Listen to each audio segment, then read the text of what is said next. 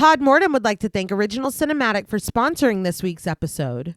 Original Cinematic is an independent production company that has made it their mission to create, produce, and promote films that are inclusive, honor women, promote the LGBTQIA+ community, and provide prominent positions and roles to POC actors and filmmakers, and promote the films of marginalized and underrepresented populations. These are all things that are extremely important to our podcast as well.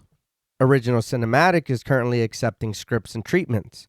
Both William and Xxena Rush are also available via email or Zoom to discuss writing and provide input and resources to all aspiring writers free of charge. Their information will be made available in the show notes.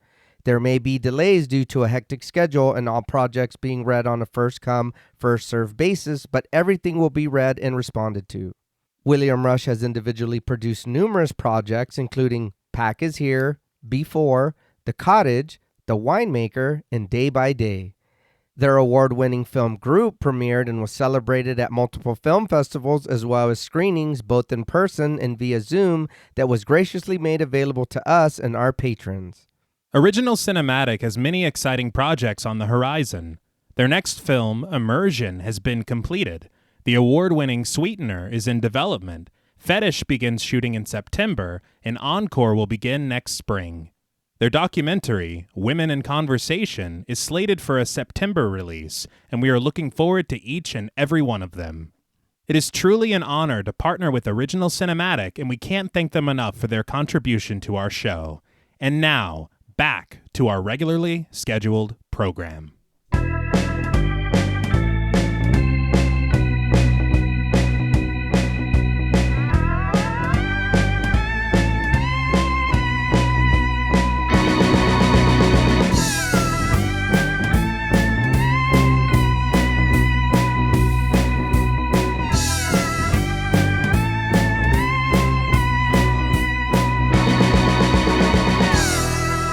Salutations! Welcome to Podmortem. I'm Reneé Hunter-Vasquez, joined as always by my co-host, my husband, and my brother. Hi, I'm John Paul Vasquez. Hi, I'm Travis Hunter-Sayapin. This week, we're recording live from Neo, Tokyo, discussing the 1988 Japanese sci-fi cyberpunk animated film, Akira. This film was directed by Katsuhiro Otomo with a screenplay by Otomo and Izo Hashimoto based on the manga written by Otomo. Due to the enthusiastic following of Otomo's manga, he was obviously the best choice to helm its adaptation. Utilizing trailblazing technology, a fresh and futuristic story, impressive performances, and awe-inspiring art, this film would dazzle its home country of Japan and beyond. Sparking inspiration in an immeasurable amount of filmmakers, musicians, and artists, Akira is still just as iconic nearly 40 years later. This film was requested to us by friends of the show, Eggy, Kristen Lofton, Blaine Hancock, Lisa Misfit, Halisa, Martin Shaw, Mike H., and Solomon. We want to thank them all for their support as well as this suggestion. This film was also the winner of our May Patreon poll, so thank you to all of our patrons who participated and voted. If you want to help us pick an episode, join us on Patreon at patreon.com/thepodmortem. So, what did you guys think of Akira the first time you saw it? I remember watching this when I was young, and I remembered some of it, but I didn't remember the story, how we got led to certain things. I remember images and like little scenes of things that happened. So watching this for the show did bring back some of that stuff, but a lot of it I was just like, oh, completely forgot that. But man, what a fucking great movie. It looked really good and I fucking had a blast. I was a little confused at some things, but I think you're supposed to. But man, revisiting it, that was a treat. I kind of want to watch it again. This was a first time watch. Yeah. For me. I think for Reneé as well. Yeah. I had always heard about it and heard how kind of just amazing it was and how influential it was. But for some reason, I just never sought it out. And if it weren't for it winning our Patreon poll this month, I don't know when I would have finally sat down to watch it. Yeah. But I will say expectations were very high because of all of that chatter beforehand. Right. As I've explained. Yeah. But I think like it definitely lived up to what I hoped it would be. Good. I think that it's a really remarkable piece of animation. Mm-hmm. And I would imagine, I mean, just from my limited perspective when it comes to anime, Mm-hmm. I would imagine it was incredibly influential. Oh, yeah. I saw its influence in a lot of things that me and Nay grew up with. Yeah. I know we'll probably get to that a little bit later, but I saw influence even in, like, there's some elements that I feel were definitely used potentially as jumping off points for Stranger Things. Yeah, and For sure. We talked about that a little bit before we sat down, and like I told you guys, there was a lot of stuff I didn't remember, so watching it, I was just like focused on that. Right. And I was like, I couldn't pay attention to anything else than what was going on the screen. So I'm really excited to hear about other things that this did influence. And it is, I mean, like, it's kind of wild whenever you see something that came before so many things, and you just see these, like, little elements in it, and you're like, wow, this is really, Yeah. you know, had its hand in a lot of things that you didn't even realize. But I think that it's just kind of a remarkable thing, this film, because it is doing so many things. Yeah. There is some level of, like, political intrigue. Yeah. There is, like, this incredible sci-fi situation. There's a level of body horror Yeah. that I had not anticipated. There's just a lot going on. I feel like the thing about this film, it requires multiple viewings. Right. I only watched it the once. And so I think that I would benefit from seeing it a few more times to fully grasp it. But even so, just watching it the once, I'm like, you know, the animation's amazing. Yeah. The music is incredible. Yeah. And so unique and original. I think that there are some shots that will probably stay with me forever. Yeah. Some stuff that I was like, I did not anticipate seeing this here. Yeah. That just shocked me, really. And I think like it's very like interesting to see a 1988 version of 2019. Yeah. Yeah. When we've lived 2019. Yeah. I feel like its view of the future is very cynical, but I think that it's also kind of like, some of that. Yeah. It's not super far off. No. Yeah. But I really like this film. It's a staggering amount of things going on Yeah. that I really want to watch it again. Yeah, I totally agree with both of y'all, but with you, T, about having never watched this before.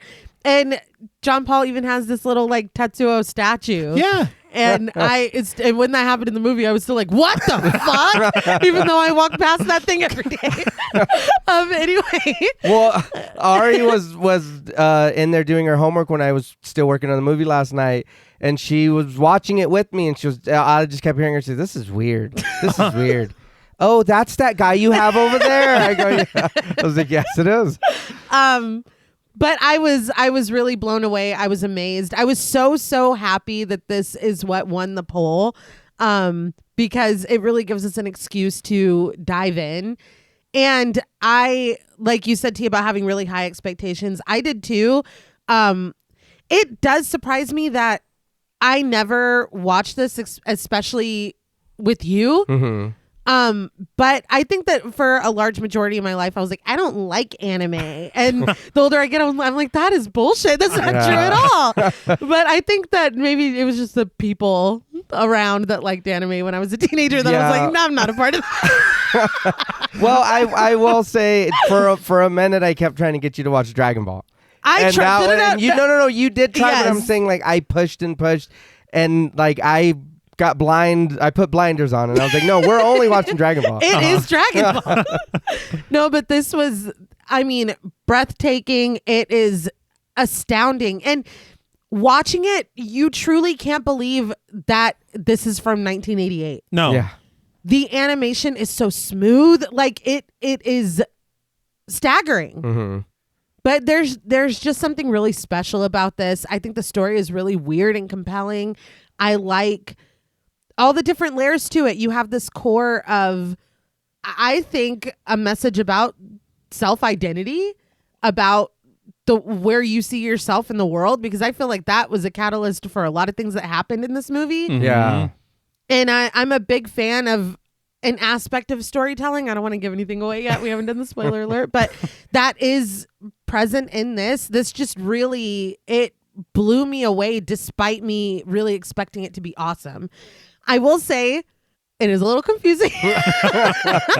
The only thing that the only drawback for me, honestly, is I feel like there are things that aren't fully explained, and some of those things we can kind of piece together ourselves, contextually by watching it and like on repeat viewings, because I did have the opportunity to watch this twice.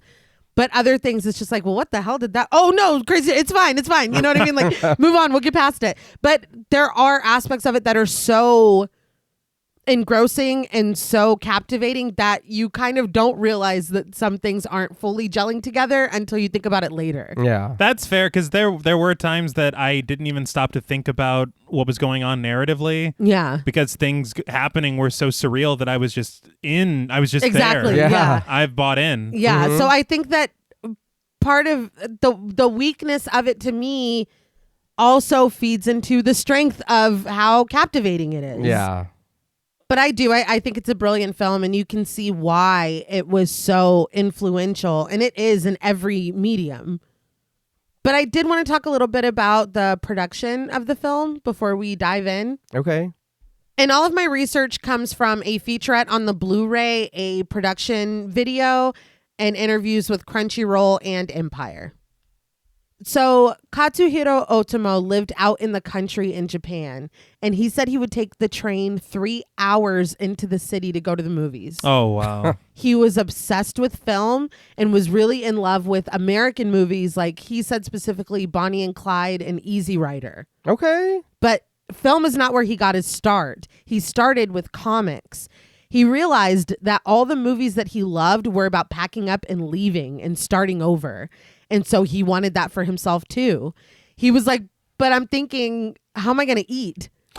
Yeah. So he knew he was good at making comics, and he wondered if he could use this talent as a way to feed himself. And because of this, comics symbolized new beginnings and just freedom for him. And he did make it happen. He first published his works in the 70s, and his 1980 series Domu was the first manga to win the Sci-Fi Grand Prix Award in Japan. Okay. So this is when he's approached by Young Magazine to do a serial for them. And that is when Akira is born. The manga was an immediate hit, and the opportunity came to adapt it into a film, which made perfect sense to Otomo, and it seemed like the next logical step because he expressed that he had difficulty limiting the ideas that he had for visuals and movement to the page. He could, though, do all of that in film. Yeah. So he said that he was asked by the art director what his worldview for the film would be. And he drew this insanely detailed, cracked and worn sidewalk. He was like, this is the level of detail that I want. And he was immediately told it was impossible. Which it wasn't. No. As we see. We know. But he was not about to compromise. He was given a 1.1 billion yen budget, which is about $10 million. Wow. And he utilized new technology for the time and had a 70-person team. So when he was approached to do the film, the Akira manga didn't even have an ending yet. But he knew that there was no way he was going to be able to fit a 23,000-page comic into a 2-hour film. Yeah. So he made a lot of cuts to the story, deciding that this was not going to be just a hero piece. It was going to be an overall visual experience. Even when he was asked about the themes of the film in an interview, he had difficulty describing like the theme in words. He's like started to list things off, and he started with friendship, but then he pivoted and was like, the themes really don't cover it. It's more of a feeling as a whole that you get when you watch it. Yeah. Which I'm like, that's fair. Yeah. And seeing the film, I understand why he would start with friendship Yeah. before quickly pivoting. Yeah. But he decided to approach it the same way he would approach an issue of the manga. He made an image board, then storyboards, 738 meticulous storyboards that were all drawn by Otomo himself. Damn. So the animators took these key drawings and used a color palette comprised of 327 shades That's incredible. Yeah. to create over 150,000 hand-drawn pictures. Holy shit. I watched on one of the featurettes that one of the colorists was using a tiny paintbrush, and he was like, the windows and the buildings in the background are like 0.5 millimeters. Man. He was like, and from far away it looks like a line, but we were painting each one of them individually to give that depth. It's so insanely detailed. And you feel that detail. Oh, Yes. yeah. Through everything. When there's any level of destruction, Yeah. each piece. Yes. It's incredible. It's really Yeah. wild. But according to Otomo, he saw the whole thing as a group of images that make up sequences, that make up montages, that make up the film. Okay. And he said that he gave zero thought to any other countries when he was working on this because he only expected a purely Japanese audience.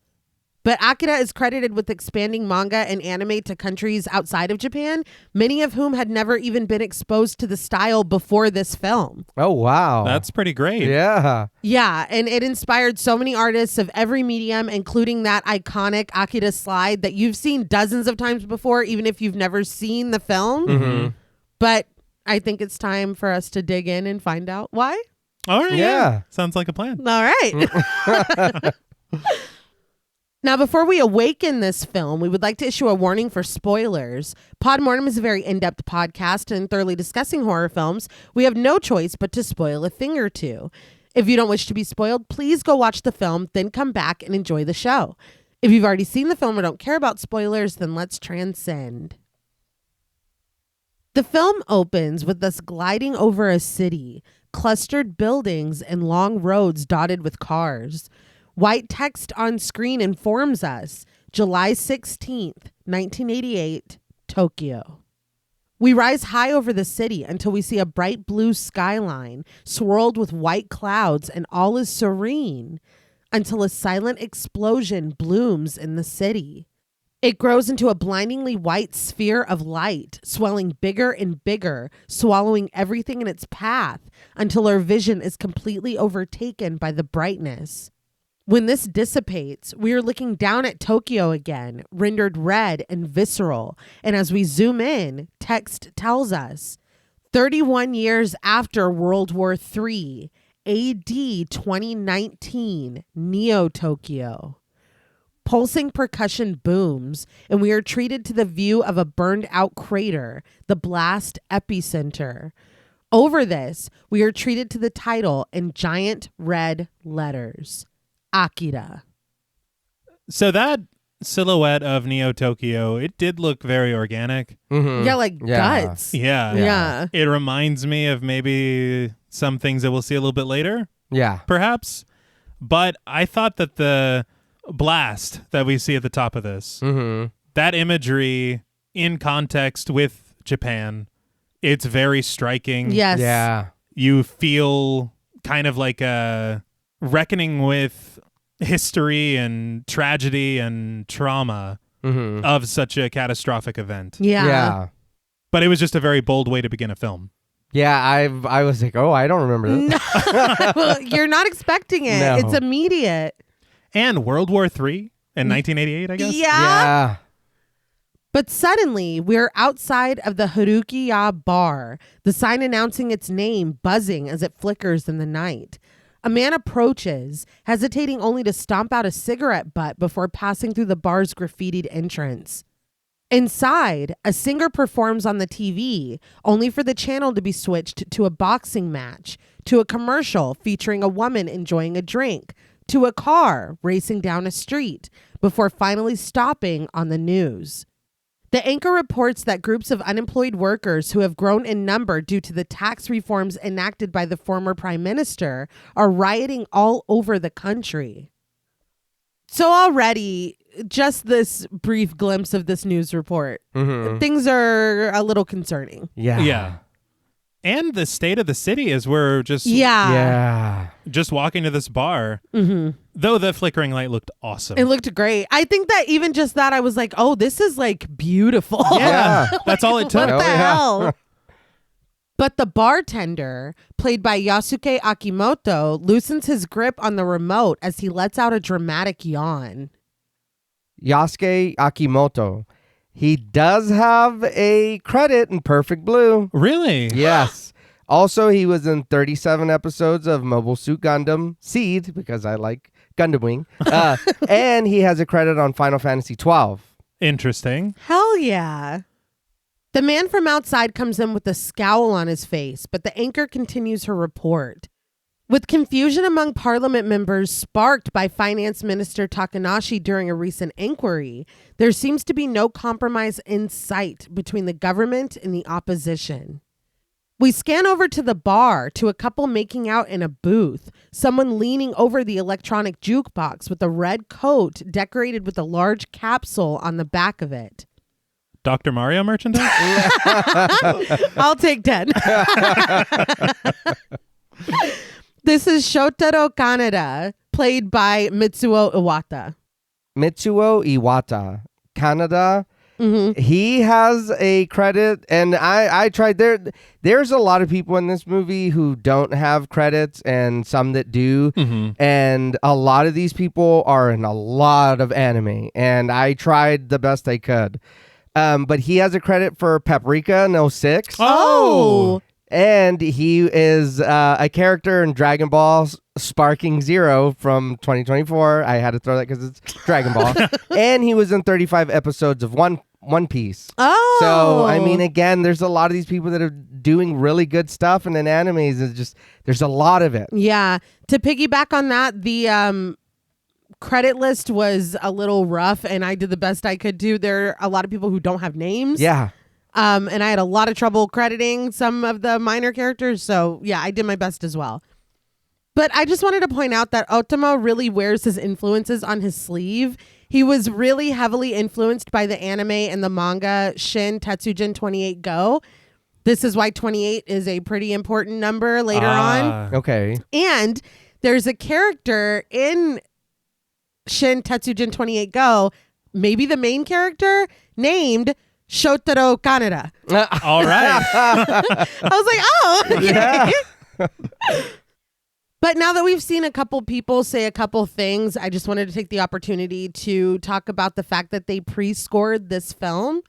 This is when you record all of the dialogue first and then animate to match the words exactly. Oh, wow. That's something that I did notice watching this, because their mouths, it's Yes. perfect. It's Yeah. immaculate. Like lined up. It is a lot more polished and precise, but the cost is higher. That's why it's like not as prevalent, or it wasn't as prevalent. Okay. But Otomo said that he hired his actors based. This is why it's so funny that you're like, so many of these are in so many of these actors are in so many huge anime shows. He picked them based on them not sounding like any other voices that he recognized in other movies and shows and stuff. Okay. And he really let them do whatever they wanted with the characters. They had total freedom. He directed their performances while they were looking at his storyboards that he drew, because there was no animation to follow. Yeah. I saw an interview with one of the actors even talking about having to really drag out what they wanted from him, because he was like, just do it. Like, whatever you think, however you think that character would feel, just do it. It's like, but this is your movie. Yeah. Yeah. But they literally, where the artists were working, they had drawings of mouths making up certain sounds for the animators to utilize to match up perfectly while they're listening to the recorded performances, the dialogue. Some animators liked it because the way the lines are delivered could give them new ideas as far as the animation. And some of them hated it because it felt like the performance is already there and they're kind of constrained by what's already been done. Okay. But as they worked, they were able to use a quick action recorder. And this is when they're able to feed the pages with the art into a machine that's going to kind of cycle through them, kind of like a flip book. Okay. And they can see and make sure that the mouths are absolutely perfect before it's actually filmed. Oh, good. They said that Disney utilized pre-scoring, which doesn't surprise me because it's fucking Disney, you know? Yeah. But the actor that played Kaneda, Mitsuo Iwata, was super excited that he was getting to do it because Disney was doing it in America. And this was not like, for a Japanese production of this magnitude, it was pretty unheard of. Okay. And so, it's a big deal. Yeah. And it paid off. Yeah. Hell yeah, it Yes. did. Speaking of their studio where they were drawing and animating, I thought it was kind of funny, kind of cheeky, that canonically where that blast takes place at the very beginning, it's the city where the Akira studio was located. Oh, wow. So, it's true. That is where, it originated. I thought that was cute. But meanwhile, the bartender brings over a glass of water and asks the customer what he'd like. His eyes shifty beneath his sunglasses. He orders 3 peanuts. Now, he's not talking about peanuts. We're talking about pills. Oh. It's like a code word. Yeah, that's another thing that I feel like isn't super clear in the film because I did read synopsises Mm-hmm. Either one. Mm-hmm. Yeah. for all of the manga, for all the books, and these pills, these drugs are super prevalent. Like the capsule on the back of Kaneda's jacket, like his gang is called the Capsules. Right. Like it's a thing. And Yeah. because I was like, peanuts. And that's such a specific. Yeah, and he's so shifty. Well, I was like, he's serious about his peanuts. Yeah. No, he's buying pills. He's buying Okay. pills. That makes more sense. Yeah. I could eat 3. Yeah. But Kaneda eyes him, but he turns his attention back toward the jukebox. Someone outside is rushing down the stairs to the bar, and when he bursts in the door, Yamagata, whose voice is provided by Masaki Okura, startles the hell out of the customer, who spits the water he was sipping all over himself before trying to regain his cool. The pool of water spreads across the bar, but he continues to hold the glass to his lips as Yamagata stops by on a mission, passing the couple and the other teenagers lounging in the booths and at the tables. He makes a beeline for Kaneda and leans in, reporting that they've herded those clown bastards onto Route 5. Yamagata turns to leave, and Kaneda quickly taps the arrows on the jukebox, finally making a choice. The bartender snaps at Yamagata as he wipes up the spilled water on the bar, warning him not to open the door like that and scare him. But Yamagata dismisses this, asserting that he wouldn't be so jumpy if he didn't have anything to hide, and he kind of got him with that one. Yeah. That's fair. And maybe he should try making some normal drinks sometime. But the bartender spits back that he should buy something for once because this isn't a hangout. Yamagata is like, and drink that dog piss you sell?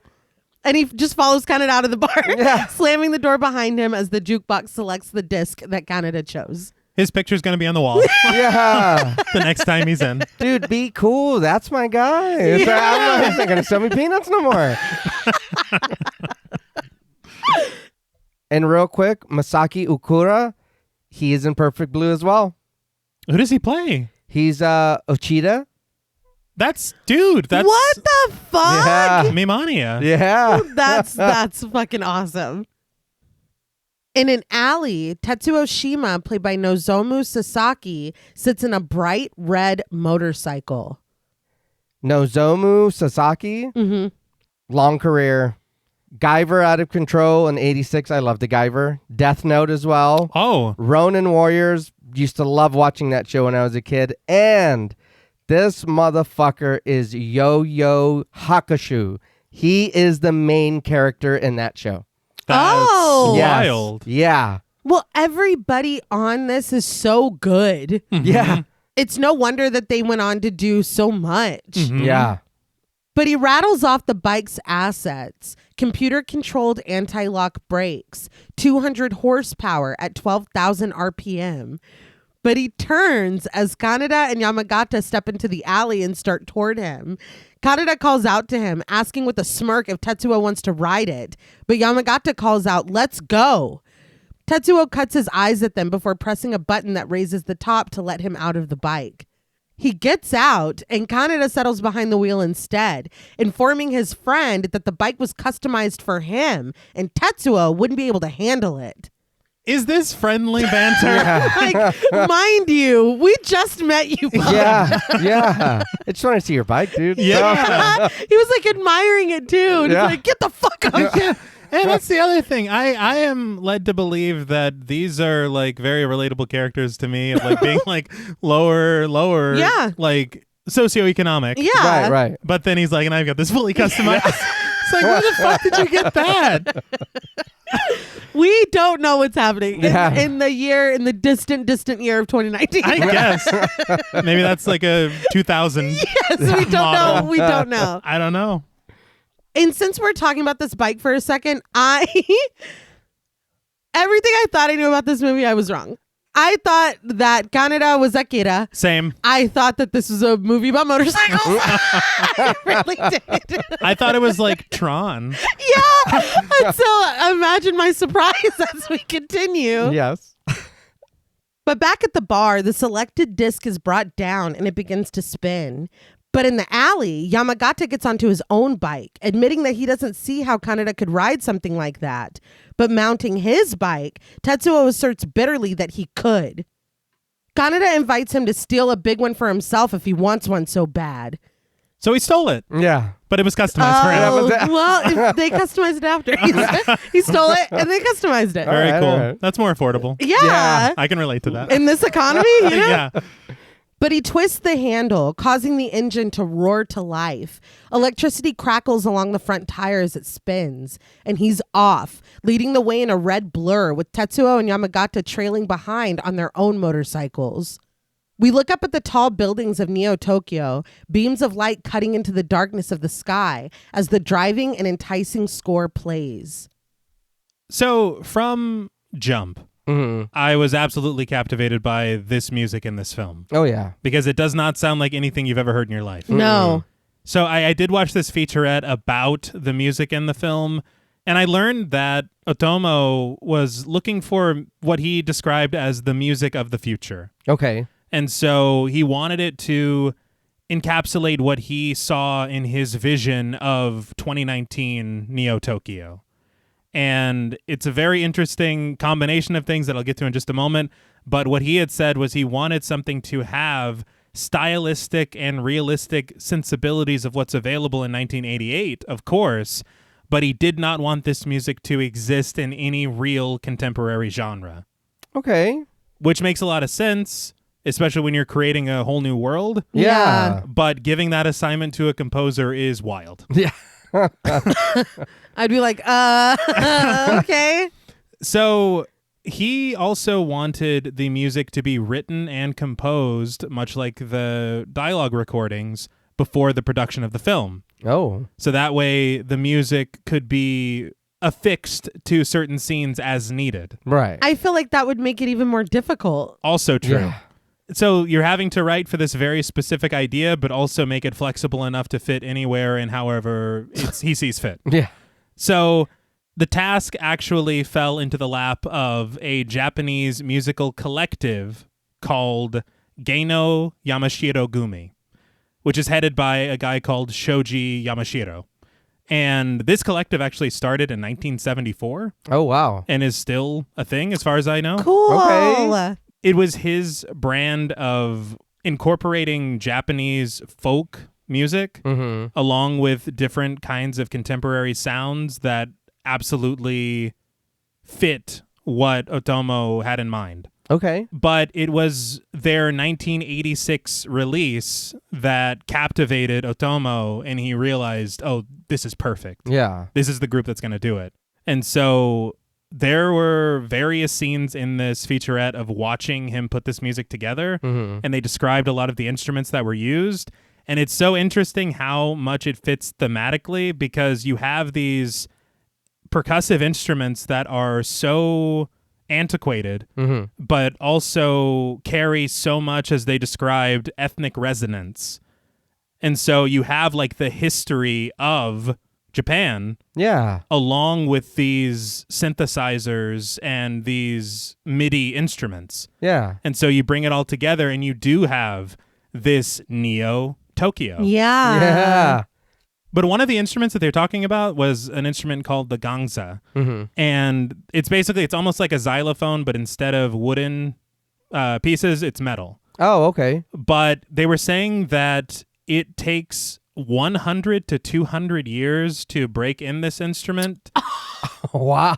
to where the sounds are as soft as needed for this kind of material. Yeah. And so that is the history we're bringing to Good this project. Lord. But he also, of course, as I said, utilized these synthesizers, which add this more futuristic sound to these layers and everything that they're doing.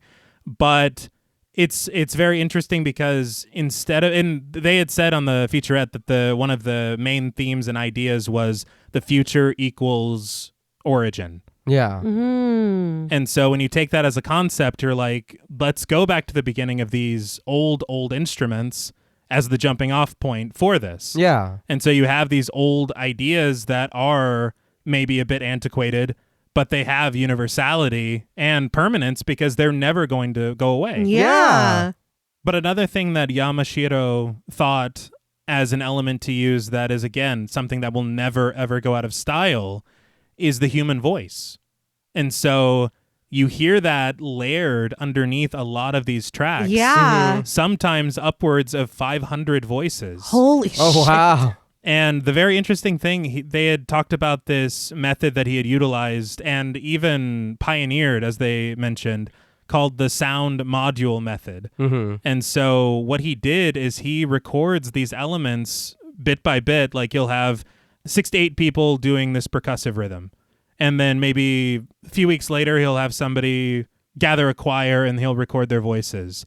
And then he creates these little, what he called sound modules with each of these. Yeah. And only later does he put these into a computer and create an entire library of all these sounds. And from this, he can just pick and place. Right. Okay. And be like, well, this could go with this and this works with this. And so you are creating these compositions that really have never, ever been even thought of or composed in this way before. Yeah. And so it's a very original way to do it. And he did say there was no time limit and no budget involved, so it allowed for a lot of creativity. But it's just incredibly remarkable the way that it's done because it was so innovative for the time. Yeah. But that's exactly what a story that takes place in the future should call for. Absolutely. Yeah. And look how this movie itself has stood the test of time. Yeah, that's true. True. Holograms of ads crown buildings, a woman striding confidently, a man laughing soundlessly with the fishing pole in one hand and a giant carp under his arm. Headlights and taillights of cars line the busy streets. So something amazing about the style and look of Neo Tokyo, Otomo had said that he wanted to create an American comic style world when he was doing the Akira manga when he first started it. And the English version ended up being distributed by Marvel. No way. Yeah. I can't imagine what a full circle moment that must have felt like. Yeah. But for the city itself, he said that he was inspired by the Tokyo that he experienced in the 70s with protests and bikers and unhoused youth. And we really see kind of all of these elements put together. And I know that this came well before, but as someone who first experienced Final Fantasy VII at like 8 years old, Yes. it's very much giving Midgar, Okay. or Midgar is very much giving Neo Tokyo. You see directly the influence.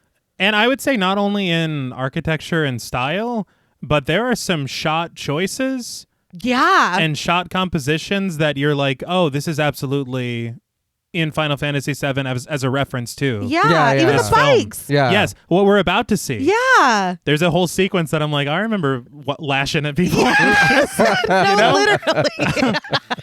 Lashing at people. But it's interesting what you're describing as the influence for this film for Otomo as far as the environment. Uh-huh. It makes me think a lot of what Kinji Fukasaku was describing in the 70s Japan for influence on Battle Royale. Yeah. Okay, yeah.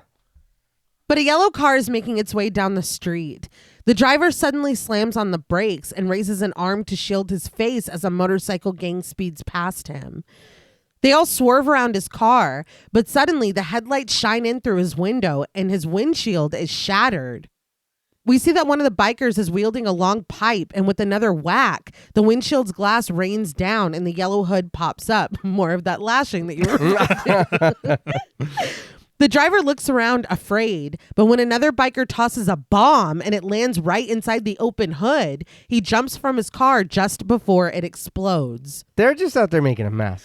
Yeah, this city is wild. Yeah. Yamagata has his own red pipe and he drags it along the street as he rides, sending up sparks. When he catches up to another biker wearing a clown nose on his face, he attacks with it, causing the biker to lose control and go sprawling into the street. A couple sits in a booth at a restaurant. When the people standing outside the window behind them scatter, the server runs off, sending a cup of coffee flying as he goes. The couple is confused and tries to call him back, but the window behind them shatters inward, sending another rider and his bike crashing to the floor. On the biker's head is a cloth decorated with the clown's face. Another member of Kanada's gang, Kai, played by Takeshi Kuseo, slows down to look through the broken window with a smirk. And when someone calls out that they went into the alley, he takes off. Takeshi Kuseo, Kai. Mm-hmm. 13 episodes of Inuyasha, fantastic show. 39 episodes of Ronin Warrior. I said I loved it earlier. Yeah, you did. And it did make me very happy to see, because this was one of Ariana's favorite characters when she was younger. The voice of Trunks in Dragon Ball Z. Oh, she did love Trunks. I was like, oh, it was Battle of the Gods. It was a lot of the shows. I was like, oh, you're just Trunks. That's wow. wild. But in the alley, Tetsuo is hot on the trail of one of the clowns. The clown speeds, bursting through a collection of junk at the end of the alley. He crashes through into the street on the other side, and Tetsuo tries to make the turn to follow, but he falls into the road. Mitsuru Kuwata, played by Yakimasa Kishino, rides past him, chiding, "This isn't a game, you idiot." Tetsuo stands and rights his fallen bike, muttering "shit" as he runs along, jumps on, and rides away. So there's a lot going on, and I feel like we can already kind of piece together that Tetsuo is kind of like, I don't want to say the punching bag, but like kind of like, what do you say, like the runt of the litter, of. Mm-hmm. Yeah. And it is piling up already. Yeah. Yeah. A little bit. On another street, 3 clowns ride along unbothered, 2 riders flanking their leader, Joker. Suddenly, 2 other bikers from Kanada's gang fly down into the street from above and attack. One of them, his face covered with sunglasses and a mask and a big smiley face on his shirt, jumps on the front of Joker's bike and brings his pipe down hard on his neck. But Joker grabs him and headbutts him hard, causing him to fall backwards off the bike and land in the street, where his arm is promptly run over. I don't know what happened to this boy, because we don't ever see him again, but I hope he's okay. He was killed. We just watched. We just saw his arm get run over. All his blood's in his arm. Yeah, that was it. Really fine. Hey, do you think that's maybe a bit of arm. Oh, okay. But it's Kaneda barreling down on them now. Joker smirks as he accelerates, and Kaneda matches his mirth with a grin of his own. The speedometer creeps past 150 miles per hour as they play their game of chicken. But when their paths cross, they narrowly miss each other, and Joker is thrown off balance, falling from his ride as Kaneda skids to a controlled stop, ready for whatever comes next. And this is that iconic Akira slide that we have seen in fucking countless shows, movies, cartoons, everywhere. Mm-hmm. It's kind of staggering once you know. Yes. And you can even find like supercuts that people have put together, and it's just boom, boom. I mean, it's the same exact thing over and over and over. Yeah. We even talked about it on Nope. Yes. Yeah. Joker looks up at him, but Kaneda's boasting grin falls from his face when they notice the approaching police car. Inside, an officer radios in from car 375. They've got reports of biker gangs fighting at the intersection of Highway 14 South. They are en route and requesting immediate assistance. Tetsuo and Yamagata catch up with Kaneda and ask what they should do in light of the incoming police. Kaneda laments that his motor coils were just getting warmed up. He eyes Joker, who gets on his own bike and speeds away, his cohorts trailing behind him. Kaneda decides that it's time to go, and they take off in the other direction, the insistent sirens of the police echoing into the night. So Joker, from my understanding, again, I did not have time to get my hands on the manga. I would love to. Yeah. That's something I definitely want to invest in at some point. But I was like, oh, A, I don't have time, and B, these are not cheap. Yeah. But from what I read, Joker plays a much bigger role than the one scene that we get from him in the film. Okay. He kind of links up with one of the main characters in a way that I can't really get into now, but yeah, I was like clutching my pearls when I was reading about it because I was like, what the fuck, dude? Well, but on the other hand, I kind of get it. I get it. I think like when you're watching this film, you feel like they're setting up rivals. Right. Yeah. Right. And that it's going to be something that is very prevalent. It does come up again in a kind of startling way a little bit later. Yeah. But it really isn't as big of a thing as I expected it to be. Yeah. The view of an alley is shaking and doubles as two people hurry down it. A wall of TVs displays the news report, presenting images of violence, protests, fire. This cut to a different perspective was very abrupt. Yeah. And as we're watching it, you do realize you are in the point of view of somebody who I believe is late for Pardon My Zinger. But I didn't realize like this is the beginning of like the arc. Yes. Yeah. This is the thing. Yeah. But the anchor says that a skirmish has broken out between student protesters and the security riot police, and there appeared to be some casualties. The footage of this skirmish dissolves to the anchor sitting safely behind her desk. Before she can say more, a commercial cuts in with an excited dog. And looking at the storyboarding that Otomo did, everything down to this dog in this commercial Really? is represented. Like everything. I will say I've never seen it, which I know is blasphemy, but a lot of the elements of this city and some of the movement and motion and like the lights and all that, it reminds me of what I know of Blade Runner. Yeah. Oh, he mentioned Blade Runner 2 in one of the interviews that I saw. As like a... Yeah. Okay. Yeah, as inspiring to him because he talked about several American films and that was one of them. Okay. But the two people that were running down the alley stumble into view. A spy, played by Masato Hirano, appears in pain as he clutches his side. But he's holding the hand of a small person in a coat with the hat pulled low, covering their face. When the smaller figure, Takashi, played by Tatsuhiko Nakamura, stops to linger at the TVs, the spy pulls him, quickening their pace. Ferocious dogs lead a police officer as they run away, barking and salivating.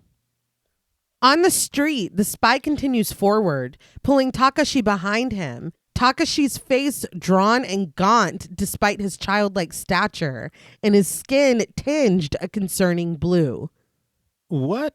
I learned. We'll learn. Yeah. But on first sight, I felt like Dr. Nick. What the hell is that? I feel like there's so much stuff going on. Like, this is the very beginning of the film, and we already have like these biker gangs fighting each other in the street, bombs.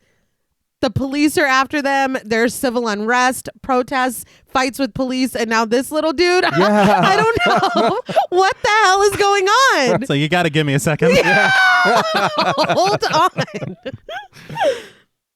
The spy groans as he pushes forward, clutching his side and leaving a trail of blood behind them. The dogs have broken free now and follow this trail, frightening a couple standing by the TVs in the window now as they race past, barking. The spy has led Takashi into the street now, congested with traffic. He maneuvers them through the cars, catching the attention of a driver as the dogs catch up with them. The spy positions Takashi behind him and pulls out his gun. A little boy watches from the backseat of a car as one of the dogs sprints toward them, only for the spy to shoot it in the center of the head with zero hesitation. The child cowers in his seat, trembling, but the spy pays him no mind. He is focused on the other dog, climbing atop a car to get to him. The spy dispatches the dog as well, and when it lands on the trunk of the car that the boy is in, blood spatters up on the window, and the child is terrified.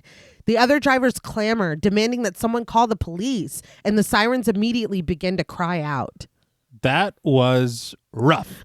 Yeah. To say the least, yes. I could not have been more surprised. Yeah, I didn't expect them to blast both dogs. No. Like, I was like, oh, they're going to run. Yeah. He might get bit, and then he's going to escape at the last minute or whatever. Oh, no, he said, fuck that. Yeah. I was thinking like hide under the cars. Yeah. We're in traffic. Or we'd get the what is it? We're going to hide, and the dogs are outside barking at us, and we're trapped or whatever. Yeah. No. He's No. like, get behind me, Benjamin Button.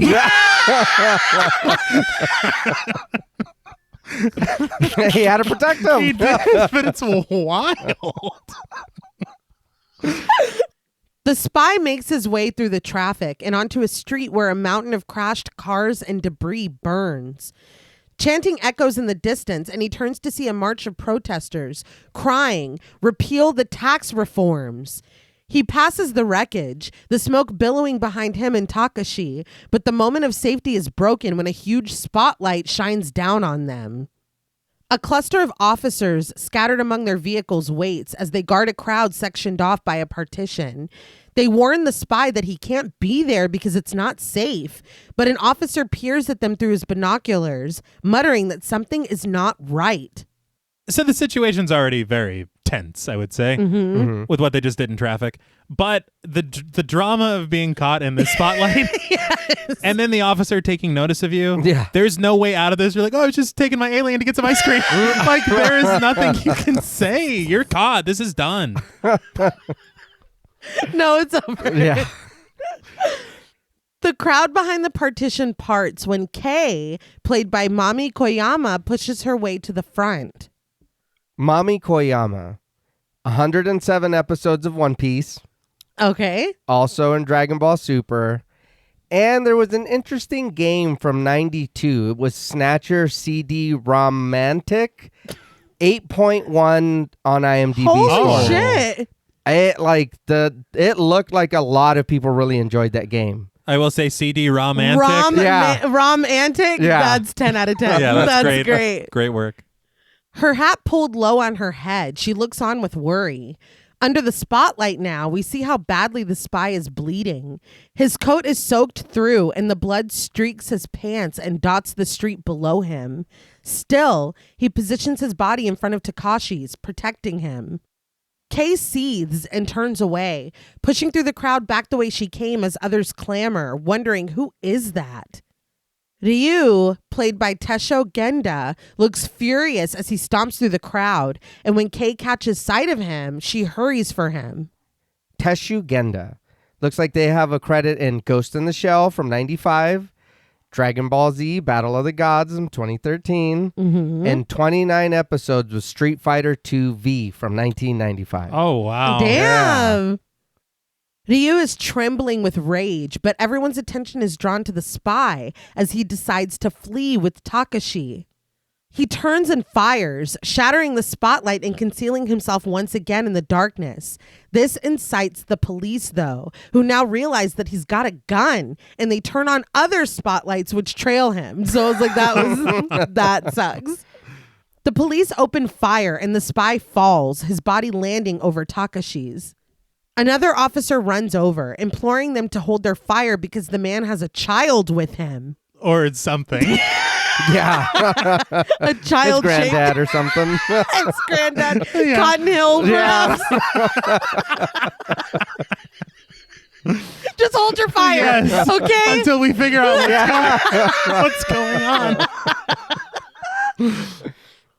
As the smoke clears, Takashi crawls out from beneath the spy. His hat is lost, and we see him clearer now, his gaunt and blue-aged face beneath his white hair. He looks down at the fallen man, his face contorted with grief. Takashi starts to reach out to him, but the spy tells him, his voice strained, to run. He begs him to hurry as the pool of blood spreads further beneath him. Once again, a testament to the animation. Mm-hmm. This pooling blood. Yes. It's unbelievable. Takashi gets up and slowly backs away as the police approach. The spy tells him weakly to get to Ryu. He can help him now. Takashi cowers in the shadows, and the spy continues to beg him to get out of here, to hurry. He tries to lift himself up, blood pouring from his mouth as he raises his gun with a trembling hand. The police promptly open fire, and the spy's body rocks as the bullets rip through him, spraying blood and killing him. Takashi has stayed and watched all of this, and a cry escapes him in a high, childish voice. The police look up, taking notice of this, but it's not long before the neon lights behind them explode. The windows of the high-rise building shatter. A huge advertisement shaped like a can falls down from the building, scraping its way down the side. Glass rains down on the people in the street, the police and the civilians, and the panic is immediate. Ryu calls out for Kei, but she is standing, staring with her mouth hanging open. He rushes over to her, imploring her to hurry, but he sees that she's staring at Takashi, standing alone in the street until he disappears before their very eyes. Kei breathes, astonished. He vanished. So this is beyond my experience. Yeah. It was staggering enough to try to catch up with even what's happening, but then when you see that, so I'm like, are we dealing with something Like supernatural? Yeah. Takashi was like that meme that John Paul uses all the time. He's like, Deuces. peace out. Yeah, gone. In the control room of a helicopter, a child sits, his face tinged blue and his skin somehow lined with undeserved age. Masaru, played by Katsuhiro Kondo, reports to Colonel Shikishima, played by Taro Ashida. He says that he's heading west. The colonel understands that this means he's in the old city. The lights flare on the chopper and a driving score plays as it takes off. And very quickly, there's also a character in Shin Tetsujin 28 Go named Shikishima. Really? But on the street, Kaneda and Co. are still in pursuit of the rival gang members. I was like, oh yeah, this is still happening. Yeah. They enter a tunnel, and when a bomb is thrown back at them, Kaneda Neo Tokyo drifts to safety. Very good. It was right there. Yeah. Emergency water jets spray the resulting cloud of smoke, but Tetsuo speeds through, ignoring Kaneda when he screeches his name. The other gang members exit the tunnel with Tetsuo close behind. The chase continues into an area with the sign reading, closed. Beyond this point is the unrepaired, unrestored old city area, but they race through anyway. And this seems like foolishness on Tetsuo's part, but I think that we've kind of established that he has something to prove. Mm-hmm. Yeah. Because they're like, oh, you dumb bitch, when he fell from his bike. And I mean, like, they're... And when he was on his bike, he's like, get the fuck off my bike. It's like, God damn. Never sit on another man's bike. So I feel like, you know, I get it. Like, he wants to be like, you guys all stay behind, but I'm the one that went and got them. I went into the old city. You know what I mean? Like, he's got that chip on his shoulder. Meanwhile, a riot has begun on the street and people push over a police vehicle. They are promptly sprayed with water along with the resulting fire, but more of the protesters race away, their signs boasting, oppose imperialism. Everyone scatters as smoke bombs are deployed, but as the pink plumes invade the area, Kei has lost sight of Ryu. She calls for him, eyeing police who are brutalizing protesters. Ryu searches for Kei as well, but when the violent cops rush by her, she hides in the cloud. Under cover of the smoke, the cops are shooting people they come across, and the sheet of their cover only continues to spread. I was not expecting him to shoot that canister at. No! Not at at them all. like that. But Tetsuo is still on the ass of the gang members, following the blur of their headlights. The one in front groans, distracted by an explosion from the riots down below. And when he turns back forward, he sees that he's about to hit a curve. He tries to stop, but he isn't successful. He goes sprawling into the road. And when Tetsuo rides by, he takes out his pipe, whacking the fallen rider in the head and knocking his helmet off. Again, just wanting to commend the animation of that fall. Yeah. Dude takes it full in the spine, which looks painful. Yeah. But whenever he crashes him in the face, Yeah. you're like, dude, this is a real fucking thing going on. Like, Yeah. this isn't like a chase Kids, that's like, you know, adversarial and fun. They're trying to fucking kill each other. Yeah. Oh, no, it's on site. It's Yeah. unbelievable. Yeah. Tetsuo taunts, "How do you like that?" But when he turns back forward, his headlights illuminate Takashi, who is wandering alone in the street. So he's in the old part of the city, just alone. So he teleported?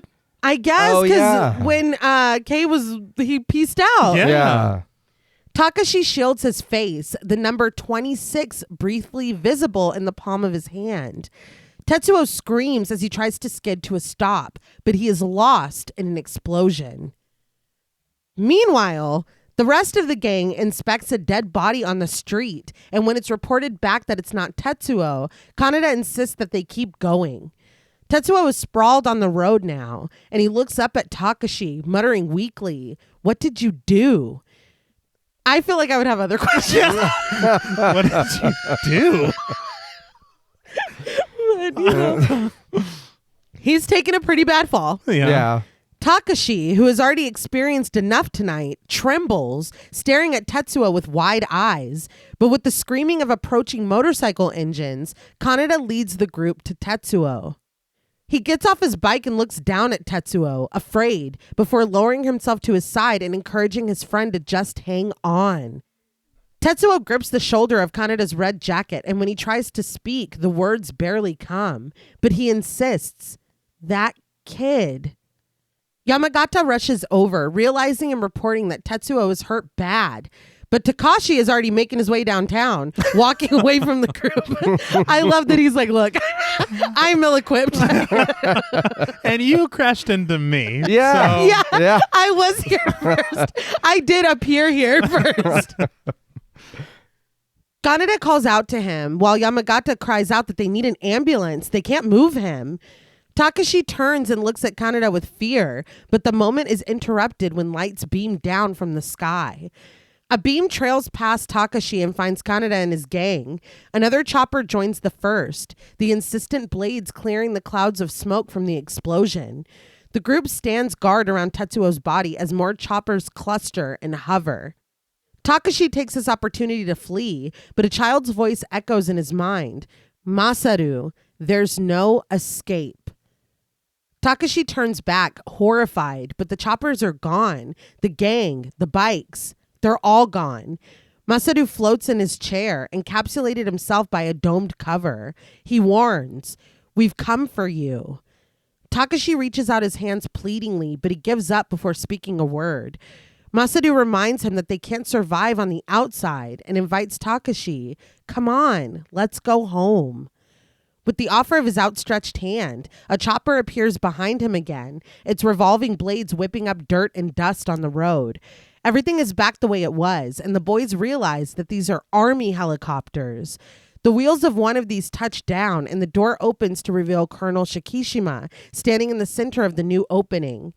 Soldiers run out, flanking him on either side, but they run right past a cowering Takashi to stand in a formidable row, pointing their guns at the capsules, ordering them to get down on their stomachs and spread their arms and legs. Well, I don't think we got much of a choice, man. No. You got it, boss. Yeah. Kaneda tries to offer an innocent explanation, but they demand again for them to drop to their stomachs and spread their arms and legs. The boys finally do as they're told, and the soldiers rush over to arrest them, starting with Kai, the smallest one, who whines that it hurts when his arms are forced behind his back.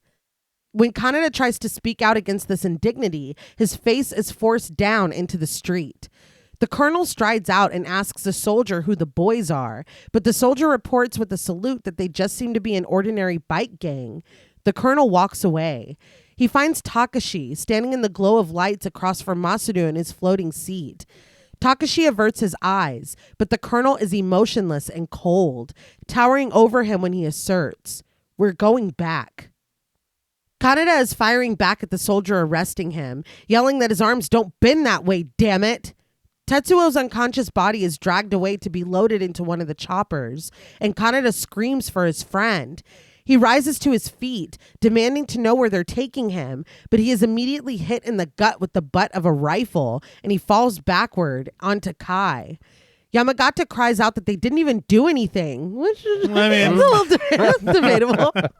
But the soldiers just walk away as Kai complains in a strained voice that Kaneda is heavy.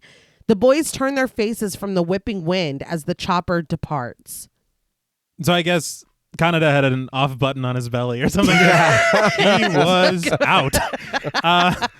But as I'm watching this, I'm like, okay, so this is way bigger than I anticipated. Mm-hmm. There's government involvement. There's some kind of situation of this escaped thing. Man, boy. Going on. Whatever, yeah. I am just so puzzled. And then there's also this shadowy organization seemingly that Yeah. Kay is a part of. Yeah. And, like there are so many elements being a lot of plot threads. Yeah. Yeah. And also the fact that like, oh, so you just kidnapped Tetsuo. Yes. Oh, yeah. Yeah, they just took him. Yeah. And I'm at this moment, I'm like, why? Yes, why? And what is up with this strange child and another strange child being used to lure him back? Yeah. Like, what the hell is that? What's happening? know. It would be that. Yeah. Because is Andy Richter also, like, is he on behalf of the government? Or Maybe. Is Andy Richter Masaru? yeah. Louis Anderson. Yeah. Stop. So I was just very confused. Well, he was sitting on the couch like a sidekick. He was. Does that make Shikishima Conan a I guess so, yeah. He's very tall and has interesting hair. So yeah. Inside the chopper, Colonel Shikishima and Masaru sit in their respective seats while Takashi is restrained to his. He stares out the window sadly as Masaru dozes and the helicopter floats away, passing the huge crater that we saw at the beginning. Tetsuo is similarly restrained to a bunk, and we dissolve from him to the city below, where a sign proclaims, Tokyo Olympics, 147 days to the opening ceremonies, but graffiti below counters, just cancel it. So the Olympics, first of all, the Olympic Sports Stadium was a symbol of Japanese reconstruction in the 60s due to the 1964 Olympics. Mm-hmm. But it is interesting that we are in the film leading up to the opening ceremonies of the Tokyo Olympics when the 2020 in real life Olympics were. Yeah.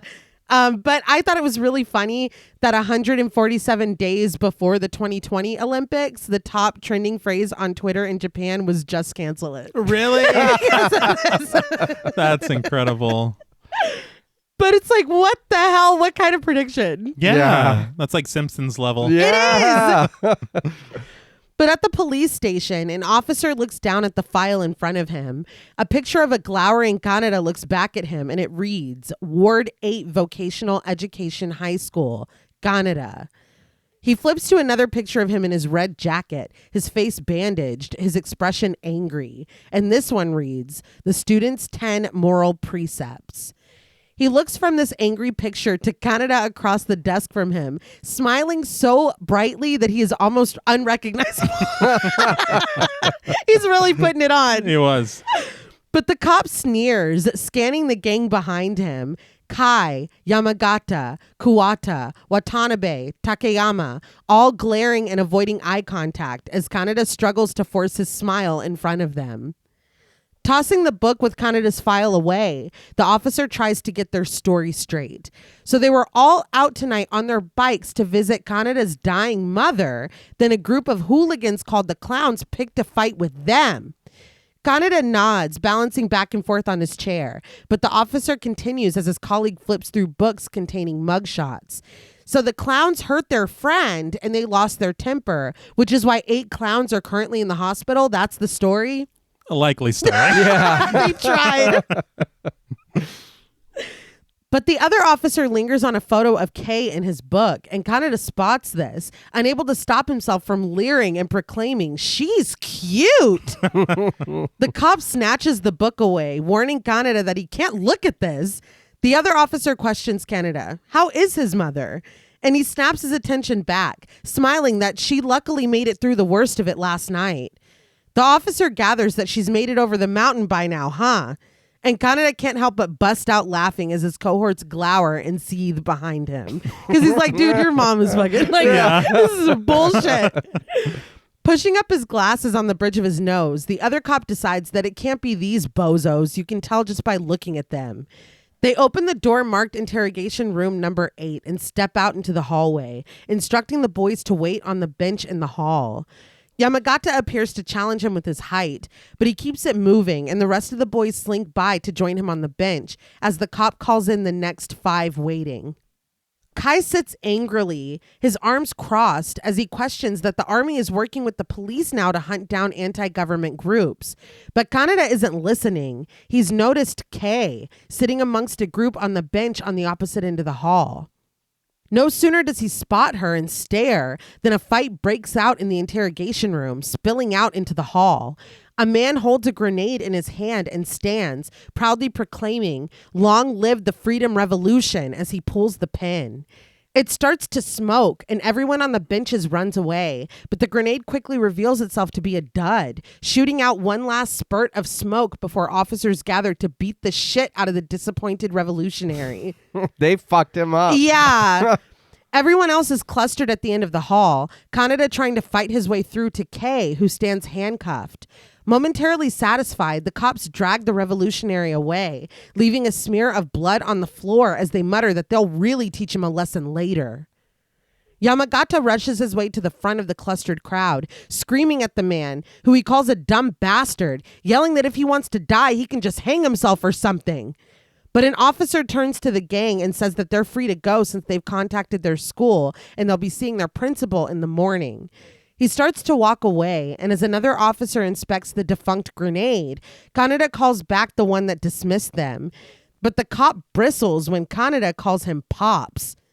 Kaneda asserts that there was one more of them. He retreats back into the crowd, grinning at Kei as he pulls her forward.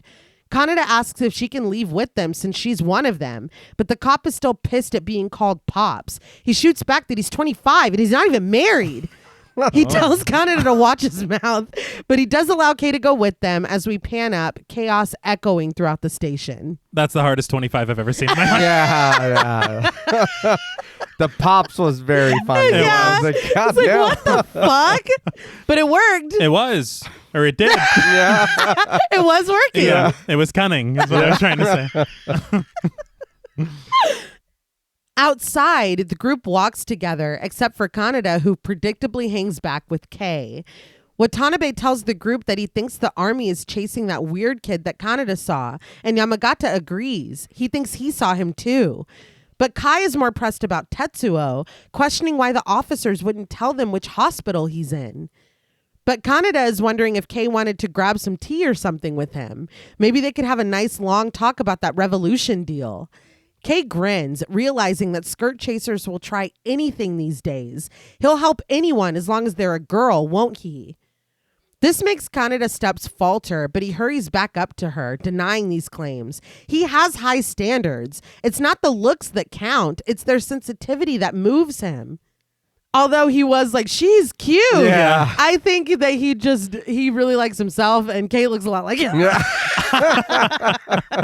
He's like, that's the most beautiful woman I've ever seen. Narcissist. Love it.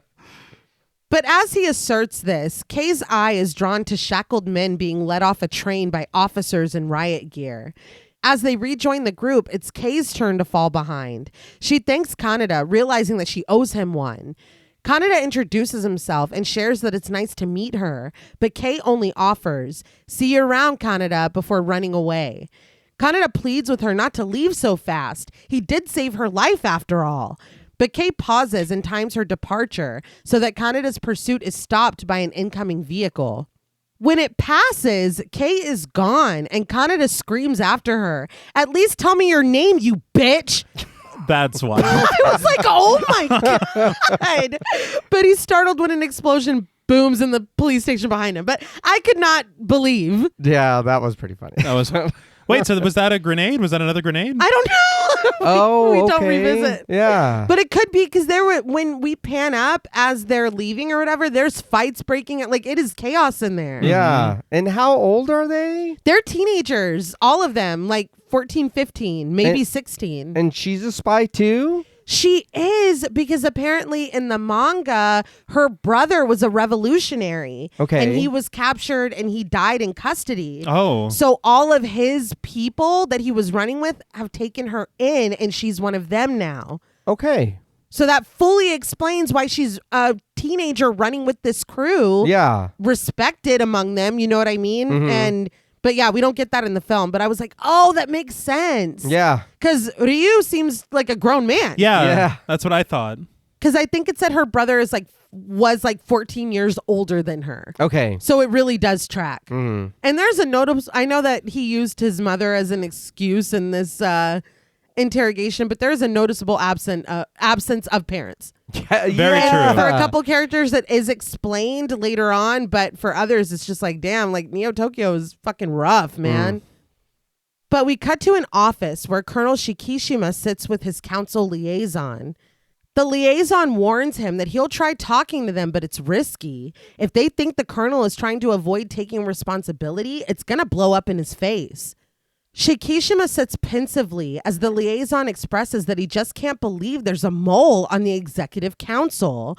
Everything that we see going forward, I completely forgot that he had said this until I rewatched it. And it's really clear who the mole is. Yeah. As we continue. But I was like, I can't believe I forgot this conversation.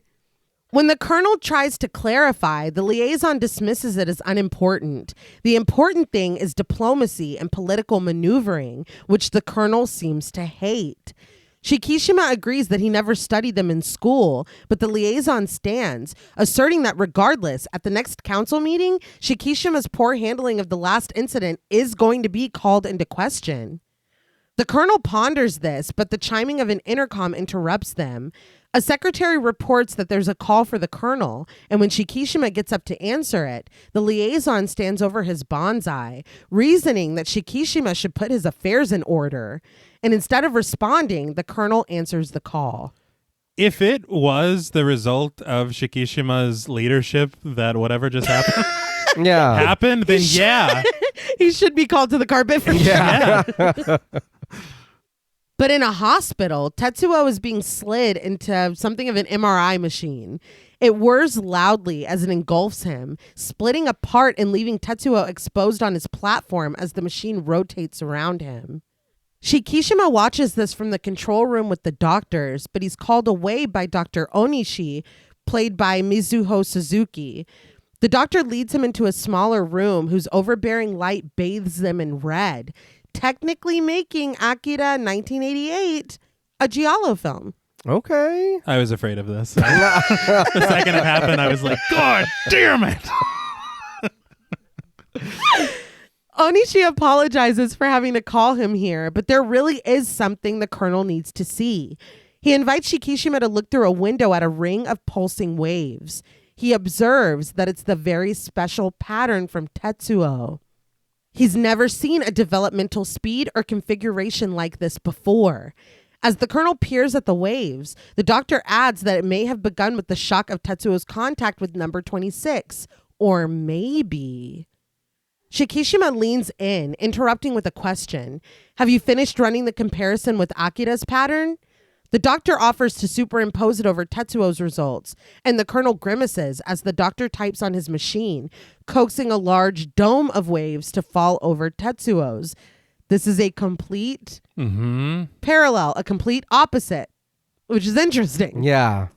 Onishi explains that he made this projection using mixed data, so it's hard to get an exact comparison, but he does believe the boy's pattern is the key to solving the riddle of Akira's pattern growth process. So the pattern's the key to all of this. The pattern is the key to all of this. The colonel bids him to continue, and the doctor thanks him for the opportunity, adding that he thinks Tetsuo will turn out to be a worthy addition to the numbers. Interesting. Yeah. He concedes that it may be rough on him, but he thought they could try starting him off with level 7 capsules. So again, this is something that I learned reading about the manga. The medication that they give, the numbers are what we will learn to be the espers, children like Bobby Hill and Andy Richter that we saw earlier. Bobby Hill, Cottonelle, Benjamin Button, if you will. They're given medication in this facility that we will kind of learn more about through the film as it goes. But the capsules are 1 through 7, and 7 is the strongest. And that's what he wants to start Tetsuo off with. Oh, damn. So here's my question as well. Like, this interaction, we'll say, with Takashi that Tetsuo experienced. Mm-hmm. It was, I guess, a blast of some sort. Mm-hmm. This is what is puzzling to me because it's like I find it hard to believe that Tetsuo is the first person to have experienced that from him. Right. And so it's like, is it something specific to Tetsuo? So again, what I read in the manga is that experiments and things that are happening that we learn later on, Tetsuo's grandfather was a part of. And so Tetsuo has latent abilities that he doesn't know about. That. And it's not exposed or kind of awakened until he comes into contact with Takashi. Okay. So, yeah, it is specific to Tetsuo. Okay. In the manga, at least, from what I understand. I don't know exactly how it falls into place in the movie or the explanation because I feel like we don't fully get one. Mm-hmm. But because the way it makes it seem in the movie is it's like anybody who crashed into. right, it would have happened to anyone. Yeah. But from the source material, from what I've gathered, I don't think that's the case. I think it is like a perfect storm of this person with this latent ability situation meeting this person with a obvious ability. Mm-hmm. Okay. These two things come together and now we're here. Yeah. I think it is explained a little bit to a certain degree towards the end. That is true. I will give you that. That's true. That maybe Tetsuo ain't that special. Yeah. So does it just not reconcile with the manga, I guess? Or There's a lot. I saw a lot of people before I had read about what happens in it. A lot of people are very upset at but I mean, Otomo did it himself. Like he chose what to kind of showcase and what to not. The manga wasn't even finished when they started making this. And reading it though, I mean, the stuff that we see, it is different, but that storyline is kind of wrapped up in the first 2 or 3 and there's 6 of them. Okay. So there's a Damn. lot. I mean, there's a lot. It's just simply not possible to do it in a 2-hour movie. But Plus, if it wasn't finished yet, yeah, I mean, you only have what you've already done to work off of. exactly. And at least we didn't go like Game of Thrones with it and Oh. completely, Yeah. you know. Let's not. It's still a satisfying story, if not, for the plot holes or the, head scratching that you can't help but, Right. Mhm. But Shikishima asks if it's safe, these capsules, but Onishi implores him to leave everything to him. Shikishima snaps that that's not what he meant. He's not worried about Tetsuo. What he was asking is that if Tetsuo turns out to have powers like Akira's, like Onishi thinks, will they be able to control it? So that was very telling. That he's like, I don't give a fuck about the kid. Yeah. It's pretty wild. The doctor starts to stammer a response, but the colonel is already striding out of the room, wondering out loud if he can leave this in Onishi's hands. Onishi scurries behind, deciding that if they use the latest examination equipment to collect even more data, then do a multifaceted analysis, surely. They stand in the first control room now, looking out at Tetsuo as the machine continues to study him. Shikishima reasons that maybe they shouldn't touch that power, and Onishi clarifies, the power of God? I'm like, okay. Whoa. Yeah, that sounds like a bad idea. Yeah, and the scope of this, I feel, keeps growing. Like, the more y'all are talking, the more fucking scared I'm getting. Tetsuo lies in the machine being scanned, his face in a scowl as 3 syllables echo in his mind.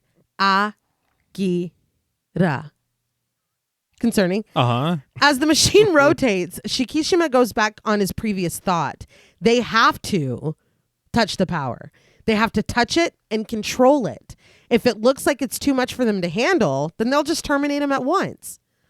The doctor stares up at him in shock and surprise, but the colonel has made up his mind. He turns and walks away, declaring that there can be no hesitation, and the doctor agrees with Shikishima's departing back. Hold on there, though. Yeah. If it's too much to handle, how do we terminate it? If Yeah. it's too... Your We haven't thought this through. No, your contingency plan is Yeah. got a lot of holes in it. Like, we wait till it's a problem, Uh-huh. and then it's like, now we try to kill it. How- They're like, oh wait, we can't kill it. It's too powerful. We cut to the Ward 8 vocational training school, panning up from the sign to see that the effigy of a man on top is decorated with toilet paper around his head, a noose around his neck, and a frilled pink bra around his broad stone chest. These boys are out of control. This is the kind of behavior that led to the BR Act. Like, you kids need to be real careful. This is a little lower. All right. Yeah. A PE coach, Mr. Takaba's voice yells that this school is their last chance. If trash like them can't keep up with the other academic students, can't adapt to living in a group, and they screw up here, it's the end of the road. These troubled students stand outside and sit on the chairs, bullying each other, sulking, one strumming a guitar.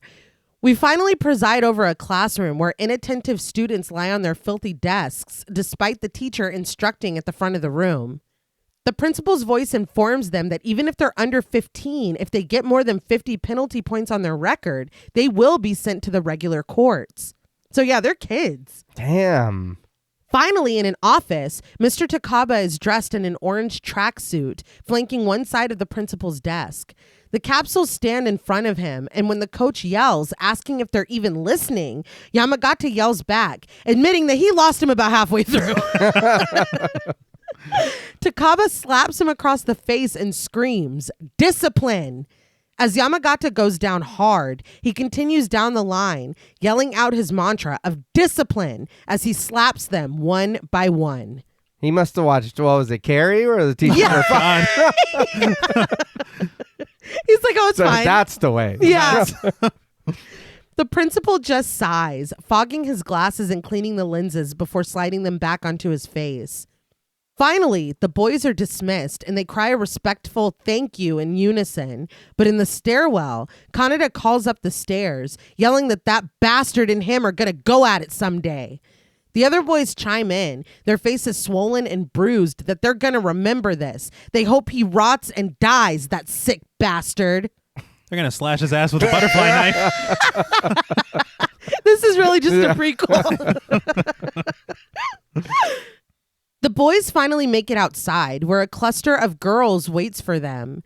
The groupies, girls A, B, and C, played by Kayako Fuji, Masami Toyoshima, and Yuka Ono.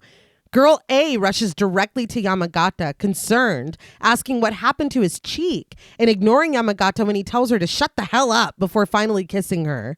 I'm like, these kids are wild. It's so hard to understand. Where are your parents? Yeah. This is getting out of hand.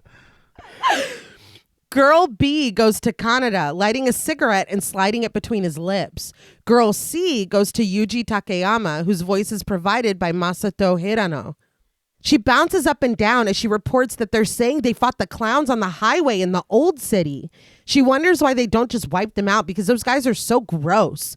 Girl A is trying to fit a tooth into the gap where one has fallen out of Yamagata's mouth. But Kai points to his own mouth, which he opens and blood pours out. Like a ridiculous amount of blood. A lot of blood. I will say Kai's, and I guess this is the reaction and the result of the discipline. Yeah. Yes. Yeah. I thought it was something much bigger, like having encountered Takashi the night before. Like I thought he was like fucking dying from the inside or something. Because of how much it was. Yeah, and then the entire scene was going to shift and just be about Kai's death. Yeah. We swiftly move on. No big deal.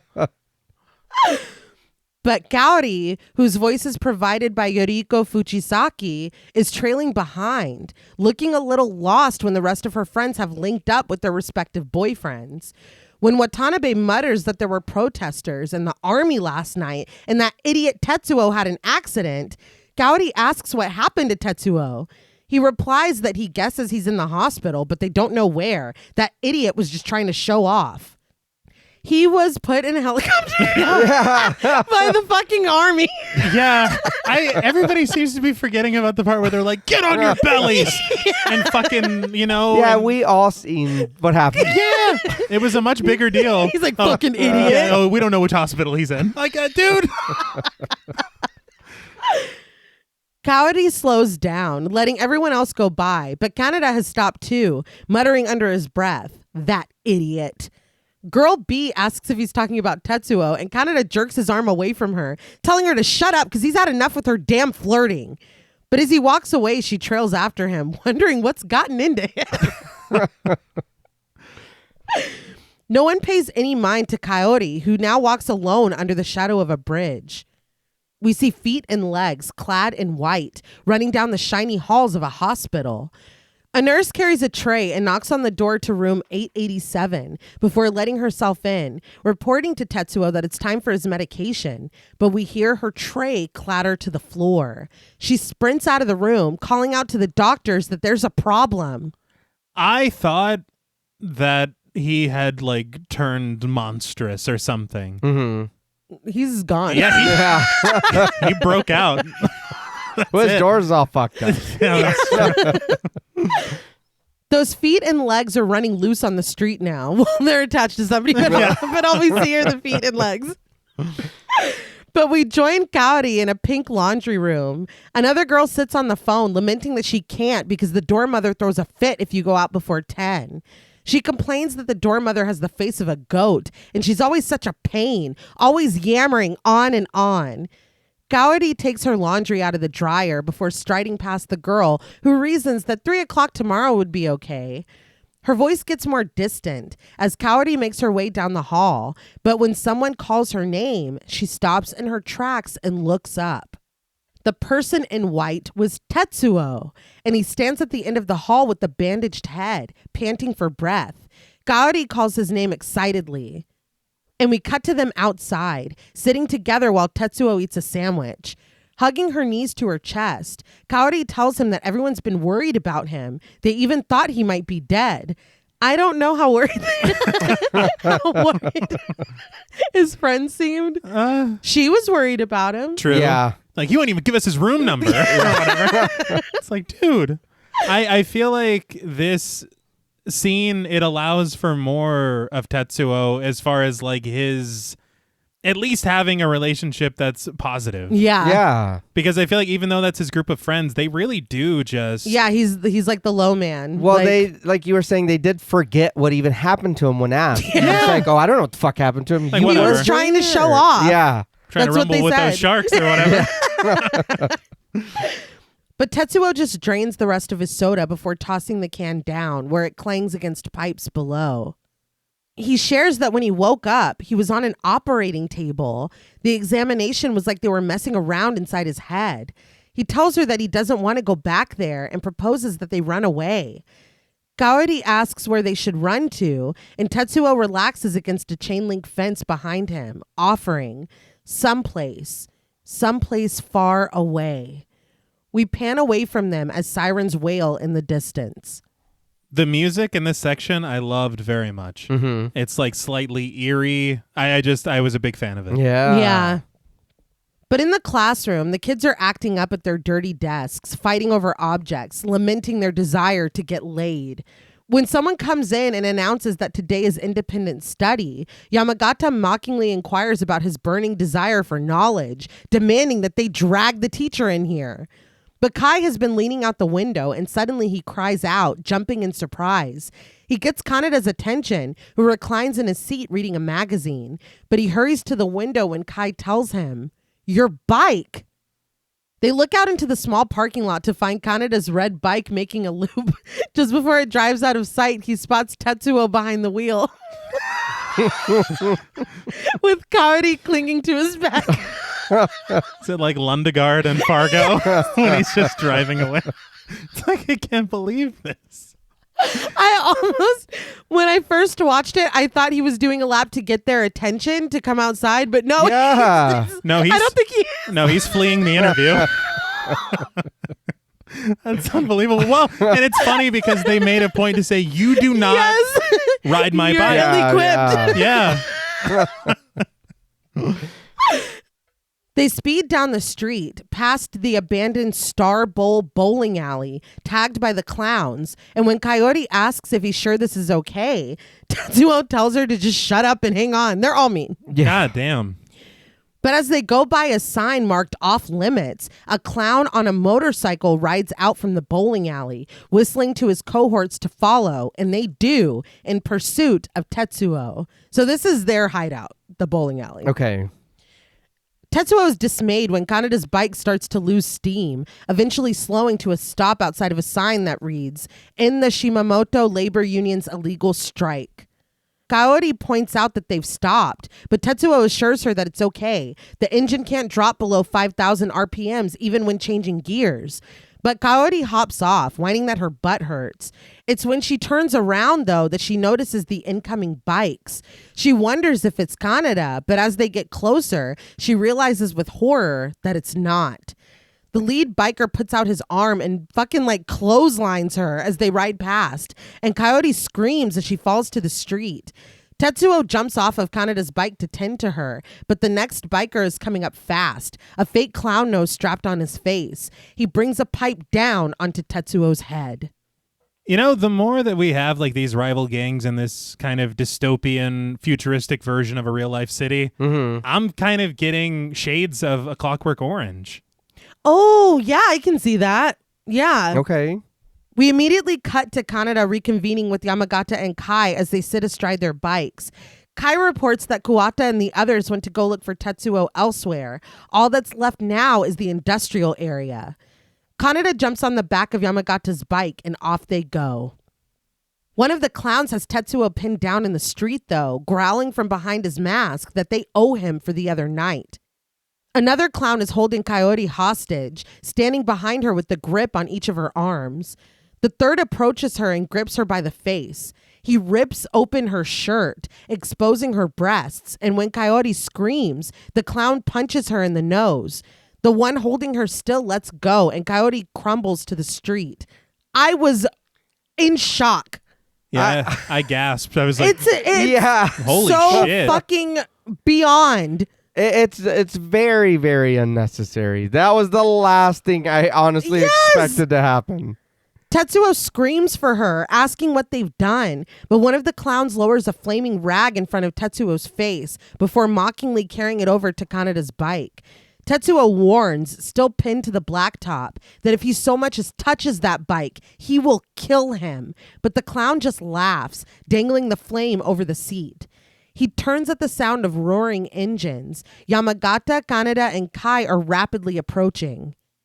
The clown tosses the flame to the side and yells at his cohorts to run. Kanada hops off the back of the bike, sprinting down the street as he calls out for Yamagata and Kai not to let them get away. The main clown is riding toward him, and Kanada runs up to the bike boldly, jumping onto it and swiftly kicking the clown in the face, sending him sprawling. His bike crashes into a parked truck and catches fire, but Kanada is more concerned with Tetsuo, and we cut to black when he finds his friend drooling and bleeding in the street. Later, a bruised Coyote is watching, blood pouring from her nose and a jacket draped over her shoulders as Tetsuo beats the dog shit out of the clown. He gets him down on the ground and screams as he brings his leg back to kick again, but Kanada stops him, warning that that's enough unless he's trying to kill him. But Tetsuo spins on him, declaring that he is going to kill him. He's going to split his damn head open, which I'm like, yeah. Are we not trying to kill these? I'm confused because y'all were beating them with pipes last night. Yeah. Well, so he can take it. Yeah.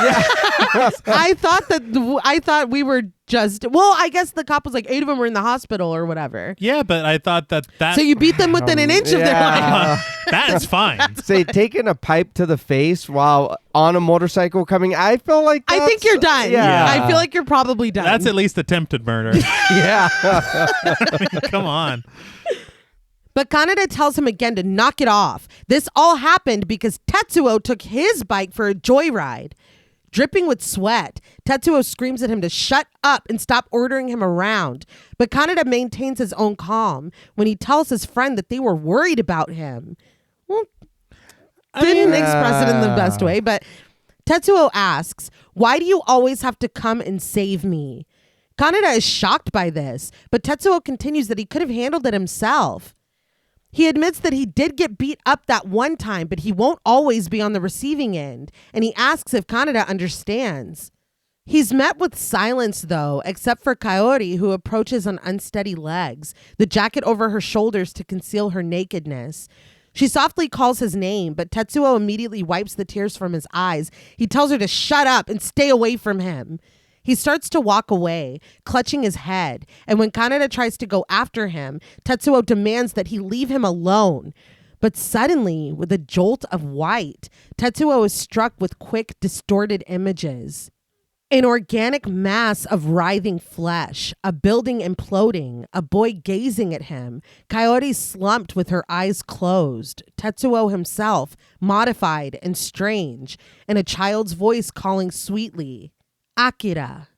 A reward on a second viewing? Absolutely. Because the first time you're like, what the hell? Yeah. Well, and it goes so fast. Yeah, you're just as confused as Tetsuo. Yeah. Tetsuo grips his head, grunting at the pain, but he still tries to continue forward, stumbling. Kaneda follows, asking him what's wrong, but the images come again, as does the name, spoken more insistently this time. Akira. Tetsuo screams that he doesn't know who that is. Kaneda's like, what the fuck? Please leave me out of it.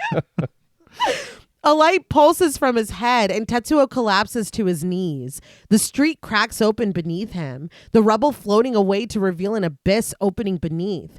Tetsuo falls through into the blackness, screaming. Only he doesn't.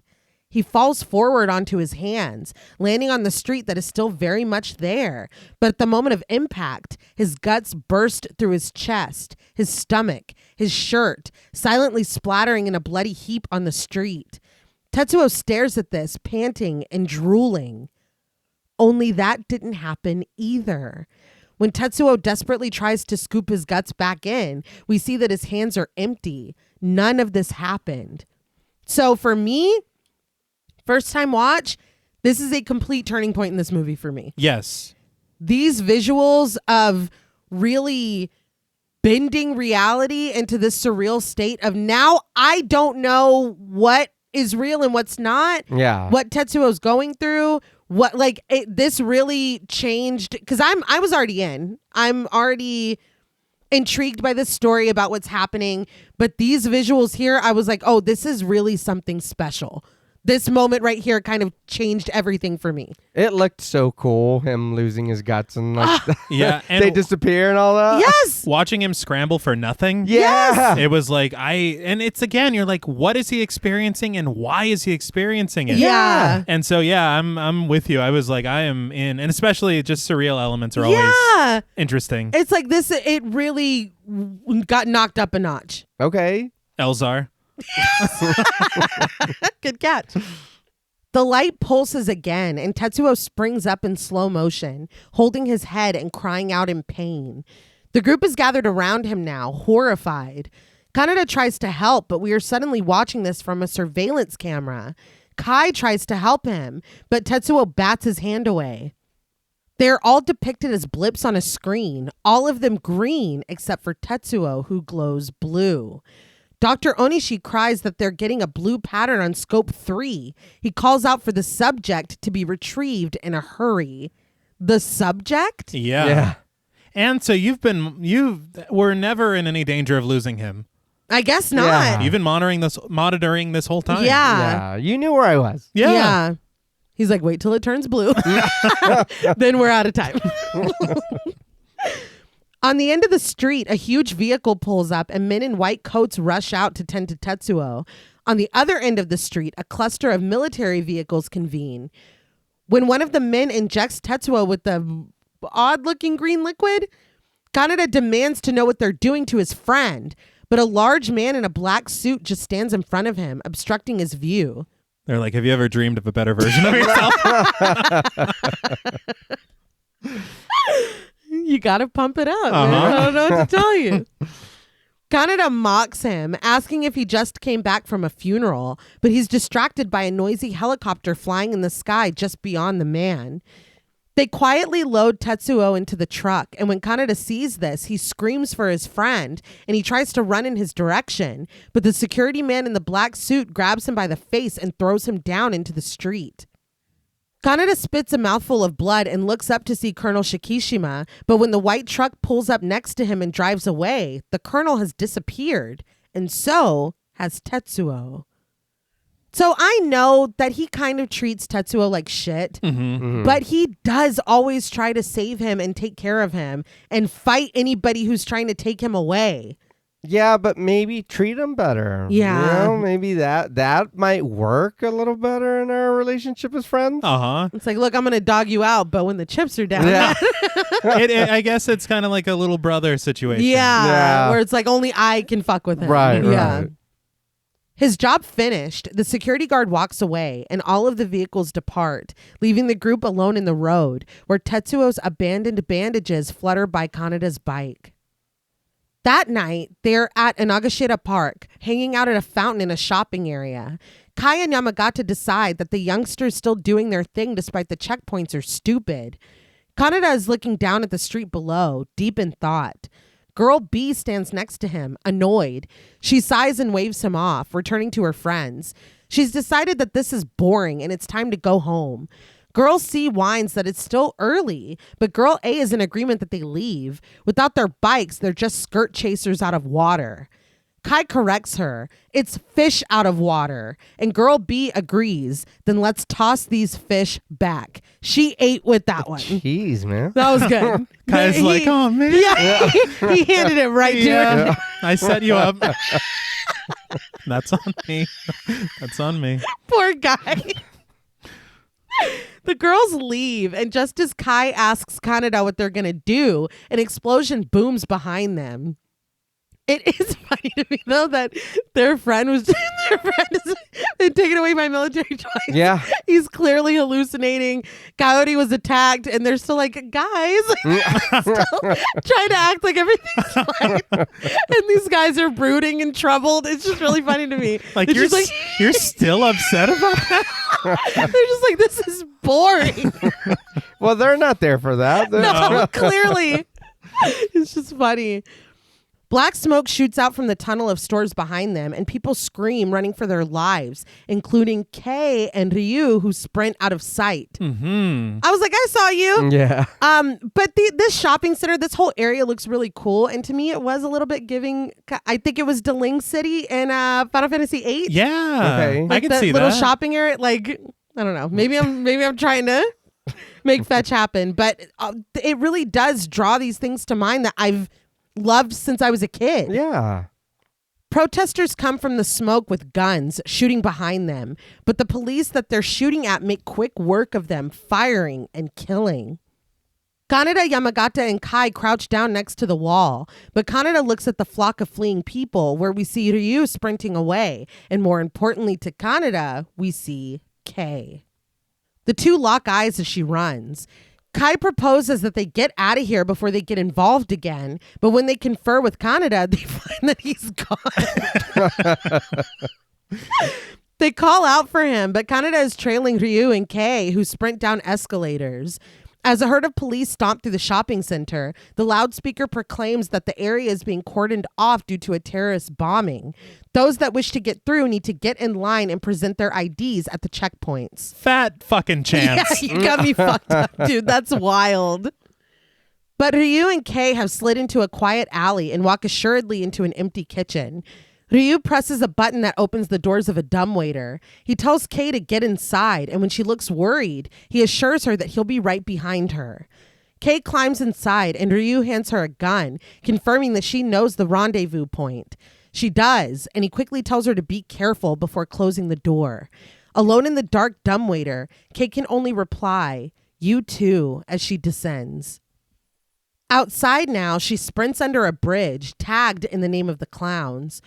She stops for a moment and is suddenly spotlighted by a flashlight held in the hand of a cop. She sprints away, ignoring the officer when he tells her to stop. Instead, she fires her gun, causing the officer to drop the flashlight and warn the others of her weapon. Kaneda somehow is still stalking her whole life on the boardwalk, looking down from above as she sprints through the polluted water.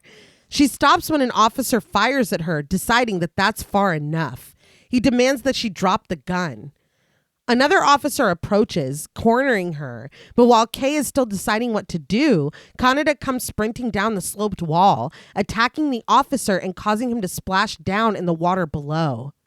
Kaneda falls in the dirty water as well, grimacing and spitting it out when he surfaces.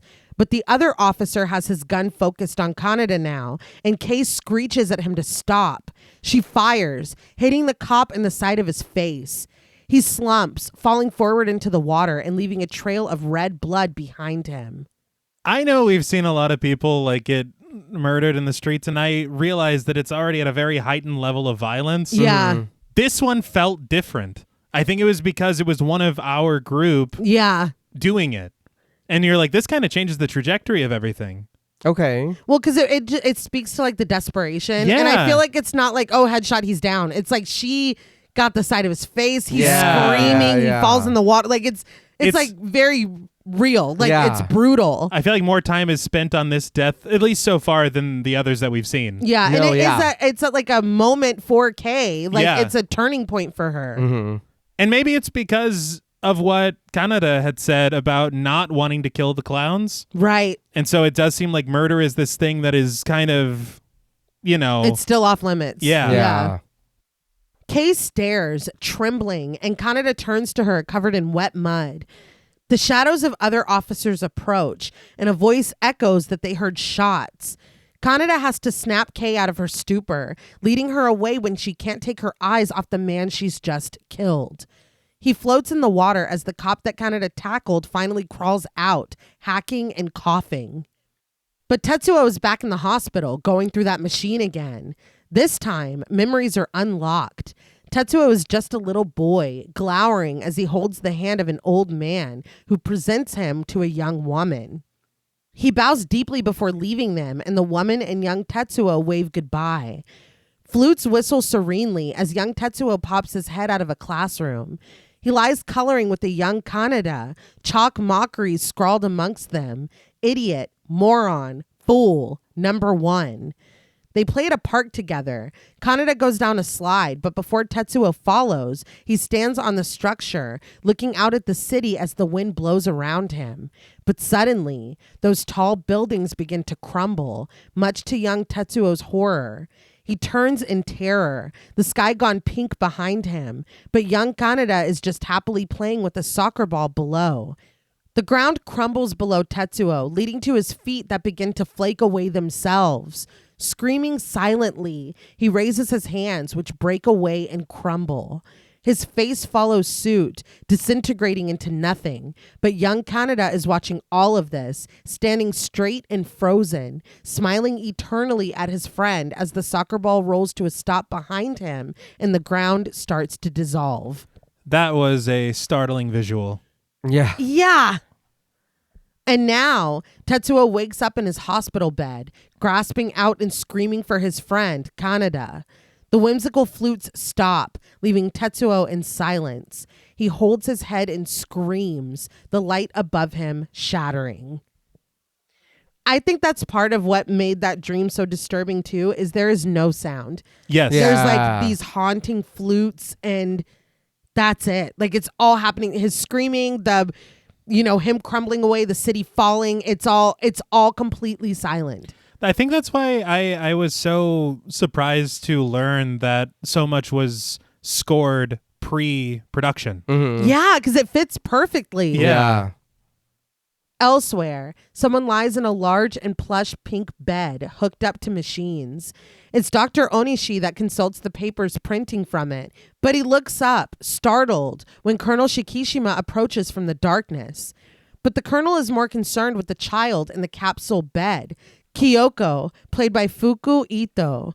She is blue, just like Takashi. Her small lips bear red lipstick, and her eyes are made up with eyeshadow. Her white hair is braided into pigtails, and she lies on a frilly pink pillow, clutching a doll to her chest. I was obviously told that this movie had a lot of things going on in it. Mm-hmm. I never expected to find out whatever happened to Baby Jane. Literally. Now we know. She smiles at the colonel and extends a hand to him, her palm marked with the number 25, IVs and sensors attached to her. Shikishima gently takes her hand before kneeling by her bedside. So Takashi was 26 Yes. and Masura was 27? Yes. So- And Kyoko's 25. Okay. This is interesting. Mm-hmm. Yeah. 28. Mm-hmm. Okay. The colonel asks her to tell him what's wrong, and in her child's voice, Kyoko shares that she had a dream. The colonel's like, a dream? As he shoots a glance at Onishi. Kyoko continues that the city will be covered by a dark shadow and start to crumble. She clutches her doll tighter, her fingernails shiny and red, as she continues that lots of people died. And we met Akira again. The colonel's jaw drops at this and he asks, Akira? Closing her eyes, Kyoko repeats that the city will crumble and so many people will die. Shikishima implores her, when will this happen? Fighting against her heavy eyelids, Kyoko asserts that they can't let that boy go. His power, But Kyoko loses her battle and slips into sleep before she can finish her thought. Wake the fuck up. Yeah, you can sleep later. Like Rage Against the Machine said. Wake! Shikishima turns to Onishi, demanding to know what Kyoko meant.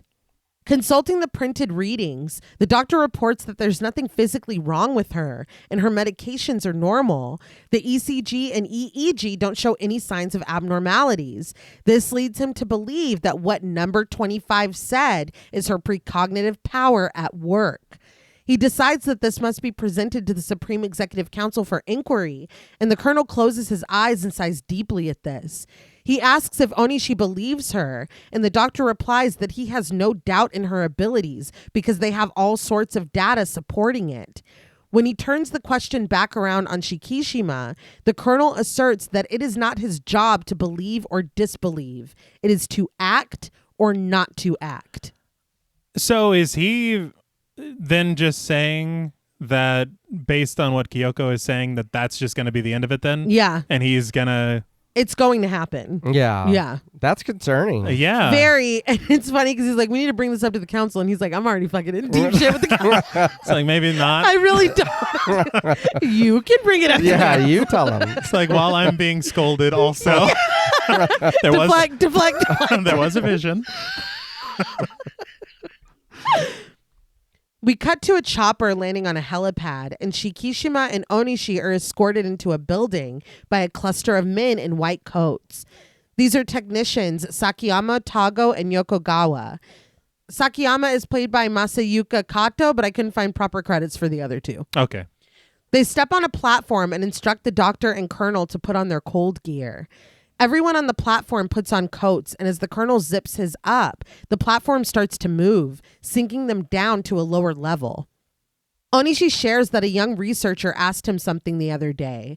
He had wanted to know if their power was the form of the next stage of human evolution, and if perhaps they'll all be able to control it someday. That is a huge question. Yeah. Mm-hmm. We flash back to Shikishima and Onishi standing in a glass elevator, looking out into the city of Neo-Tokyo, and the colonel scoffs that scientists are a bunch of romantics. Military men always consider the risks first. He admits that it's taken 30 long years, but they've come so far from the rubble, and they can't just trade one for the other. Onishi joins him in the window, rebutting that he always thought the colonel hated this city. Shikishima affirms that the passion to build has cooled and the joy of reconstruction has been forgotten. And now it's just a garbage heap made up of hedonistic fools. Onishi understands that Shikishima is trying to save the city then, and the colonel agrees that that's just how a soldier thinks. A scientist would never understand. Pretty cynical of the... Yeah. Yeah. But we have seen some shit. Yeah. It's a rough place, Neo-Tokyo. Yeah. It is. But this whole conversation has been a memory that Shikishima has been playing in his head as they descend on the platform that now comes to a stop at the lower level. They lead him into another area, putting in a code on a giant door that hisses as it rumbles open.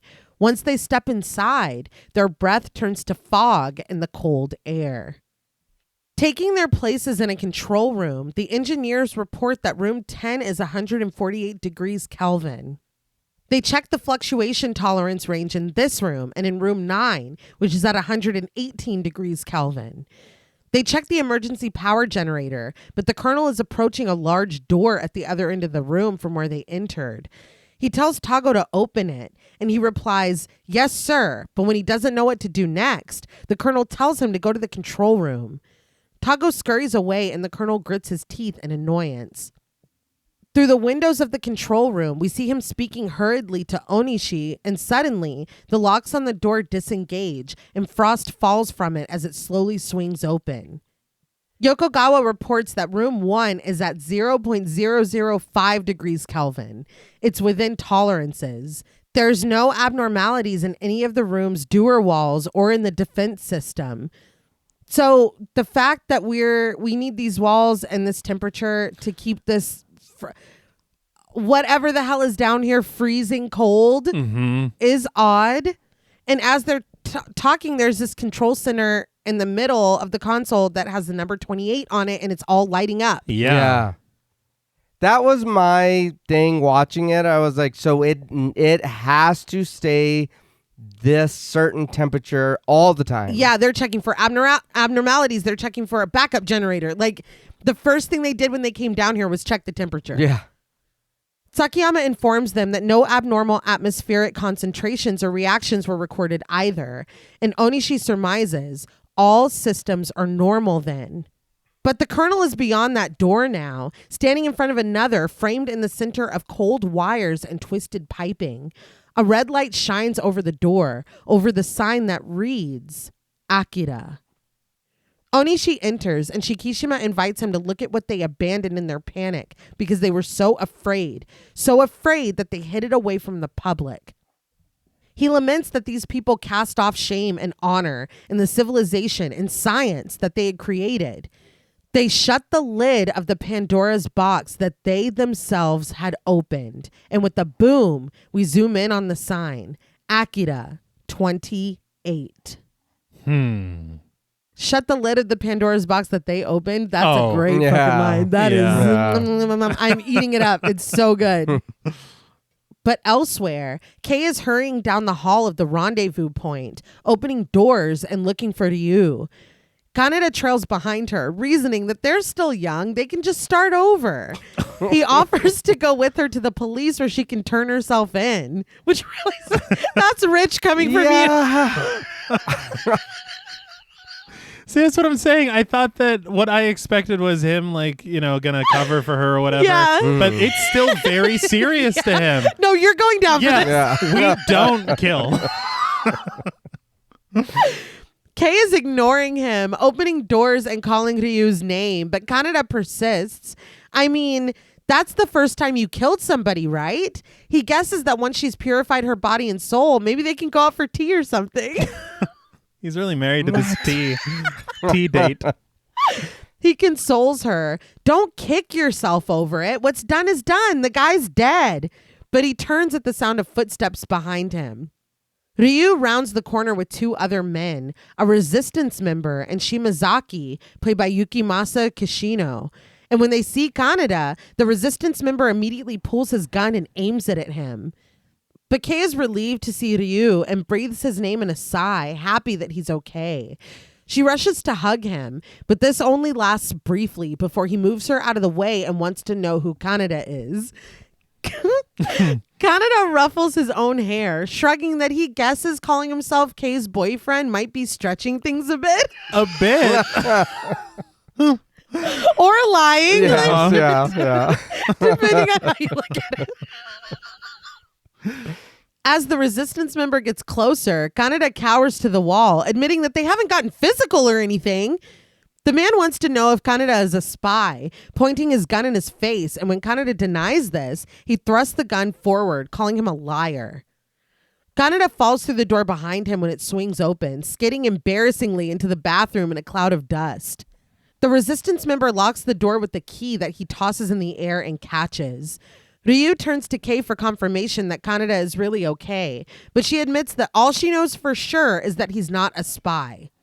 Kaneda groans in the bathroom, clutching his head as we fade to black.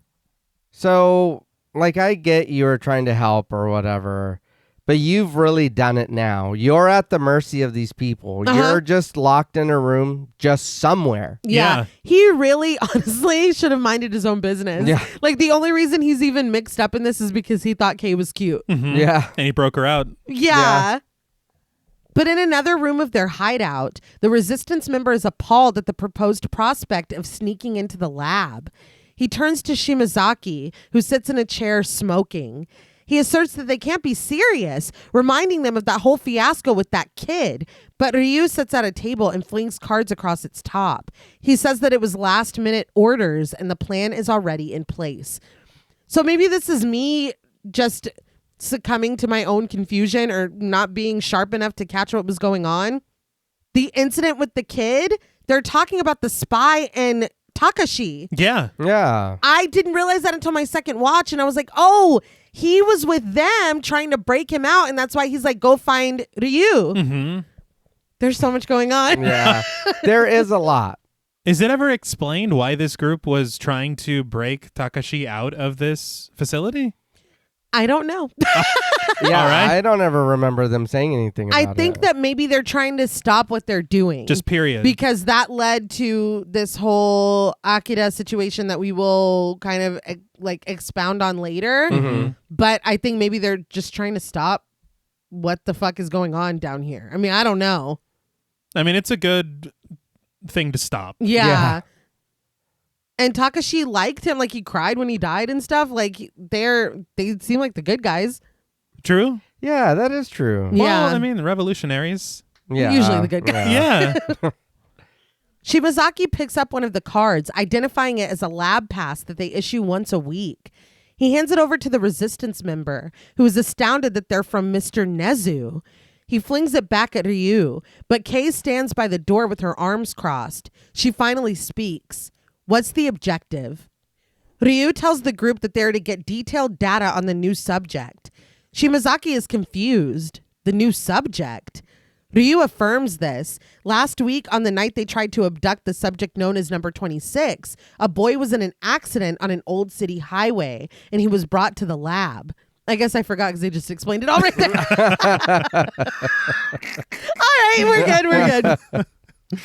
As we scan over the group and their skeptical expressions, Ryu details that he appears to be a student at a vocational school, but now he's their new subject for human experimentation. Everyone turns at a suspicious sound, and they rip open a panel on the wall to reveal Kaneda cowering inside. Just eavesdropping.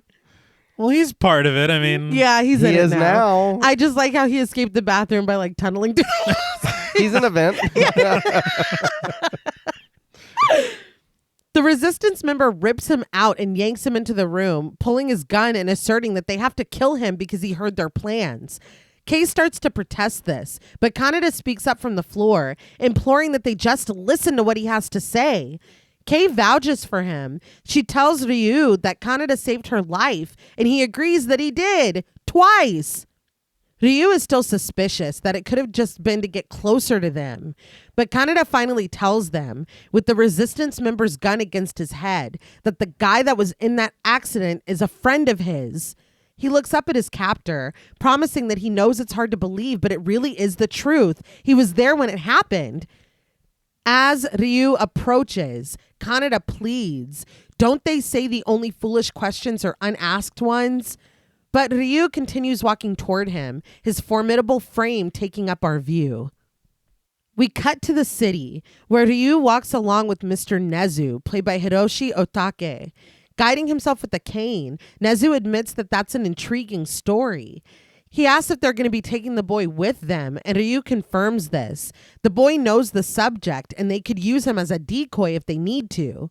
Nezu grins that Neo Tokyo is going to change. They pass a couple on a graffitied bench, making out, one with their hands slit up the other's shirt. And Nezu continues that in all respects, the city is saturated, like an overripe fruit. But within it is a new seed, and they only need to wait for the wind that will make it fall. The wind is called Akira. Again, Excellent fucking writing. That was great. This couple, though, needs to tone it down. No, they were going after it. I think it fits the tone with what everybody's doing in the city. Yes, Yeah. yeah. It's what did Shikishima say? Hedonistic. Yeah. Mhm. Pointing with his cane, he directs Ryu to look over the ledge to the gathering below. Protesters clustered around a fire. When asked what it is, Nezu explains that he and Ryu aren't the ones who will change it. It will be the citizens who hope for Akira. Below, a TV bursts in the flames of a fire. Lady Miyako, played by Koichi Kitamura, kneels on a mat, raising her beaded hands in prayer. The signs next to her reading, "The Day of Awakening is near." Pamphlets, 500 yen. She cries out that which is called science perverts providence. That which is called progress encourages extravagance. That which is called civilization devastates the spirit of man. She yells that the time for atonement is upon us. The time of awakening is nigh. Are your hearts prepared? Using bright red paint, other people are writing a large message on the ground. Lord Akira, the Enlightened. They all scatter, though, when the police invade the area, bringing one of the men to the ground and forcing him to break up what they call this illegal gathering. They kick at the man as we fade to black. So this surprised me a little bit as well, because so far I'm thinking that Akira is kind of like this secret Yeah. scientific government thing, but no, it's taken on like a cult figure Yeah. status. There's a full following. Yeah. And Lady Miyako takes a much larger role in the original story, like kind of a huge role. Okay. And so I read a lot of people very upset that we honestly barely see her. Yeah. Like she's more of a symbol of this other movement. Well, I feel like it's a very interesting concept, and to have a person that's like the figurehead of it, Yeah. this I would like to be explored more. Yeah. So I Okay. get it. It did make me think of, are they spreading this to get everybody worked up to, like he's saying, start it for them? Yeah, and then he is saying it in a very nefarious way Yeah. where it's like it's gonna be them Yeah. like that does it for us. So yeah, I can totally see that. We drop in on a meeting, panning down a high wall and past a triumphant statue of a winged and golden man. We find a group of men, including Shikishima, Nezu, and the committee liaison at a large round table. And again, there's a lot of people here. I did my best with the crediting. I was honestly fighting for my life. But I feel like dropping in on this and seeing Nezu here, Yeah. that's fucking interesting because you were just helping the resistance, giving them key cards and shit in the very last scene. I'm playing both sides. Literally. Literally. And maybe that's why he looks so much like a rat. he is odd looking. Dude, they said they were looking for a mole. Oh, that's good. Yeah. Well, they should have thought of him immediately. Yeah. I'm like, well, we have one guy. But one of these men, committee member B, played by Yukimasa Kishino, asserts that there's been a skyrocket in terrorist activities carried out by anti-government activists in the past month. The army, riot police, and even the traffic police have been fully mobilized. Because of this, overtime costs have used up the public safety budget. Then there's the abduction of number 26, whose very existence is supposed to be the highest state secret. He reminds everyone of this, which is interesting. But You do. they know Yeah. because of Nezu. Mm-hmm. But he surmises that no one has ever heard of peace and order here in Neo-Tokyo. A man in a black suit centered at this round table, committee member D, played by Masayuki Kato, consults a paper in front of him and addresses the colonel's request for further funding because of Kyoko number 25's prediction. It is wild. I know that Onishi said that we needed to address this at the committee, but to know that he's showing up here to get his fucking ass chewed out and be like, I do need more money. Yeah. This might not be the best time. Yeah. But he's doing what he thinks needs to be done. Yeah. I would just be afraid. Now don't get mad. That's it. Now don't get mad. Before Shikishima can respond, committee member F, played by Masato Hirano, bellows that they must be joking. As parliament members, they've been begging the public to be patient while they fix the former prime minister's historic tax reform blunders. So now he has to question where exactly they're supposed to be getting that kind of money that the colonel is requesting. Committee member G, played by Taro Arakawa, whines that Shikishima has spent a fortune. All they have to show for it is that grotesque kindergarten. And he's talking about the children. Yeah. But he cries that the post-war period is over. The Olympics are next year, so how much longer are they going to keep spending money on some ghost? Another bangs his fist on the table, reminding everyone that he's always said that money should have been put into a welfare program. But Shikishima reclaims his time. His deep voice cuts through the rest, silencing them as he shares that the power is starting to walk around free as they speak. If they don't control it now, they're going to lose everything. This just sparks infighting among hot-headed parliament members, while G yells that there's no proof that the last world war was caused by Akira. The colonel shouts, asking why they refuse to understand unless an Akira disaster actually happens. Which he's right. I love that this is like history and they're like, okay, but like, even is there proof that that's true? Like, yeah, that sounds very familiar. Yeah. Like, for sure. Two of the men are throwing books and papers at each other now as B questions if anyone has even seen Akira. Someone thought he was number 25. No, I think he was number 21. F accuses the colonel of having lost sight of his duty as a soldier, and this makes Shikishima bare his teeth. When he's accused of his Akira madness being an excuse to whip up terrorist fervor, he booms that is not true. And John Paul, that's kind of what you were saying. Mm-hmm. And so it's not coming from him, but maybe it is kind of being utilized in that way by a rodent-looking member of parliament. And I will say, Shikishima, you're already on thin ice. Maybe don't growl at the people that are questioning you. It can only take so much.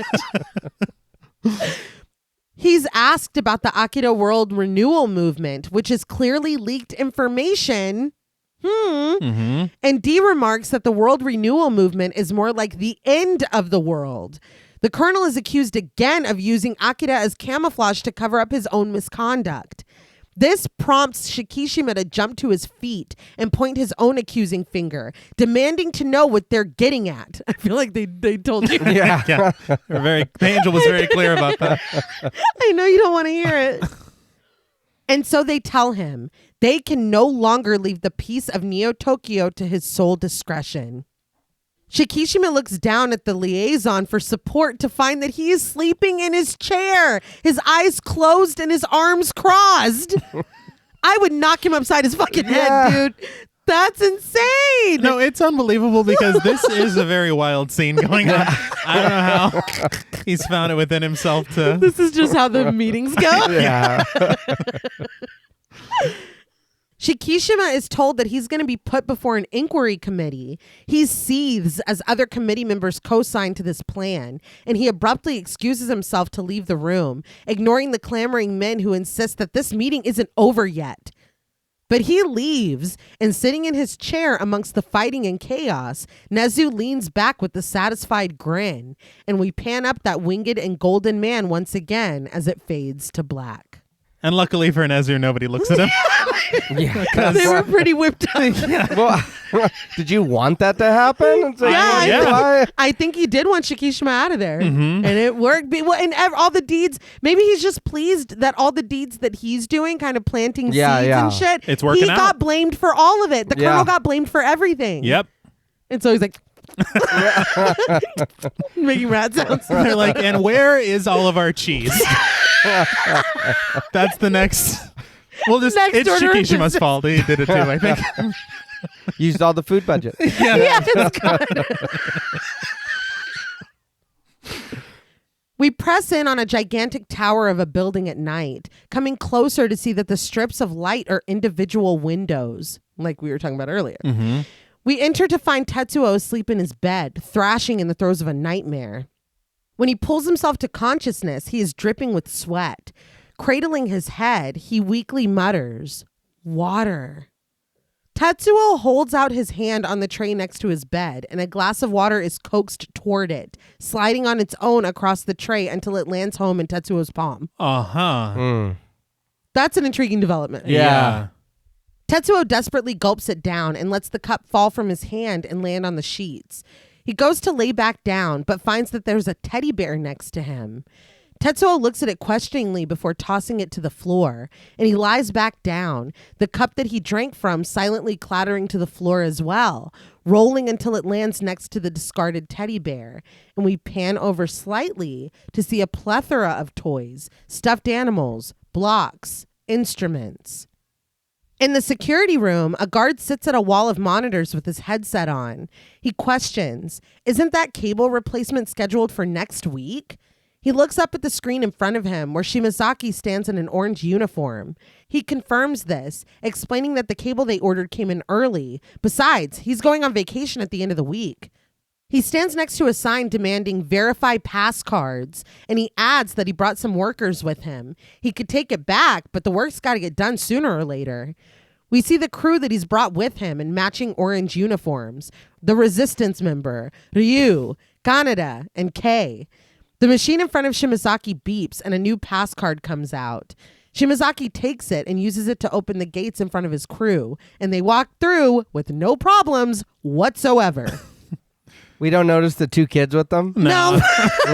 They're interns. Yeah. Apprentices. Apprentices, yeah. It's take your time to work day. In his room, Tetsuo groans, gripping his head before pressing his face into his pillow. He lies, staring, but his expression morphs to horror when something begins crawling up the side of his bed. It's the teddy bear, teeny tiny, making adorable grunts of effort as he pulls himself onto the bed. He's followed by a stuffed bunny, just as shrunk down, and finally, a toy car using its wheels to climb up. A curious score begins to play as the teddy bear waves his arms to direct his friends to follow.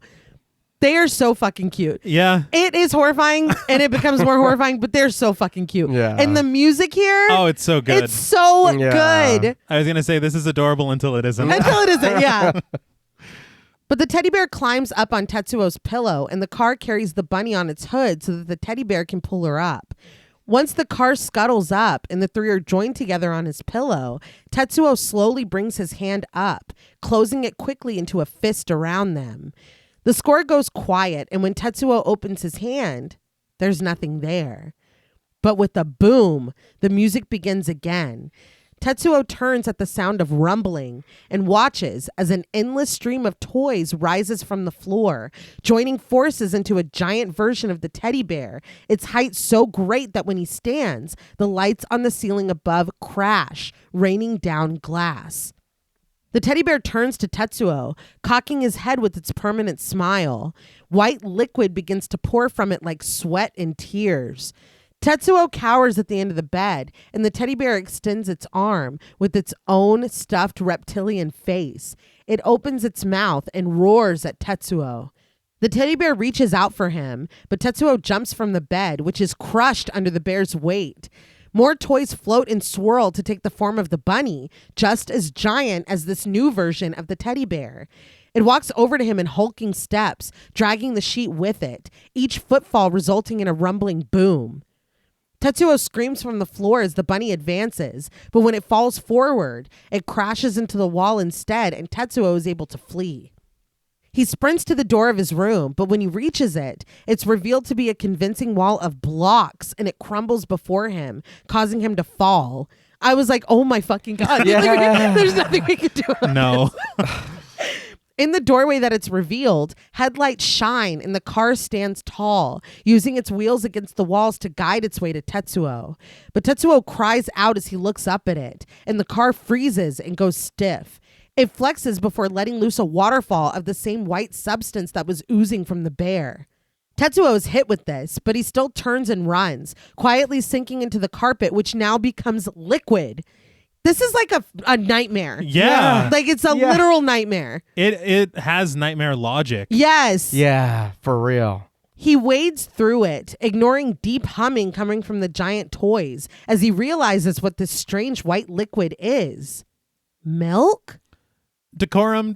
I was glad to learn that it was milk. Yeah, I was a little concerned. I was a little concerned as well. But it's just milk. Just milk. Just regular over the counter. Over the counter. It might be milk. One of the two. One of the two. Mm-hmm. The teddy bear and the bunny turn to him, milk pouring from them both, running down their faces in rivers. The teddy bear starts toward him, sloshing through the standing milk, and Tetsuo can only crawl backwards. He thrusts his hand out to the creature and screams, "No!" This shatters the windows of his room, and when Tetsuo steps back now, the river of milk is gone. He's on the carpet again, but his foot lands on the glass of water that fell from his bed. It breaks under his weight, and shards of glass drive into the bottom of his foot. Tetsuo falls backwards, blood pouring among the shards of glass, and he groans as he pulls the pieces from his foot. But at the sight of the blood and Tetsuo's injury, the bear and the bunny are horrified and let out childlike cries.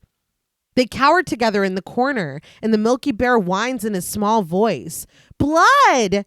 The bunny admits, "I'm scared."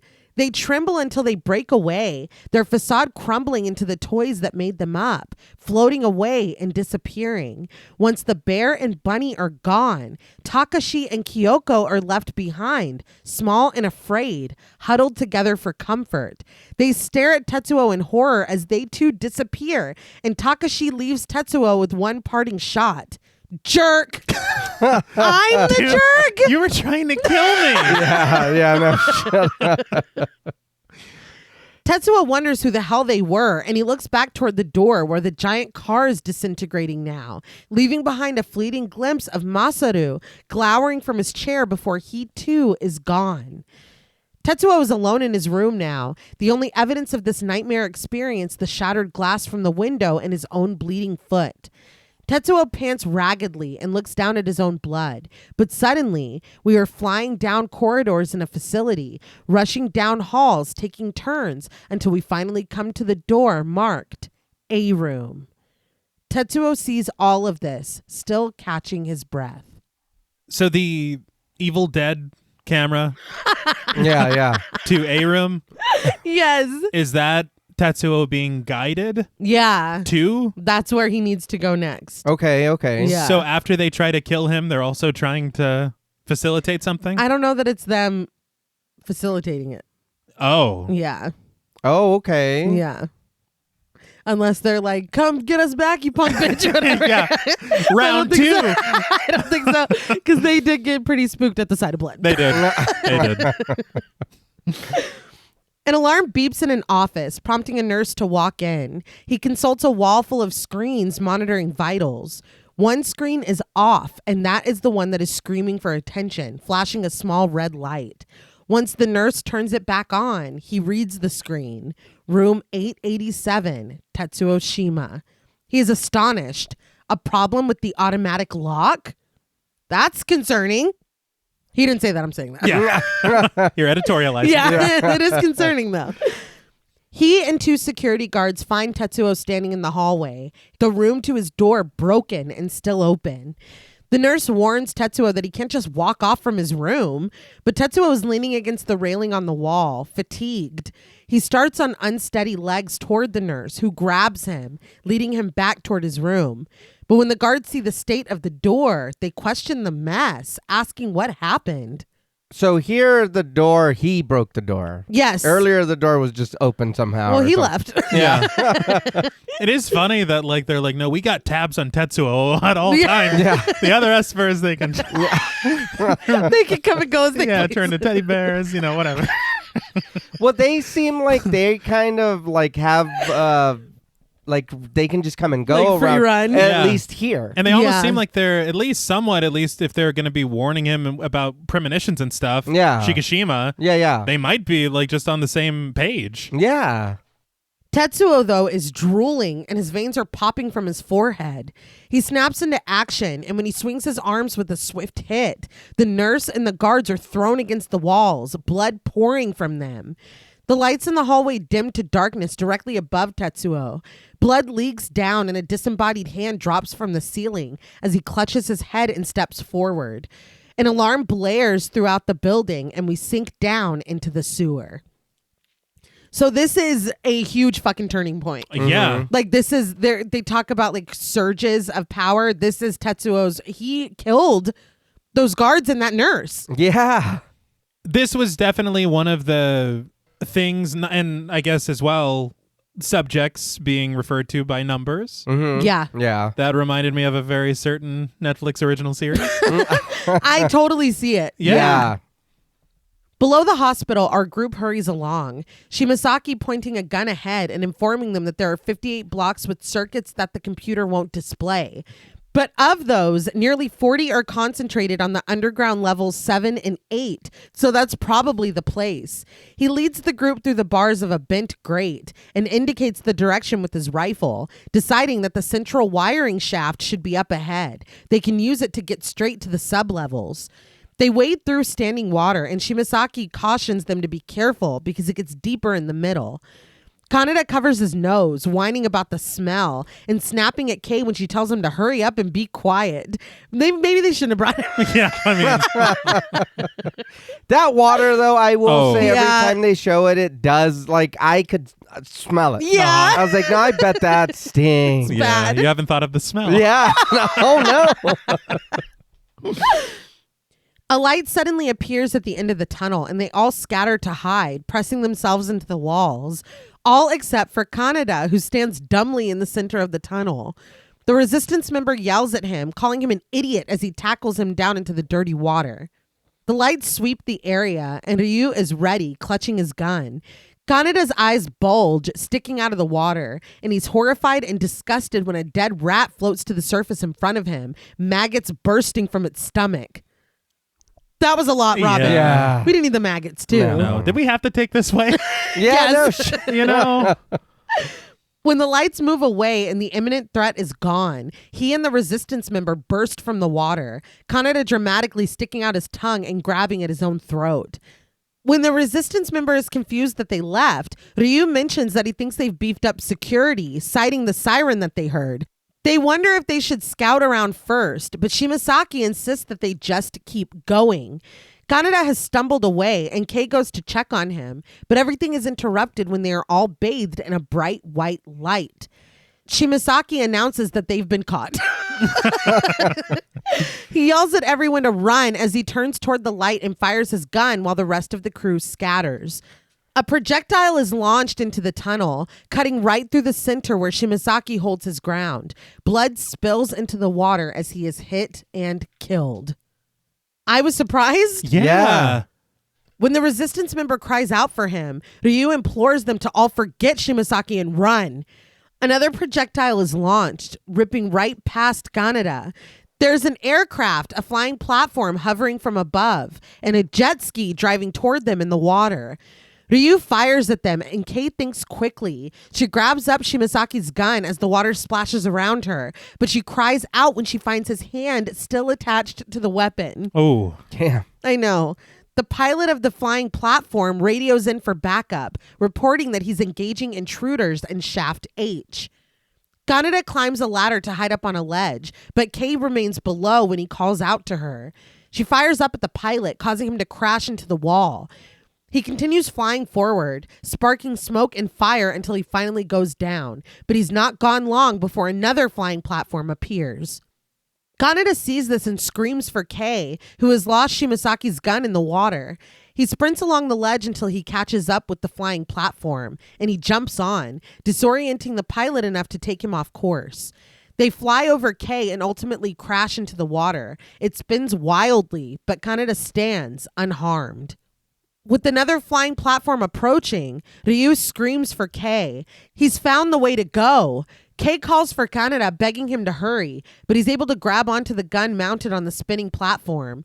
He fires with zero control, narrowly missing Kei with the stream of bullets, but he hits the pilot barreling down the tunnel, and this platform goes down too, exploding. Kaneda is launched forward in the flying platform and snatches Kei up when he passes her. Somewhere, Kyoko looks up with a gasp and a shocked expression, but Kaneda and Kei are flying out of the tunnel, completely out of control as they're launched into an impossibly tall labyrinth below them. Huge structures of metal and wires with catwalks and doors whip past as Kaneda searches desperately for the break. But Kei realizes that they're in the central wiring shaft they were looking for. They both scream when Kaneda finds the break and they nearly crash into a bridge, but he assures them both that he's getting the hang of this. On the radio, someone requests permission from the colonel for clearance to fire, and Kei tells him to turn it up. Kaneda does, and the voice rationalizes that this must be some kind of mistake. That boy looks like the patient they admitted into the lab. The subject is named Tetsuo Shima, and he broke out of his room. It's like, well, that's convenient. Yeah. They think he's headed for the baby room now, but Kaneda can only exclaim, Tetsuo? The voice continues as they fly, warning that Tetsuo is extremely dangerous and they can't let him through. We fade to black and come back in the hallway where a smoke bomb ping-pongs on the walls and ceiling, enveloping Tetsuo in the resulting cloud. A riot team waits in the next hall with their weapons and shields ready. Tetsuo presses forward on his bandaged foot, emerging from the smoke with bags under his eyes and drool leaking from his lips. They fire another smoke bomb, shooting the wall right in front of Tetsuo. Smoke gathers again, but Tetsuo screams and it immediately clears away. The wall next to him and the ceiling above him bend to this cry until the entire hallway begins to fall and crumble. The team is suddenly swept away to the end of the hall. Tetsuo stands, panting as he declares, "It's no use hiding anymore." The team finally decide that they have no choice but to use their guns. They are pushed up against the door that Tetsuo saw in his vision, a room, and they know now that they cannot let Tetsuo go any further. We are pressed in on the door when they fire.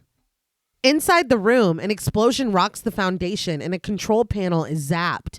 The doors automatically open and in strides the victor, smoke pluming around him, Tetsuo, to the sinisterly triumphant swell of the score. Again, this may be reaching a little bit, but this huge face-off that is our guy, kind of quote unquote our guy, versus this huge group of adversaries. Mm-hmm. Us going inside and doors opening and he has beaten all of them and we don't even watch it happen really was giving Old Boy to me. Okay. It really, really was. And I know he's, but Tetsuo was kind of a beast. I mean, like, damn. I know he's got some problems. I think he's Breaking Bad. Yeah, but He's Breaking Bad. But once Tetsuo enters the room, we see the crater that he left in his wake, decorated with the fallen riot team. The room appears to be a giant nursery, blimps and planes suspended from the ceiling, planets and stars lining the walls, the mural of a slumbering princess being mourned with her castle and her Prince Charming standing tall in the distance behind her. A giant decorative elephant, a door shaped like the yawning mouth of a friendly teddy bear. Tetsuo takes all of this in, but he turns at a loud boom behind him. It's the massive teddy bear, stumbling in, still seeping with milk. But Tetsuo is ready for the challenge this time, undeterred when the giant car begins to stagger toward him from behind. The teddy bear reaches out its taloned paws, but Tetsuo just screams at him, "Stop it!" And the facade is broken as it blows away, clattering in the form of toys and of Takashi, who crashes against the wall. So maybe it was them saying, "No, come get some." Like, we weren't done. Oh, yeah. I was like, Because they were ready for him. You guys again? Tetsuo turns to the car now, demanding to know how long it's going to keep playing around. And this glamour is ruined too, dissolving into a wave of toys that sends Masaru into a decorative tree. He falls from his chair in the wreckage. Takashi struggles to his feet, and Tetsuo stomps the small teddy bear flat as he advances, its stuffing spilling from the wounds of its plushy body, and he asks where the other one went. Masaru looks up, angry, asking Tetsuo, "Why don't you die?" And with this last word, Tetsuo flies against the wall, caving in on his impact. Back in his chair now, Masaru hovers by, instructing Takashi to go. The two run through an archway shaped like the opening of a castle, and they're gone. Tetsuo can't help but laugh as he sits up and dusts the debris from himself. He wonders if he could be dreaming because he never knew he had powers like this. He's feeling it a little bit. He's feeling himself Yeah. for sure. I never really knew that you could dance like this. I don't know. Really? Shakira. Yeah. And you never knew. That's literally... It's like a signature move at this point. I can't believe this. Below, Kaneda and Kei continue to zoom around in the flying platform. Frantic, Kaneda asks where he should go, but cool and calm. Too cool and calm. Kei tells him to continue straight. There will be a freight elevator. They can take it to sublevel 8. But we dissolve from Kei's face to find Kyoko saying these exact words. She turns, though, when she hears frantic knocking on the clear dome covering her pink capsule bed. It's Takashi and Masaru smacking at it with their small palms. So these espers can just flat out possess people? Yeah, I didn't know if it was an influence or like you're saying a possession or... Yeah, they have different attributes or like things that they can do. Like Takashi is kind of like Tetsuo when he was screaming in the center when the spy got killed and all that stuff was breaking. Yeah. And Masaru was tracking him with his mind, and Kyoko can kind of like take over, like connect with somebody on a like telekinetic level. Okay. And she does that with Kei, and she kind of continues doing that. Yeah. But yeah, that's her thing. And I don't know if it makes her the weakest, because she is the one that's under like constant care and in that bed where she is like safe or whatever. Yeah. But yeah, she's got a hell of a power. I do like that they're kind of specialized. Yeah. They And each she has have the precognition too with her Yeah. dreams and stuff. So yeah. But they're kind of like the Powerpuff Girls. Like they all bring something to the table. Kyoko doesn't even have time to react before Tetsuo waltzes in, proclaiming that this is good. They're all together. He asks if they really thought they could kill him. Now that they've messed with him, he's gonna kill them. Kyoko cowers in the capsule, hiding behind Takashi's back, and it's only now that Tetsuo recognizes him. He remembers his headlights shining in Takashi's face just before the crash that started all of this, and he realizes, that was you.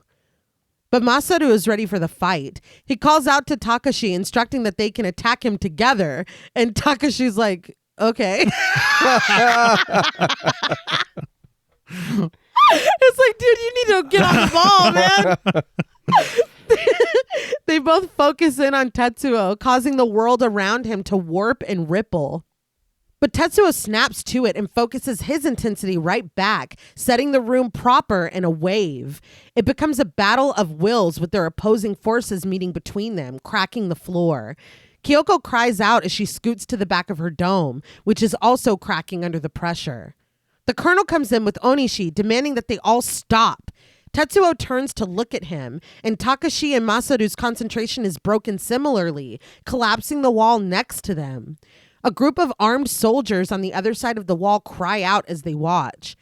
Tetsuo demands to know who the hell the colonel is, but he can barely get the question out before the pain in his head forces him to double over. Onishi is concerned. He steps forward, asking if Tetsuo's head hurts. Tetsuo's like, is it your back? Of course it's my head. He's screaming and It's like I'm grabbing that. He gathers that his power isn't fully matured, and if he pushes himself, he could do irreparable damage. He implores Tetsuo to just do as they tell him, but Tetsuo just wants to know what they did to his head. He cradles it and cries at them, sending a pulse of energy that shoots past Shikishima and Onishi, cracking the floor with its power and devastating the wall at the other end of the room. Shikishima stares at this before snapping his attention back to Tetsuo, imploring him to calm down, but Onishi informs him quietly that Tetsuo can't control it.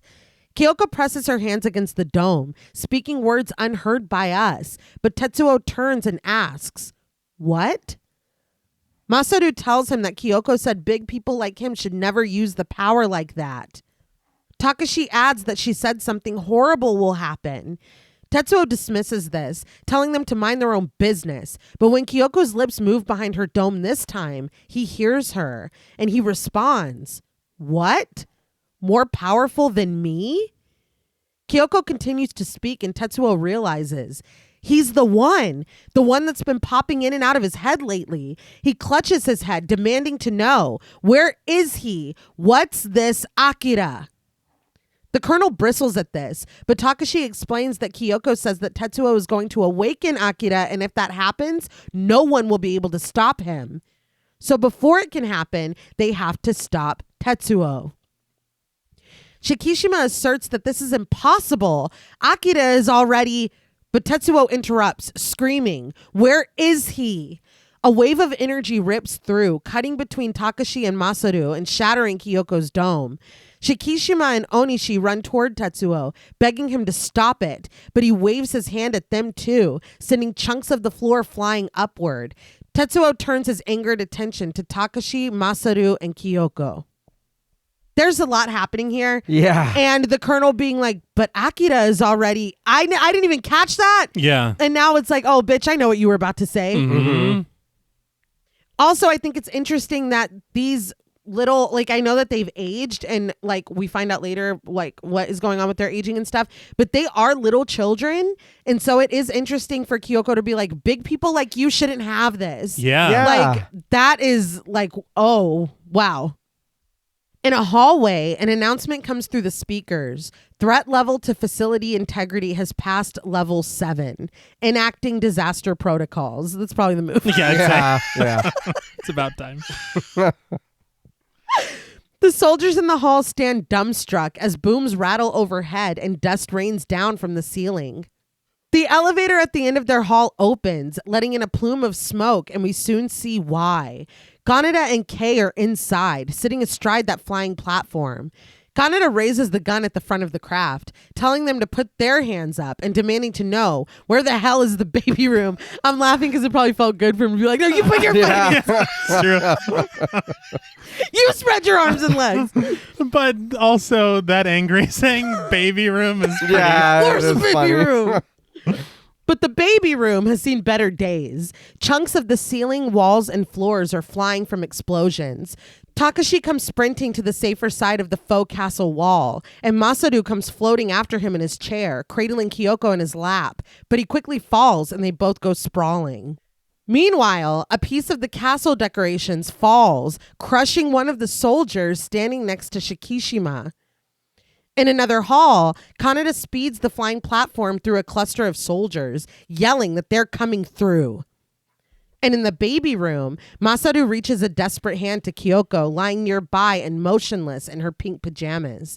Tetsuo approaches, smirking, and just as Kyoko starts to pull herself up, the ground beneath her and Masaru shakes and cracks open. The shifting floor causes the three to thrust upward, and Kaneda and Kei enter on the aircraft. They crash right into it and go flying from the vehicle, which explodes against the wall.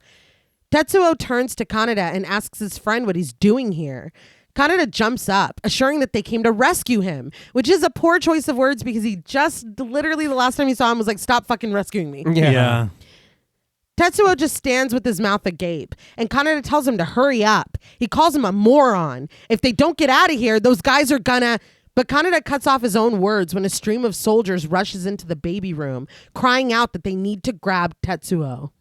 But Tetsuo is having none of it. He screams at them to leave him alone, and with a wave of his hand, they are all launched away, including Kaneda, who is knocked back violently, landing next to Kei. She is concerned for him, but she turns at the sound of Tetsuo's laughter. He cracks up, admitting that he forgot Kaneda was there.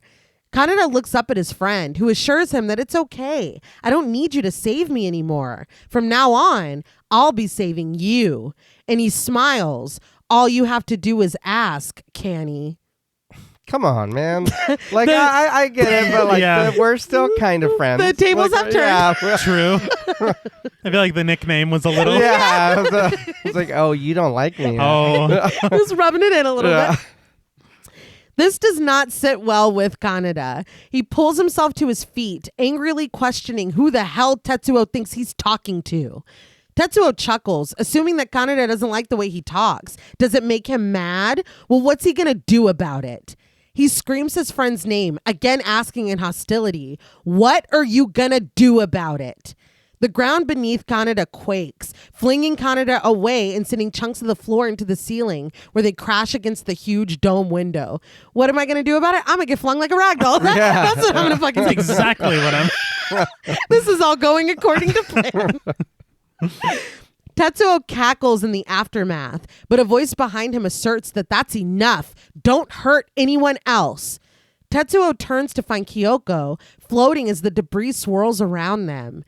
Tetsuo takes the opportunity to ask where this guy Akira is, and Kyoko only chokes out the word, he's... But Tetsuo fills in the gaps. He's at the Olympic Stadium in an underground facility. Kyoko is emphatic that he's wrong, but it's no use. Tetsuo glows red, and Kyoko begs him to wait, but Tetsuo blasts off, sucking the debris in this abyss toward him. It starts to pull Kyoko with it, but Takashi jumps into frame and saves her. Tetsuo, though, is screaming as he's launched from the hospital high in the air. His fear dissipates when he begins to float and he realizes, what the hell? I can do this too? He coasts down toward the ground slowly, laughing maniacally. There's going to be a problem. This is definitely concerning. Yeah. Takashi brings Kyoko back down to Masudo, who asks if she's okay. They decide that she doesn't look hurt, but she's concerned with Masaru, who she points out is bleeding. Masaru asks what happened to Tetsuo, and Kyoko reports sadly that he flew away. And they just accept it. It's like, yeah, he did. Masudo doesn't understand how he can have so much power, and the three sit in a heavy silence. But in the rubble, Shikishima questions how this could have happened. He asks Onishi if his men are here, and the doctor muses that Tetsuo has developed so much power in such a short time. It's like, okay, yeah. We know. Mm-hmm. The colonel paces past injured soldiers helping each other up, and he commands them to find Tetsuo. He approaches Kei, who is trying to rouse an unconscious Kaneda. Shikishima stands over them, seething, but his attention is pulled away when Kyoko speaks up behind him, informing that Tetsu went to where Akira is. The colonel turns to find the three of them and is amazed that they're all still safe. Kyoko just continues that he's heading for the facility below the Olympic construction site. Shikishima asks how Tetsuo even found out about that, and Kyoko averts her eyes guiltily as Masaru and Takashi glance up at her, and then they all drop their eyes.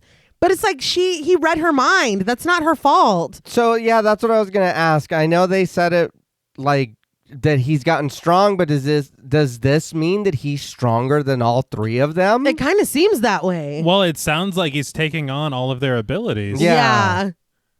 It clicks for Shikishima that this means that Tetsuo is outside. He marches away, announcing that they're going to follow him and prepare for pursuit. He walks away to the agreements and affirmations of his men, telling them to tell where they're headed to beef up their security. Kei is watching as he goes, but she gasps when Kyoko suddenly turns and locks eyes with her. Kei breathes, "You," but Kyoko just continues to stare.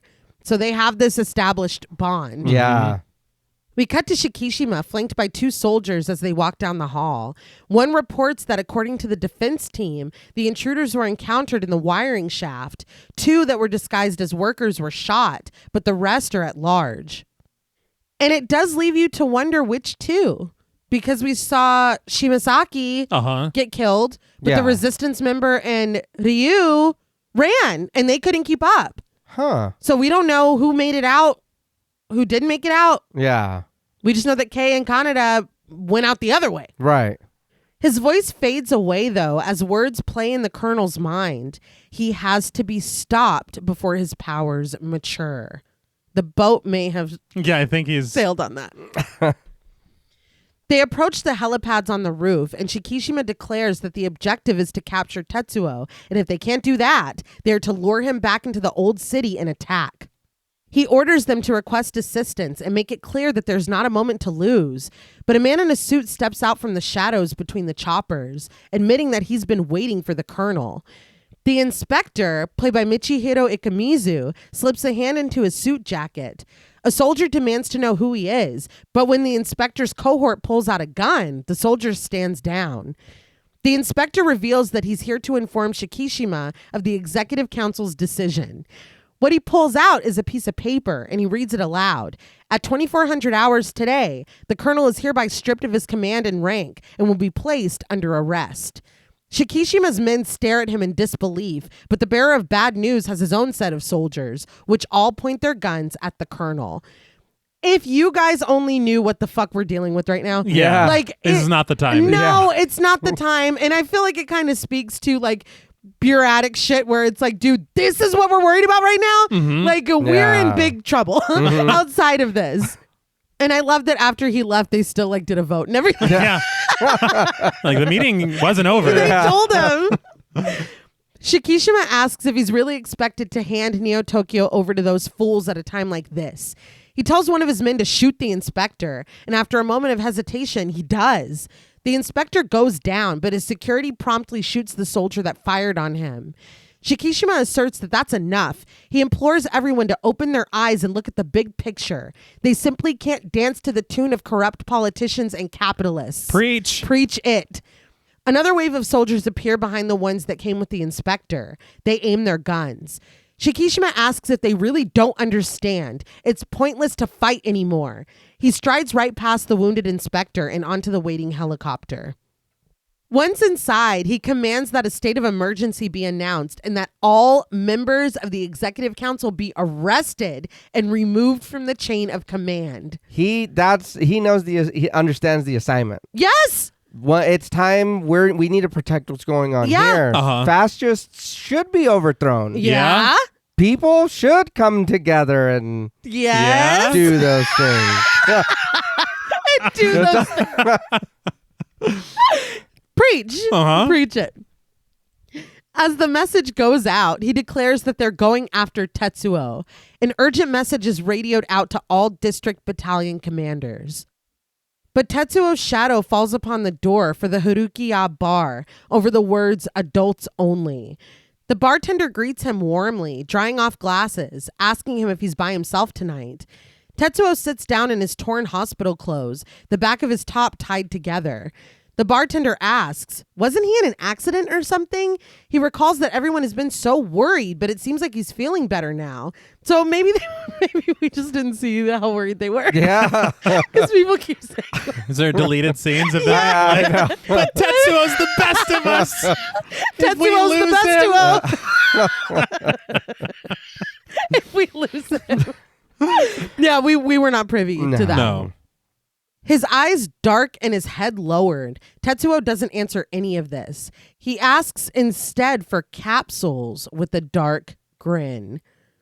We call them peanuts here. Yeah. You're going to get us rated. Yeah. I was like, come on, dude. You know the rules. The bartender balks at this. He asks Tetsuo if he's sure because he doesn't look so hot.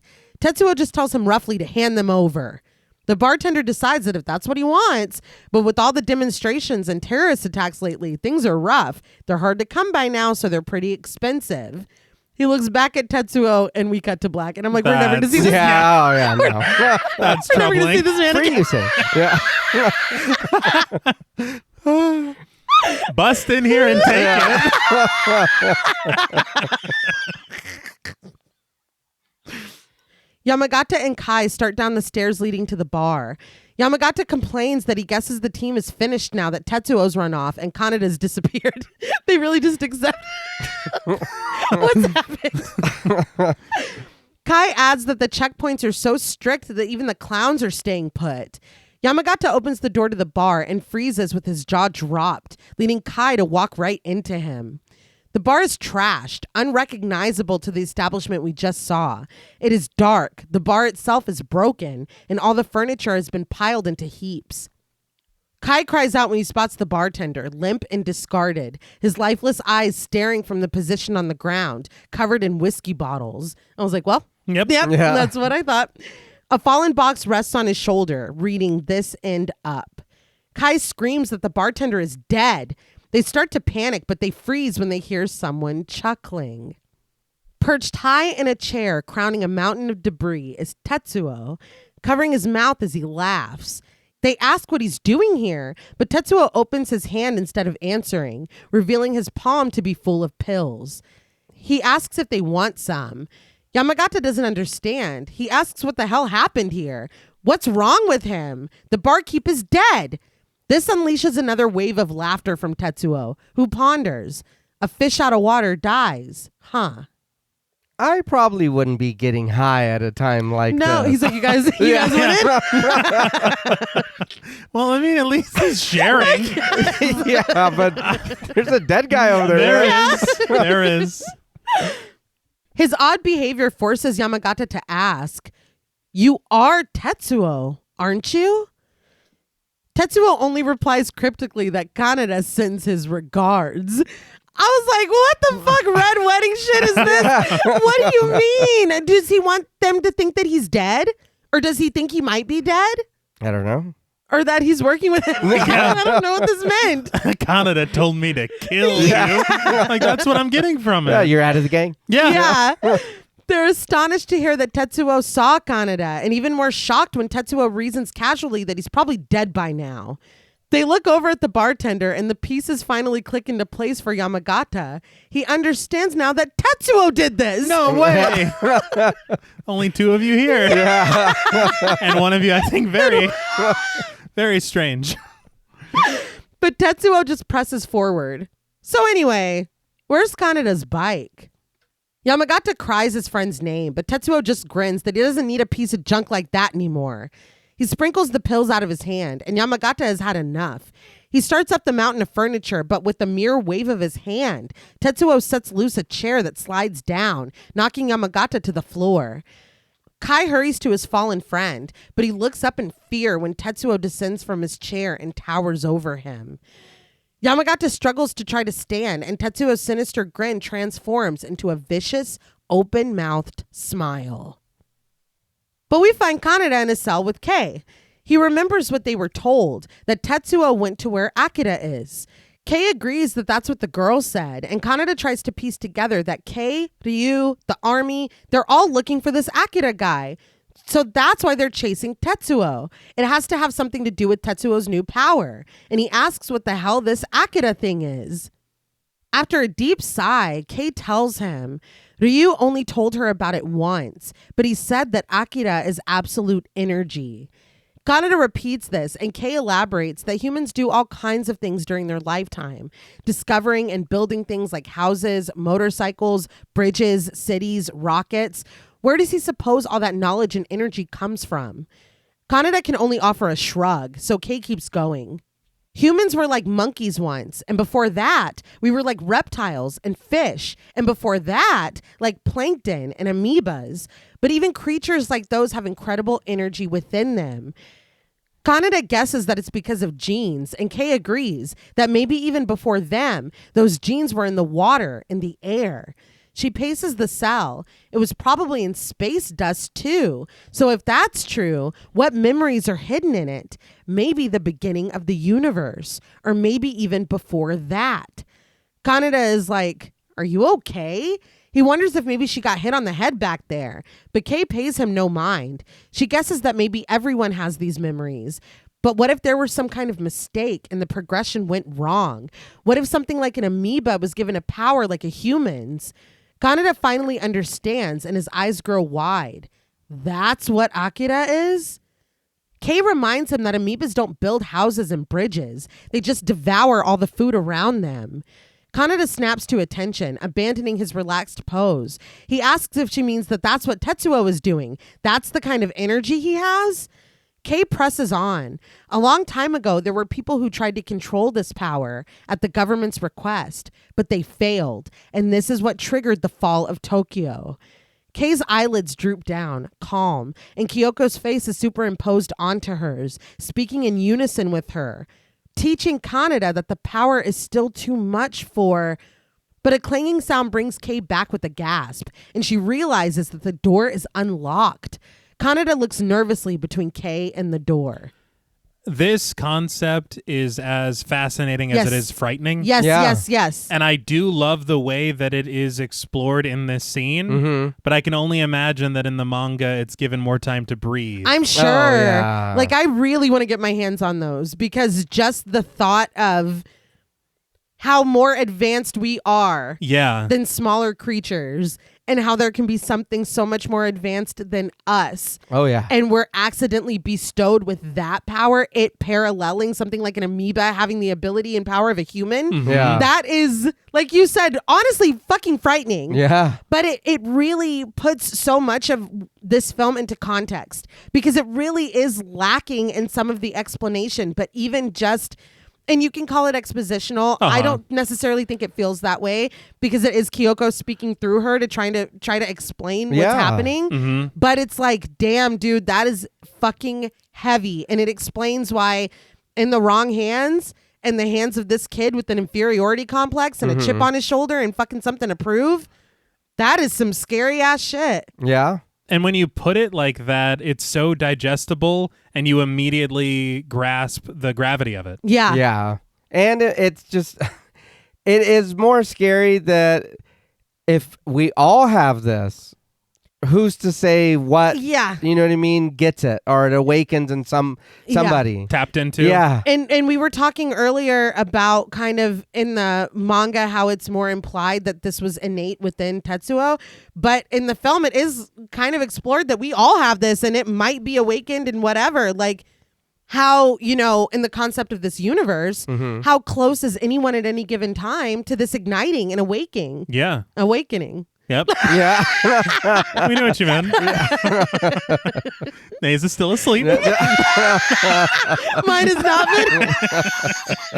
Does your head hurt? Yes. Mine's not been activated yet. Kaneda pokes his head out into the hall before carefully rushing out with Kei right behind. He reasons that this must be some kind of trap. Kei invites him to go back then, but Kaneda asserts that they have to find out how much of a trap it is, which I really did like. Yeah. They go into a dark room with terminals and lights of machines glowing. Striding through and speaking at full volume. Kaneda asks what's up with her and that Ryu guy. They're always together. At least his priorities. They're always on point.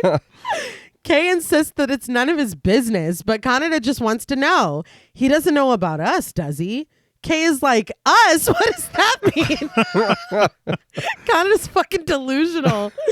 But we watch them from above, and the sound of their conversation is lost to us. Now, we hear Takashi and Kyoko's light voices.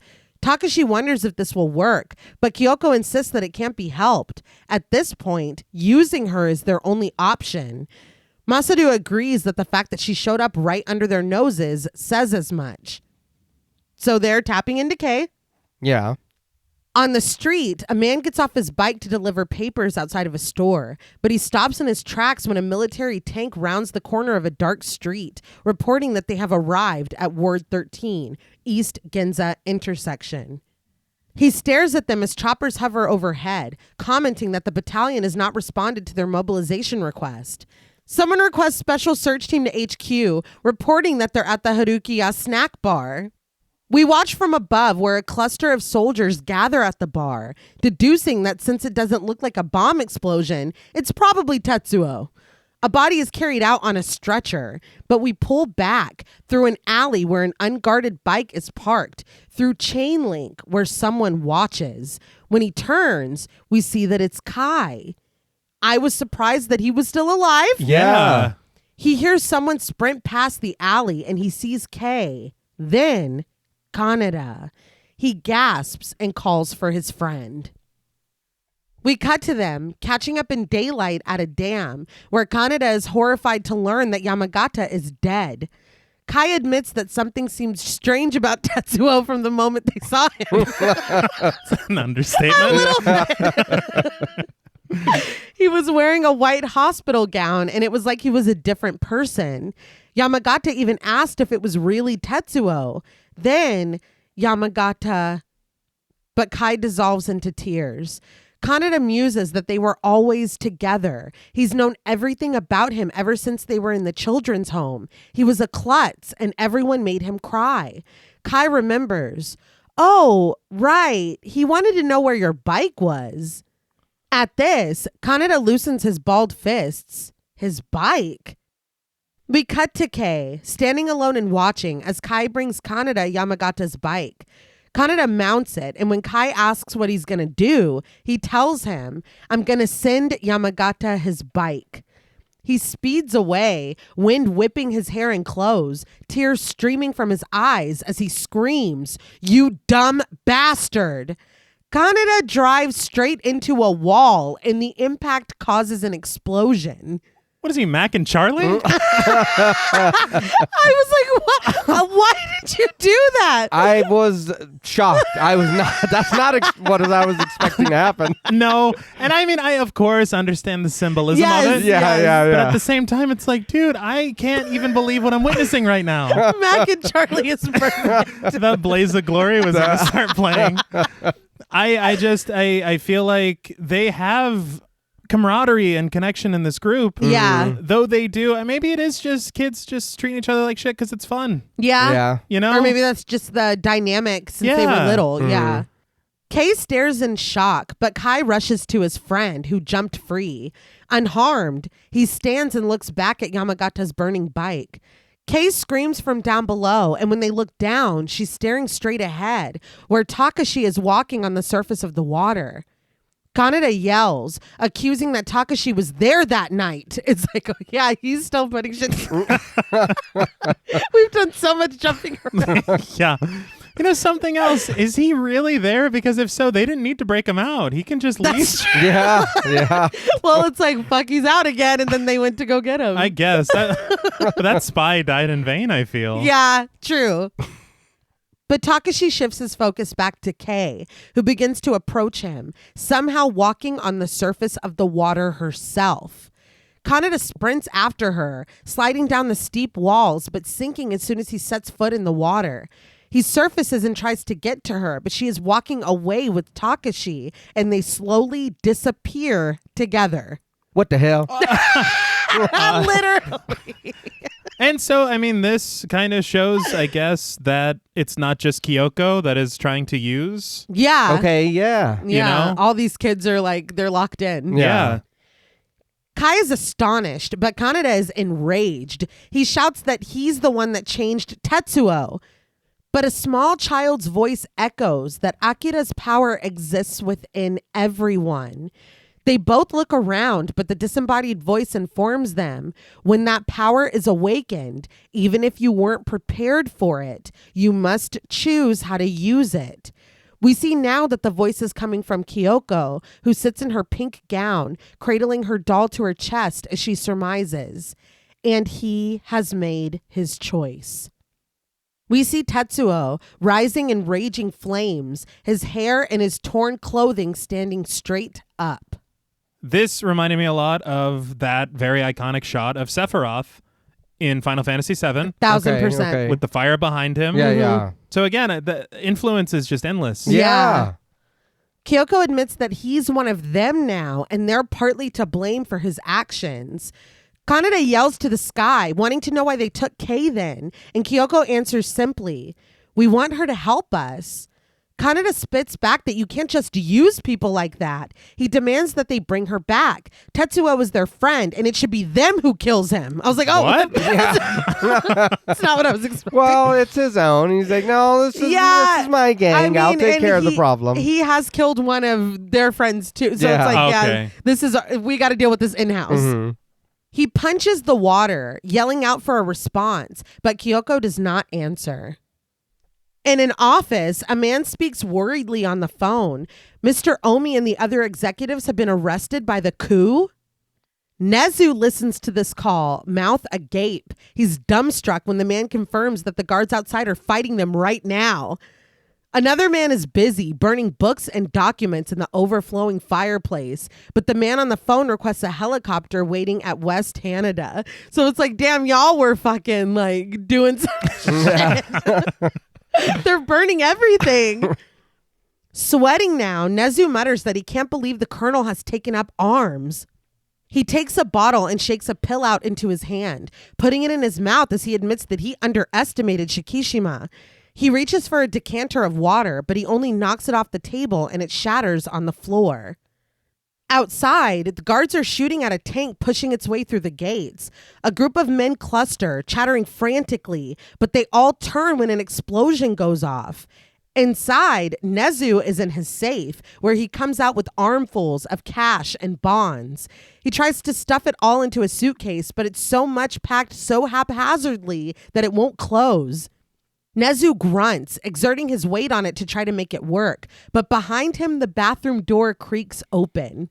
We follow a trail of blood to find the man that was on the phone dead in the bathtub. Okay. Yeah. Nezu cries out and the suitcase pops open when someone enters the room behind him. Still in his fake orange uniform, now ripped and smeared with blood. It's Ryu. He's alive. Yeah. Yeah. He's made it through the wilderness, okay? Like, he's fucked up. Nezu stumbles back against the desk, shocked to see him. Ryu can only offer an apology. The mission was a failure. Clutching his heart, Nezu screams at him. What is he doing here? He told him that he can't be seen here. He slides his hand beneath the pile of cash on the desk behind him. Ryu comes closer, confessing that all of his men have been killed, but Nezu has found what he's looking for, a pistol. His face reddening to an alarming degree, he accuses Ryu of selling him out. Ryu is taken aback by the accusation, but he's barely able to say anything before Nezu shoots him in the chest. Collapsing to the floor, Ryu grunts one last word. K. This rat mother. Yeah. I was flabbergasted. I know just the face that he made in that council meeting. That We knew he wasn't he's a nefarious character, but this is wild. Yeah, he turned on him quick. Yeah, he did. came to you because clearly. Yes. But no. Yeah. Yeah. And he's like, I'm sorry, the mission was a failure, thinking we're on the same Yes. team. Yeah. Like, it's fucked Yeah. up. He's just like, Well, but he was like, I told you can't be seen here. It's like, dude, it's over. yeah, dude. Yeah, have you seen what's happening everywhere? Honestly, and you're lucky I'm here and not what's going on. There's a tank at the gates. You Yeah. have dead bodies in the bathtub. Yeah, no It's done. Outside, much to the public's dismay, the road has been blocked off by tanks, resulting in a huge traffic jam. A soldier reports on his earpiece that 7th Avenue is just ahead, but a helicopter comes careening into view, crashing into a building and bursting into flames. The soldier immediately sinks down into the tank, pulling down the cover and calling out for everyone to prepare for battle. The dramatic score cries out as we see Tetsuo rising in the flames. The soldier looks through the eyepiece in the tank and confirms that they've spotted him, but when he gets the order to attack, he's horrified. He protests that they're attacking a boy. Still, Tetsuo struts forward, head high, the fire blazing behind him. Motorists are stalled in their vehicles, but bikers rush through the traffic jam on foot, clutching their pipes. They're just fucking ready. Bystanders secured behind the partition react with disbelief, but in the wreckage of the store window, Tetsuo finds a long red cloth. He rips a piece free, draping it over his shoulders like a cape as he smiles. I love the drama of it all. We're dressed properly But now. because he really does turn into a whole new bitch once he Oh. A tank with the words Samurai Spirit painted on it aims its gun at Tetsuo, and when the soldier inside is informed that firing preparation is complete, he wrestles with his decision before screaming for the team to fire. They launch an explosive, but it slows as it approaches Tetsuo, finally coming to a complete stop in front of him and detonating without touching him at all, leaving a smoking crater before him. Sweat rolls down the soldier's face as he yelps at this, shocked.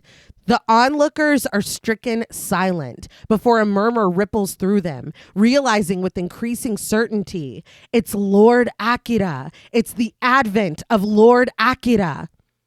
A man climbs up onto the hood of his car, raising his voice and imploring the others not to be fooled, but he is promptly attacked, pushed off the car by a man who screeches, "Long live Lord Akira!" The soldier orders for them to fire again, but after hitting the trigger, nothing happens. They react in confusion for only a moment before the tank itself starts to shake and finally explode. The smoke climbs high into the sky. As I'm watching this, I'm just thinking about the conversation from earlier. Was it Onishi and Shikishima? Where they're like, look, if it gets too bad, we can just... We'll just take him out. No big deal. No, you can't. No. No. I love that they were firing on Tetsuo, but he's like, call an ambulance, but not for me. But in an alley, Nezu is fighting for his life, clutching a gun in one hand, dragging his suitcase in the other, all while panting and sweating as he hurries along. But someone steps out of the shadows, bleeding and shocked, but still alive, is Ryu. Nezu drops his gun as he continues along, and when it clatters to the ground, his suitcase joins it, bursting open and spilling out money and bonds. They swirl around Nezu in a sudden gust of wind as he clutches his chest desperately with both hands. Nezu stumbles, leaning into the alley wall for support before fishing out a bottle of pills from his jacket. Ryu walks toward him as if in a trance, passing through the whirling paper tornado. The pills fall next to Nezu's feet like rain, and the bottle comes down next, emptying the rest of its contents. Nezu clamps his teeth down on a mouthful of his medication, but still, he falls to his knees and slumps forward. Ryu continues staggering forward to find Nezu, face down on the ground, his eyes wide and pale, and the pills streaming from his mouth in a river of vomit.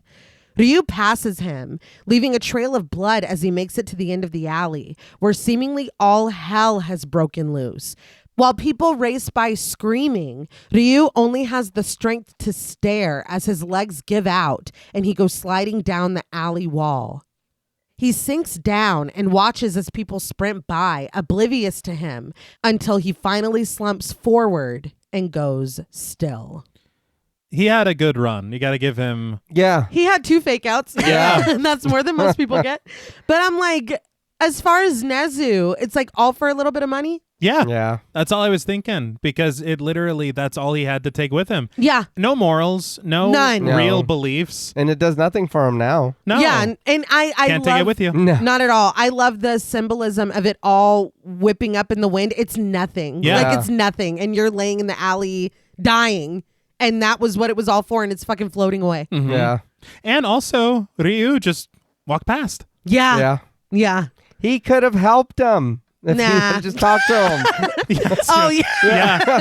If before he's like, Before, oh shit, yeah. dude, let's go together before anybody sees us anything. Bang! Nope. And There was no chance. No, it's unbelievable. The crowd is screaming as they run over the red tribute to Akira spray painted in the road. Another group is gathered in front of those TVs in the store window, but the window has been broken and only one TV still works. It's being reported that Neo Tokyo Broadcasting is exclusively covering the news in spite of martial law in the name of freedom of the press. Hell yeah. yeah. The anchor questions desperately, what in the world is happening here in Neo Tokyo? But in the back of the pack, Coyote approaches and watches the devastation appear on the screen, the explosions and the rising smoke. It's not the time, but it was funny because the guy standing in front of her like looks back at her like, what the fuck? I was like, dude, watch the screen. Mind your own business. The anchor explains that it seems to be fires caused by tank cannons. But who is this young boy? He is fighting the coup forces all by himself? The footage gives way to static before focusing in on Tetsuo in his spiffy new cape, standing tall and unafraid in the street with his fists clenched. Coyote's jaw drops. Reporting from the helicopter, we finally see the anchor himself, a military chopper hovering behind him. He tells us that the army has just illegally ordered them to land. He warns that freedom of the press is now in jeopardy as static rises, blanketing his voice, and finally, the feed cuts out. If I saw that on TV, I would fucking throw up. Oh, yeah. I think that's honestly one of the biggest things in horror films that can still scare the shit out of me. Mm-hmm. When you see things that are so normal, like the news, Yeah. just crumbling, or seeing somebody who is meant to always resonate calm, like an anchor person, Mm-hmm. frenzied. Yeah. because it really is this normalcy that's just broken. Yeah. Like it's something that we can always count on to be the same. It's always going to look the same, sound the same, no matter what's being reported. Mm-hmm. And breaking that, it's like, oh no, something is horribly wrong. Yeah. That panic sends us into a panic. Exactly. Absolutely. Behind Cowdy, a gang rushes down the street, the leader alerting that he's headed for the bridge. The group she stands with decides to follow, and she goes with them. So I feel like knowing that in the manga, all the gangs were united to fight Tetsuo, this makes a little more sense. Because I was like, why are these guys coming after him? But we don't know that here. We don't, but it's like maybe it's old beef because they were fighting the other night. Yeah. I don't know. I just feel like if it's this dude I was fighting with on the street and now he's got a cape and he's blowing shit up, I'm probably the beef is done. Oh, yeah. We're good. He's probably not thinking about me anymore. He wins. Yeah. I'll stay over here. Meanwhile, Kaneda is in a parking lot removing a tarp to unveil his beloved bike. Kai rushes to him, asking if he's really going alone, but gritting his teeth, Kaneda realizes he wants this, doesn't he? He revs his engine, despite Kai suggesting that they call the gang together, but Kaneda abruptly backs out of the parking spot, and when Kai pleads with him to wait, he only quips, "I wouldn't want to keep him waiting," before speeding away and leaving Kai behind in the dust. On the bridge, army soldiers stand in their tanks, watching the events unfold through binoculars. One reports that half of the gathering crowd seems to be anti-government demonstrators, and the rest appear to be some kind of cult.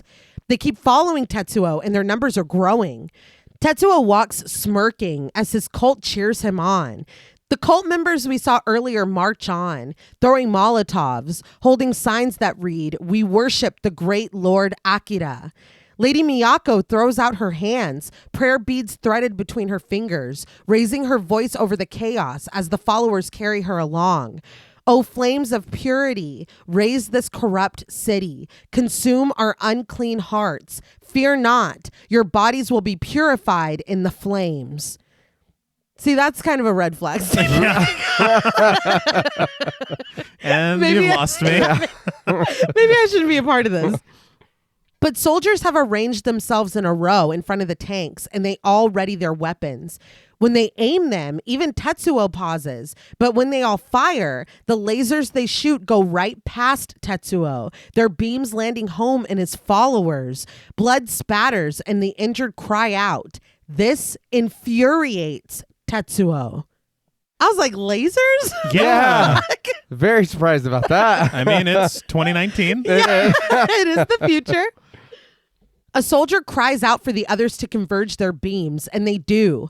At the call of fire, they all shoot straight at Tetsuo, but at the last second, he throws his hands out, birthing a bubble around him that blocks Tetsuo from the lasers.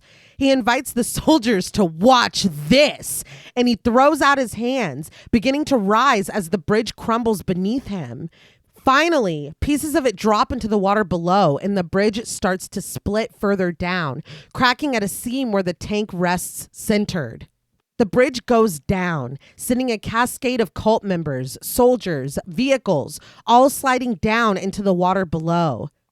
Lady Miyako screams as gravity pulls her down, but she is narrowly saved by another follower. The relief is short-lived, though, when a flaming car sends both of them sprawling back down, presumably to their deaths. So that's the end of her. That's the end of her.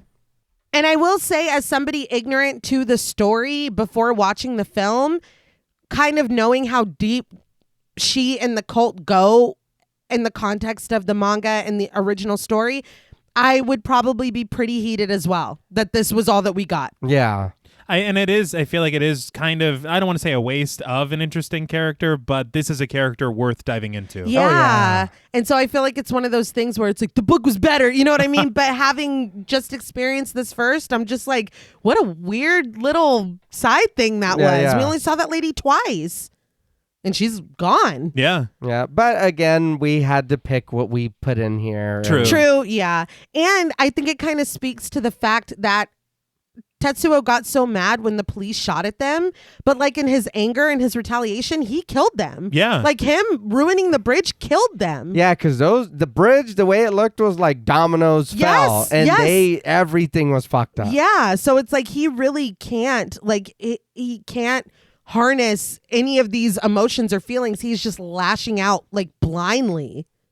And you're right. It is kind of wild to see adversaries and literal worshipers alike. Yeah. Same fate. Yeah. He's like, yeah, no, I'm mad. Yeah. Bridge goes down. Everybody, it doesn't matter. Mm-hmm. A helicopter watches all of this from above, and when a soldier screams for ground control to answer and gets no response, he looks fearfully up at Shikishima, who tells him calmly to call the doctor. A guarded military vehicle speeds through a tunnel, and inside, Onishi consults a radar. He radios confirmation of Tetsuo's recent movements and assures that they're in pursuit. The screen comes to life, Tetsuo's position flashing in a red dot, and Onishi informs them of the coordinates, 99871 by 4332.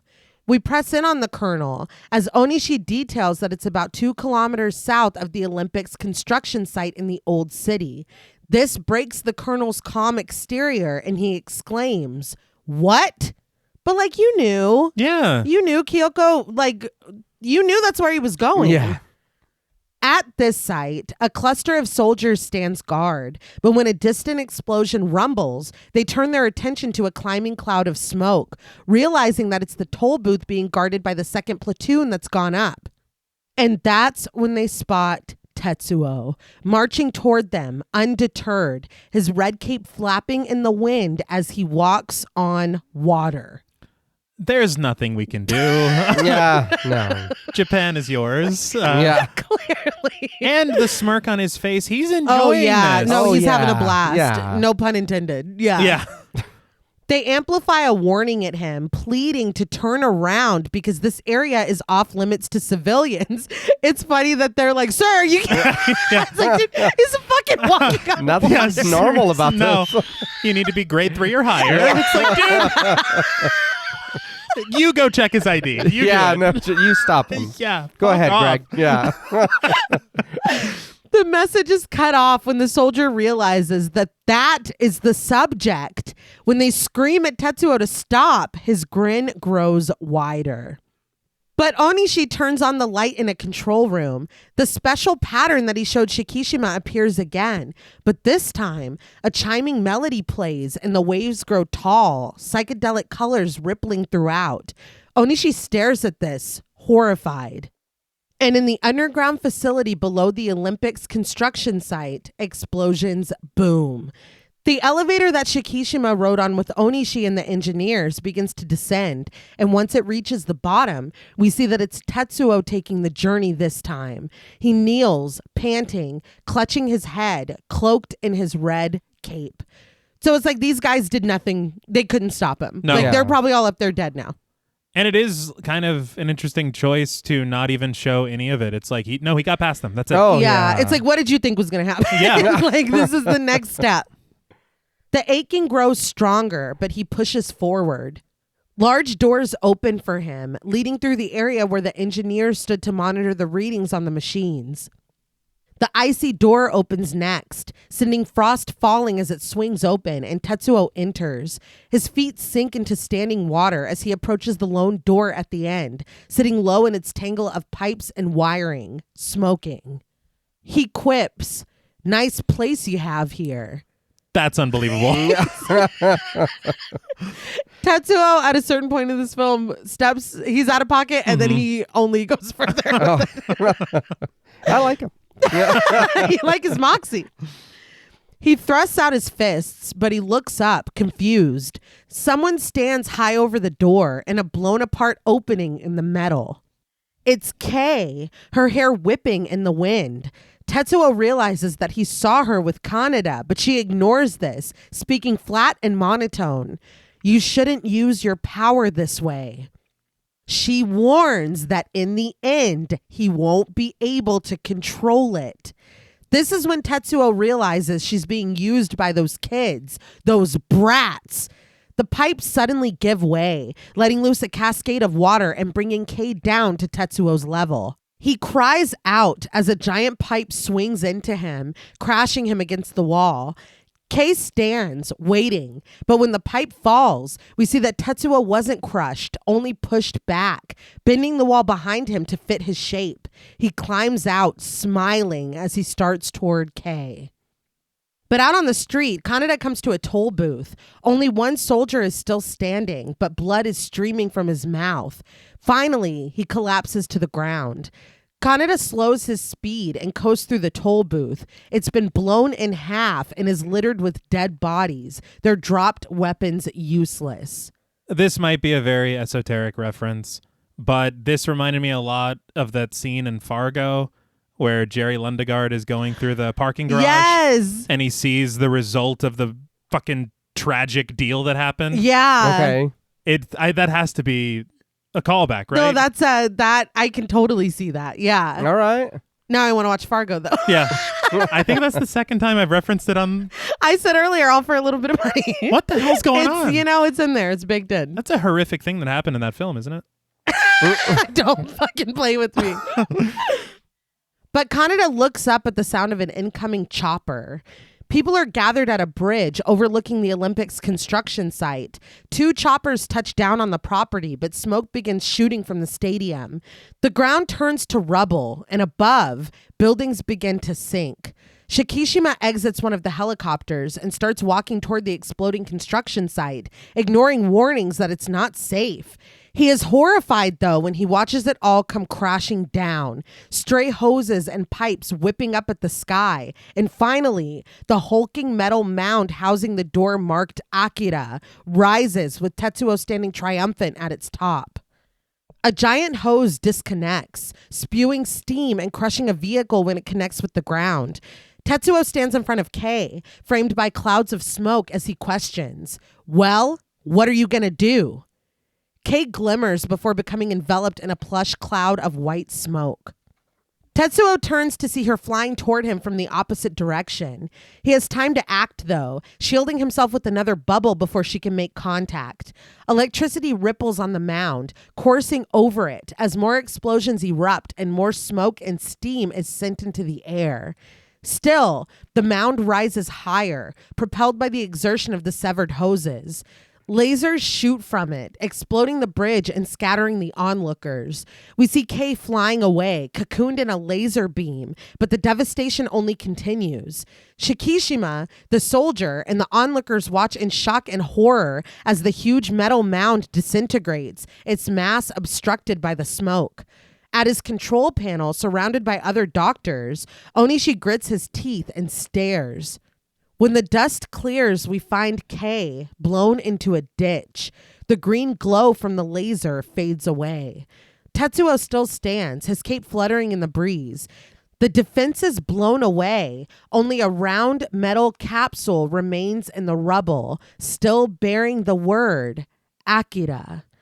Tetsuo waves his hand, demanding for it to open up, and at his will, it does, releasing streams of cold air. But inside, instead of what Tetsuo was expecting, is a collection of frozen containers. Tetsuo looks at this, confused and disappointed, but Shikishima's voice booms over to him through a microphone. "That's Akira, Tetsuo. That's the Akira you wanted to meet. There's your Messiah." I was like, God, okay. It's pretty rough. Yeah. You made them into energy drinks or what the fuck? Like, what is all this? It's a great question. Yeah, it's a weird thing to come. It's like, this is what I'm trying to make progress to get to look for. Yeah. I was going to say he didn't need to rub it in, but Tetsuo's he's been doing a lot. He's been a pain in the ass. But then why earlier they're like, we can't let him get there. Yeah. It's still, yeah, that is true. You know, it's joke's still on something. you. It's still something. The followers gathered on the wrecked bridge bristle at this, but the colonel continues as a vehicle pulls up behind him. After his transcendental awakening, Akira's body was subjected to every test known to science. This is what's left of it. Horrific. Mm-hmm. One of the containers floats up in front of Tetsuo's face. It houses a cord with fibers shooting off its thin body. When the frost clears, Tetsuo is able to read the label. Akira cranial nerve. I was like, are you fucking kidding? Yeah. The colonel still speaks when he steps into the vehicle, passing a saluting soldier. He tells Tetsuo that the scientists of the time weren't able to solve the mystery, so they decided to entrust the collected data and samples to future generations. They preserved them in a frozen capsule. The floating container twinkles as it falls back down with the others. Shikishima lowers his voice, turning to the soldier as he realizes they'll use SOL. But we watch Tetsuo's back as his shoulders quake. The colonel's voice booms over to him again. Akira is already dead. He asks Tetsuo tauntingly if he's satisfied. Tetsuo's red cloaked shoulders shake again, this time with a peal of laughter bursting from him. He throws his head back, letting loose the laughs. But when Shikishima invites him to come back with them, he turns with the quickness, countering, like hell. He sends a wave that rocks the vehicle. The lights go off inside, dimming to an emergency red as sirens blare. As we have already established, this is a giallo film. Oh my God. Shikishima and the soldier hold their balance to keep from falling, and the colonel instructs him to contact the Control Defense Center, tell them to patch through to SOL's control circuits. Before we learn what SOL is, I was fairly certain that they were SOL.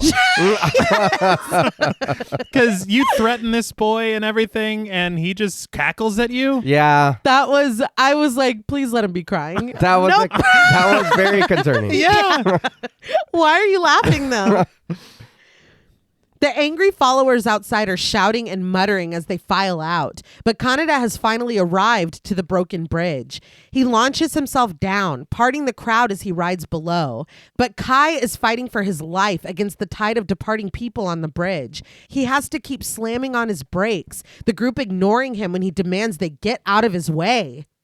In the wreckage, Tetsuo has set up the containers and peers inside at their contents with reverence. He wonders, what is this, science class? But Kaneda is approaching behind him, holding a gun of his own, the metal clattering under his feet as he climbs up to where Tetsuo stands. Tetsuo's face brightens into a smile when he sees his friend, but he promptly shakes his head. Once they lock eyes, Kaneda questions if Tetsuo has some trouble. Tetsuo grins that he did, but he already took care of it. If Kaneda had gotten here earlier, he could have watched the show. Kaneda says that Tetsuo had him worried again. He figured he'd be standing up here sobbing like a little baby. Still smirking, Tetsuo admits that Kaneda has always been a pain in the ass. He's been telling Tetsuo what to do ever since they were little, and he's always treated him like a kid. Anger creeping into his voice, he points an accusing finger at Kaneda. He always shows up and starts bossing him around. Kaneda counters that now Tetsuo is a boss too, of this pile of rubble. He ate with that one. He did eat with that one. You are still coming over here to talk shit to me. Yeah. Yeah, well, that's not going to change. He killed their friend. No, I get it, but I mean, shouldn't you be trying to calm me down? No. You see what I'm capable of. Yeah. Should he be? Yes. Is he going to? No. No. Tetsuo cries out his name, but Kaneda corrects him. It's Mr. Kaneda to you, punk. Look, as much as I respect his moxie and everything, this is out of line. Yeah. And I'm honestly starting to understand Tetsuo more. See, that's Like how much he of this got can out of one line, kid but- Yeah, he's done a lot, but it's an adjustment period. It's like baby Cloverfield. He's You got to remember? get used to it. Yeah. It's like, oh, it's not his fault. Rubble begins to fly up as Tetsuo shouts, die. But Kaneda fires from the hip, launching a beam at Tetsuo. Tetsuo is able to deflect it, but the force sends him flying backwards over the ledge where he set up the containers. He goes flipping down the hill and Kaneda rushes after him, shooting again. But he misses, and now Tetsuo is ready for him. He fixes his gaze at his old friend and chuckles. Kaneda screams as he begins to float, the remaining containers hovering with him as the rubble erupts. Tetsuo laughs, but Kaneda is still able to fire at him in his bewilderment before he comes crashing down. Tetsuo pulls himself forward, his cape ripped over his shoulder where blood drips down his arm as he searches for Kaneda. Kaneda is out of sight, but when he spots Kei crawling out of a smoking crater, he screams her name, giving away his position. Tetsuo grins and Kaneda tries to run, but an explosion from Tetsuo only launches him faster. An unnerving, skittering score whispers as Tetsuo stands tall and ready. He swipes at clouds of smoke billowing toward him, and he's too late when he finally spots Kaneda, aiming his gun right at him. Kaneda fires, the beam shooting straight through Tetsuo's chest. They both stare at this, Tetsuo marveling at the hole it's made in his shirt. But when Kaneda fires again, he finds that his gun is out of battery. That's wild. It's funny, and at the same time, it's like you got lucky. Yeah. It's funny that the gun ran out of batteries, but it's also like that was lucky. He throws it aside as Tetsuo asks him mockingly, "What's wrong?" Angered, Kaneda tells Tetsuo that this isn't fair. He invites him to come fight with his bare hands. Why would I do that? I know. But why though? Tetsuo is taken aback by this and he just laughs, deciding that this is funny. Kaneda seethes beneath him and Tetsuo asks if he's feeling frustrated. Does he understand how it feels now? But Kaneda's expression changes from rage to surprise when Tetsuo is suddenly bathed in a strange and glimmering blue light, rays of which are shooting upward. Tetsuo barely has time to question it before the light's beam focuses on him from above and he's engulfed. Tetsuo screams as the flesh on his right arm is ripped away, pulling up and off of his body, and a subsequent explosion sends Kaneda flying. Oh my God, this guy's arm. Literally. I thought he was untouchable. Yeah, this was an eye-opener. Yeah. I thought, because we keep saying again and again, you're not going to be able to control the power is going to be too much, whatever. I thought this was something like bursting from him. Mm-hmm. Oh. And then I'm like, oh no, it's like he's like being attacked. Yeah. I was like, what the fuck? But we will soon see what is going on. Inside a control room, Shikishima and two soldiers manning the controls are rocked. The colonel demands to know if he was hit, but all the monitors are going haywire. When he's told that the impact point is too close and there's too much electrical interference, he demands that they do it again. In space, a satellite marked SOL 740 floats in Earth's orbit. Oh! There it is. Yeah. But back down in Neo Tokyo, the dust clears as Kei finally comes back to herself. Kai finally arrives at the wreckage, screeching to a stop on his bike and screaming for Kaneda. In response, an explosion unearths Tetsuo, who finds that his right arm is completely missing. He clutches the bleeding stump and screams. The cry is matched by Kaneda's, who is using all his strength to lift a large rock in search of Tetsuo, but he freezes when he's caught in that blue light from the SOL weapon. The blue overtakes a cowering Tetsuo as well, and the beam comes down, sending everything floating away around Kaneda, who watches on in confusion. Tetsuo is lifted up into the sky before everything returns to normal, and Kaneda has to jump out of the way when a huge rock comes soaring back down. He flips down the mountain of debris, narrowly escaping being crushed again and again. But Tetsuo is in space now. Blood from his missing limb smeared across his remaining hand, his shirt, his face. He glows red in the unending silence of space, floating up to SOL 740. He stands on it, defying the gravity he was once used to, as he plants his feet on the surface and an explosion begins to spark. I very much loved the visual of him ascending to space. Oh, Yeah. yeah. But that silence and stillness of Yes. space, it was brilliant. So good. That's what sold it. Yes. And what a beast. Oh my God. He didn't even think about it. Yeah. He's like, yeah, I can do that. And just goes. He keeps surprising us. All he does is win. In the control room, the soldier announces that he's correcting for a tracking system error, but he cries out when the control panel begins to spark. We press in on Shikishima's stunned face as the soldiers cry out for a fire extinguisher. He demands to know what's happening as booms rock them. We quickly see what's happening, though. Helmed by Tetsuo now, SOL's blue beams strike down again and again, destroying a helicopter, decimating the stadium, terrorizing the fleeing crowd. I'm like, if one person did not need to get his hands on this. Yeah. Oh my God. You didn't have enough? Kaneda is sprinting away when he finally hears Kai scream his name. He spots him riding by on his bike with Kei holding onto him from the back. Kai begs Kaneda to hop on, but he asks, where? The blue beams are coming after them, and Kaneda is sprinting alongside the bike. Kei reaches out for him, and Kaneda takes her hand, but when she tries to pull him onto the bike, they all lose their balance and go sprawling. A blue beam finds them in the rubble, and as the small rocks around them start to float, all three of them squeeze their eyes shut in horrific anticipation. But the beam dies, and the tiny pebbles clatter back down to the dirt. We see that SOL is disintegrating upon its entry into Earth's atmosphere, which is wild because Tetsuo's fine. Yeah. The soldiers at the control panel question what's going on, but Shikishima has stepped out of the vehicle, smoke billowing behind him. He watches streaks falling from the sky in the distance. But still in his red room, Onishi studies the special pattern as a choir sings out. He reasons that they say it's SOL, and staring intently at the waves, he adds, magnificent. I know that you're a scientist, but I feel like we're not really being mindful of the moment. Yeah.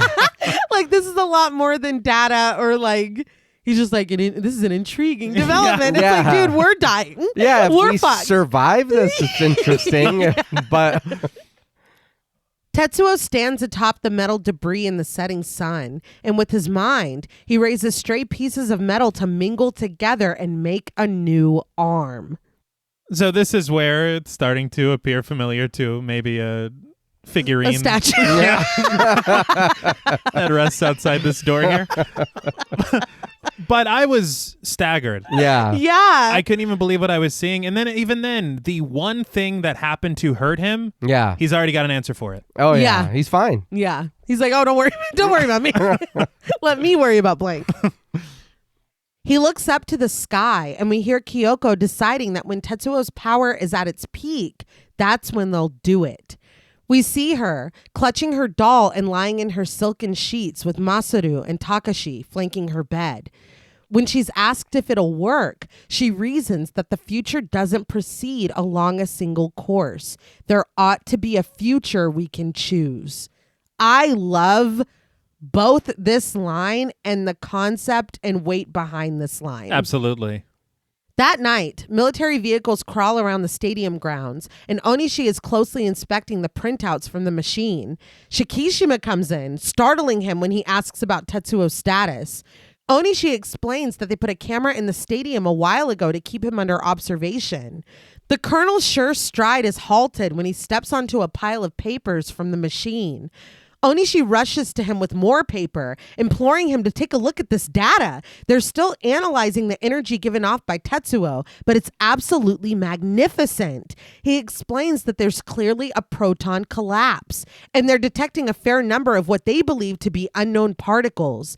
He marvels that if they could put this into a theoretical framework, physics, no science, no humanity itself could touch the fundamental truths of the universe. I understand that this is a big deal scientifically, Yeah. but I feel there are priorities at this moment that maybe we should be exploring a little bit more. Yeah. Maybe we get out of the weeds first. Yeah. And then we look at these papers. Yeah.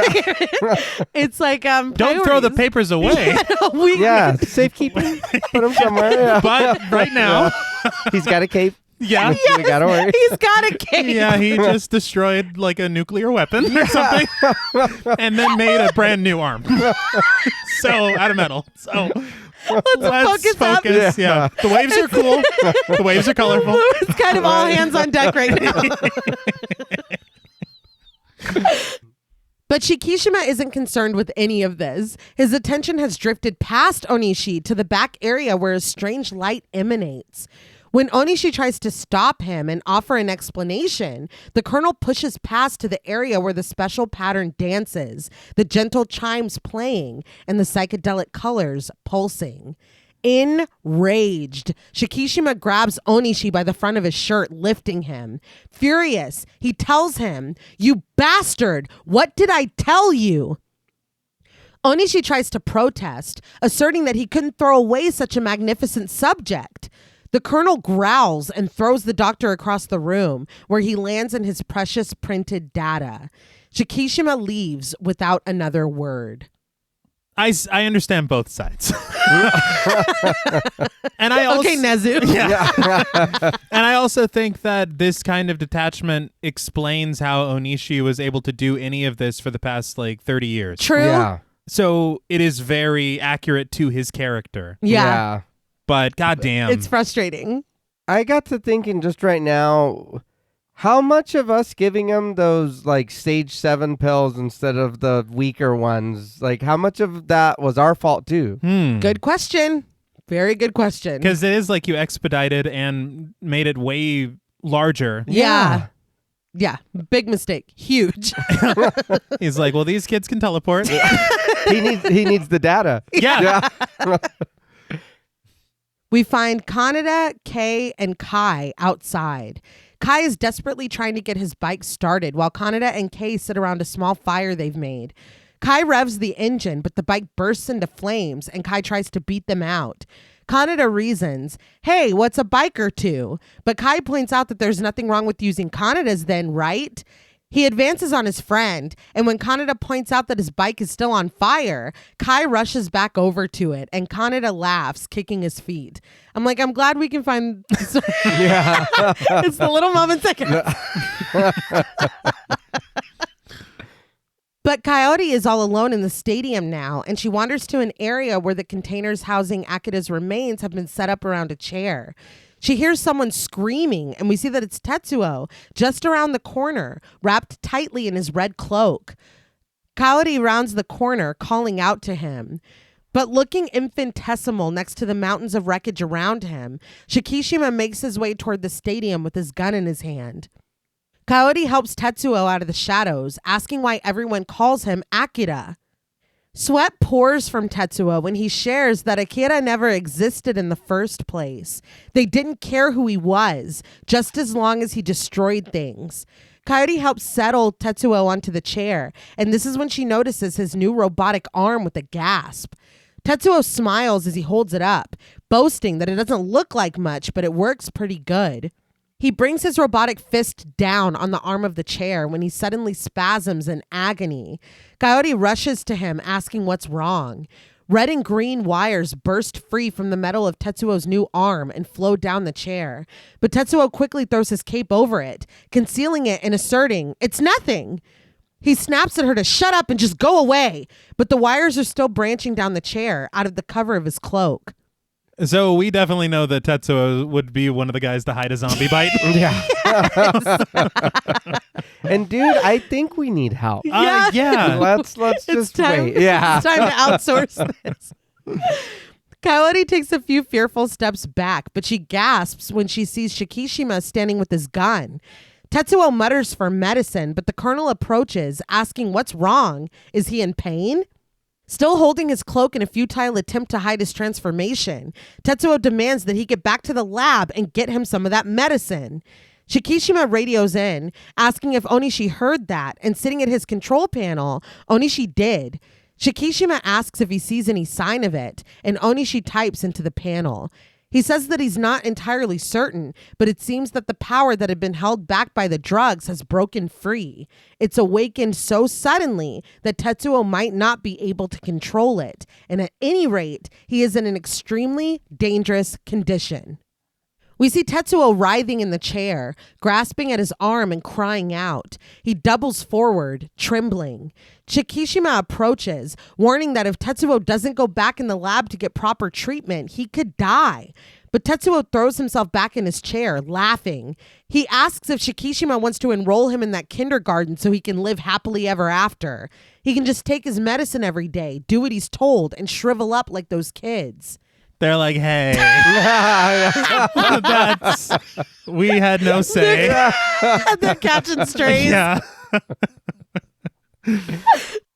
The wires on the chair pulse and shiver, and finally, his clenching robot hand cracks and breaks the arm of the chair. The resulting wave sends Shikishima flying. Coyote backs away, trembling, but Tetsuo stands. The wires now embedded in the chair pull free and follow him. Tetsuo staggers forward, reaching for Coyote, but Shikishima fires from the ground. It hits Tetsuo and launches him, where he thuds to the ground and rolls. Coyote rushes for him, but she suddenly stops. With his forehead pressed against the ground, Tetsuo blinks dazedly. He pushes himself up with his remaining arm, and when his new one falls into view, it is no longer slim and metal. Coyote and Shikishima wear twin expressions of horror. Tetsuo's new arm has mutated into a mess of organic human tissue, twisted metal, and wires. It pulses, growing and stretching and finally launching out, impossibly long, whipping past Coyote and grasping onto Shikishima with its horrible new tendrils. Tetsuo screams and stands, the terrifying mass of his arm throbbing as it reaches and covers the colonel. Pulsing and undulating, it envelops him. What the hell is that? My jaw was on the floor. It's his arm. Sure. I was absolutely flabbergasted. Yeah. And I didn't know anything about this film going into it. Yeah. I was completely unaware of I this. thought it was a motorcycle movie. Yeah, dude, same. So this, to my surprise, Yeah. How cool does it look, though? it does. It looks amazing and gross. Yeah. And I can't believe what's coming next. Yeah. Yeah. But something shoots the arm and it snaps back, retracting into Tetsuo once again. In the distance, we see that it's Kaneda that fired the shot, sitting astride his red bike.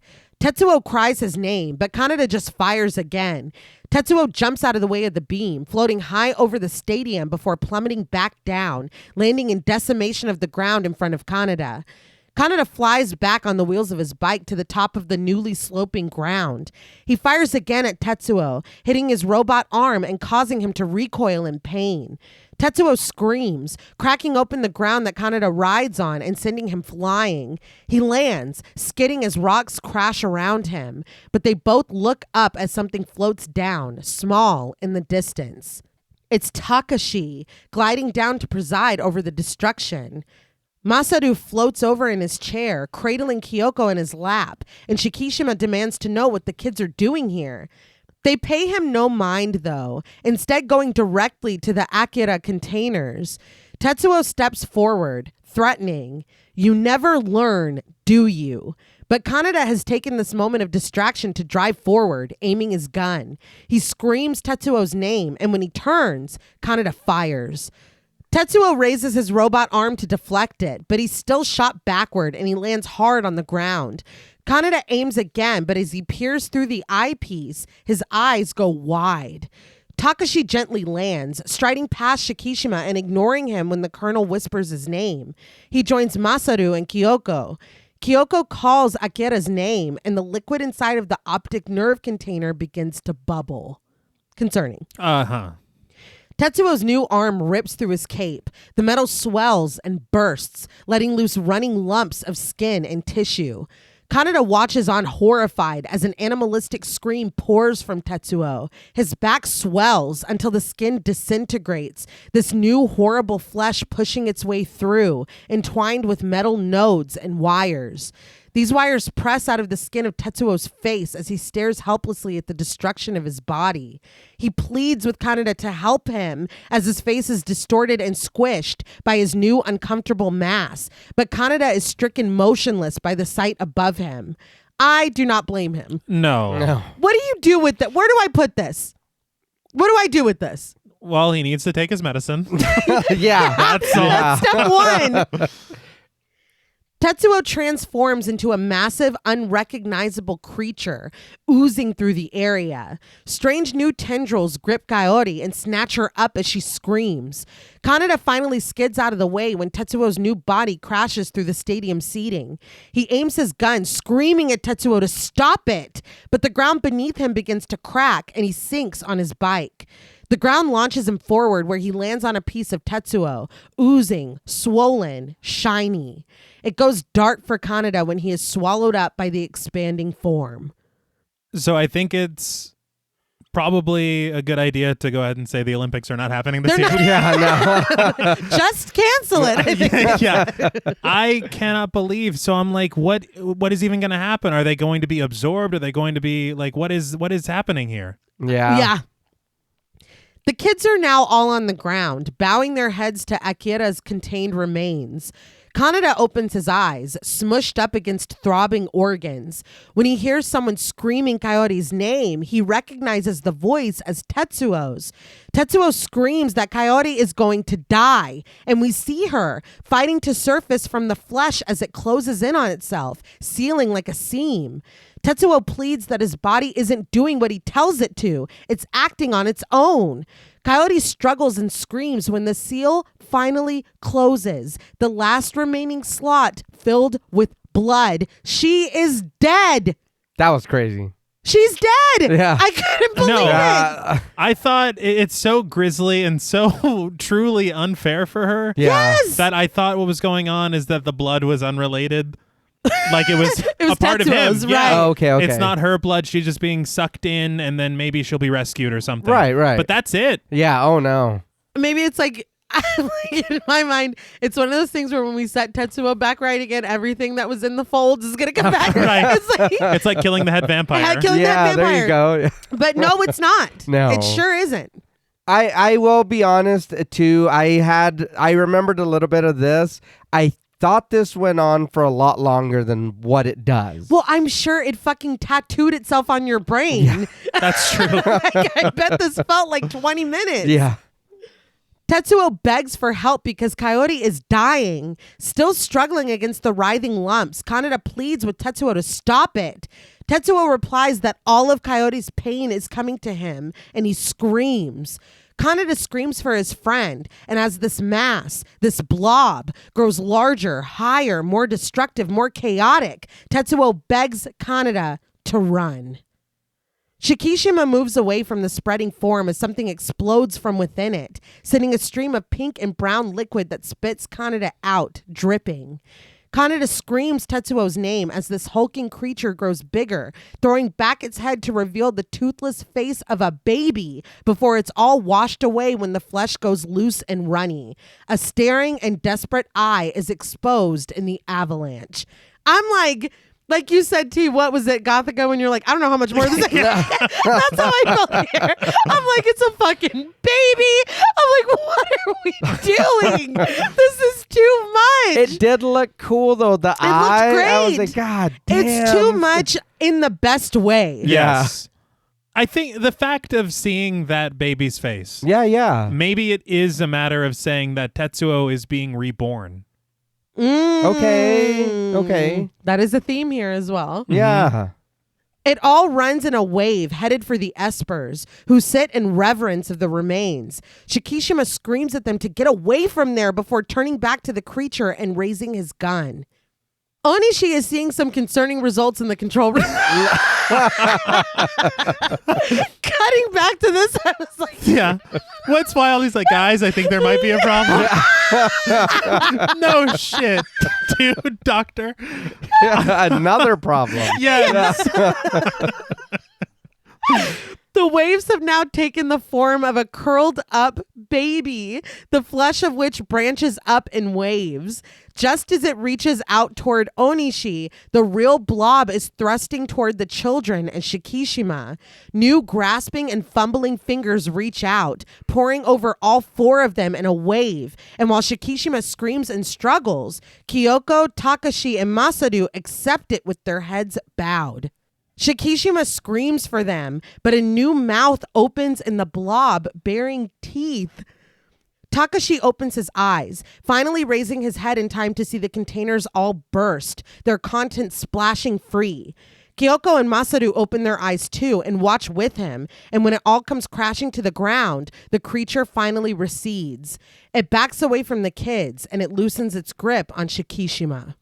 As I'm watching this, all I'm thinking is really two things. One, you're only supposed to use that activator once, and two, you got to respect the balance. Yeah. It's like, please give me a better version of myself. Do you think maybe there was some influence? I can totally see it. I would not be surprised if that were true at all. With this giant Yes. Blob. Tetsuo blob. Yeah. Yes. In a blinding white light, Takashi, Kyoko, and Masaru smile one by one. Masaru greets, "Hi, Akira." A nude boy stands, his skin translucent and a small smile on his lips. He starts toward the kids before our view of them is lost in the blinding white.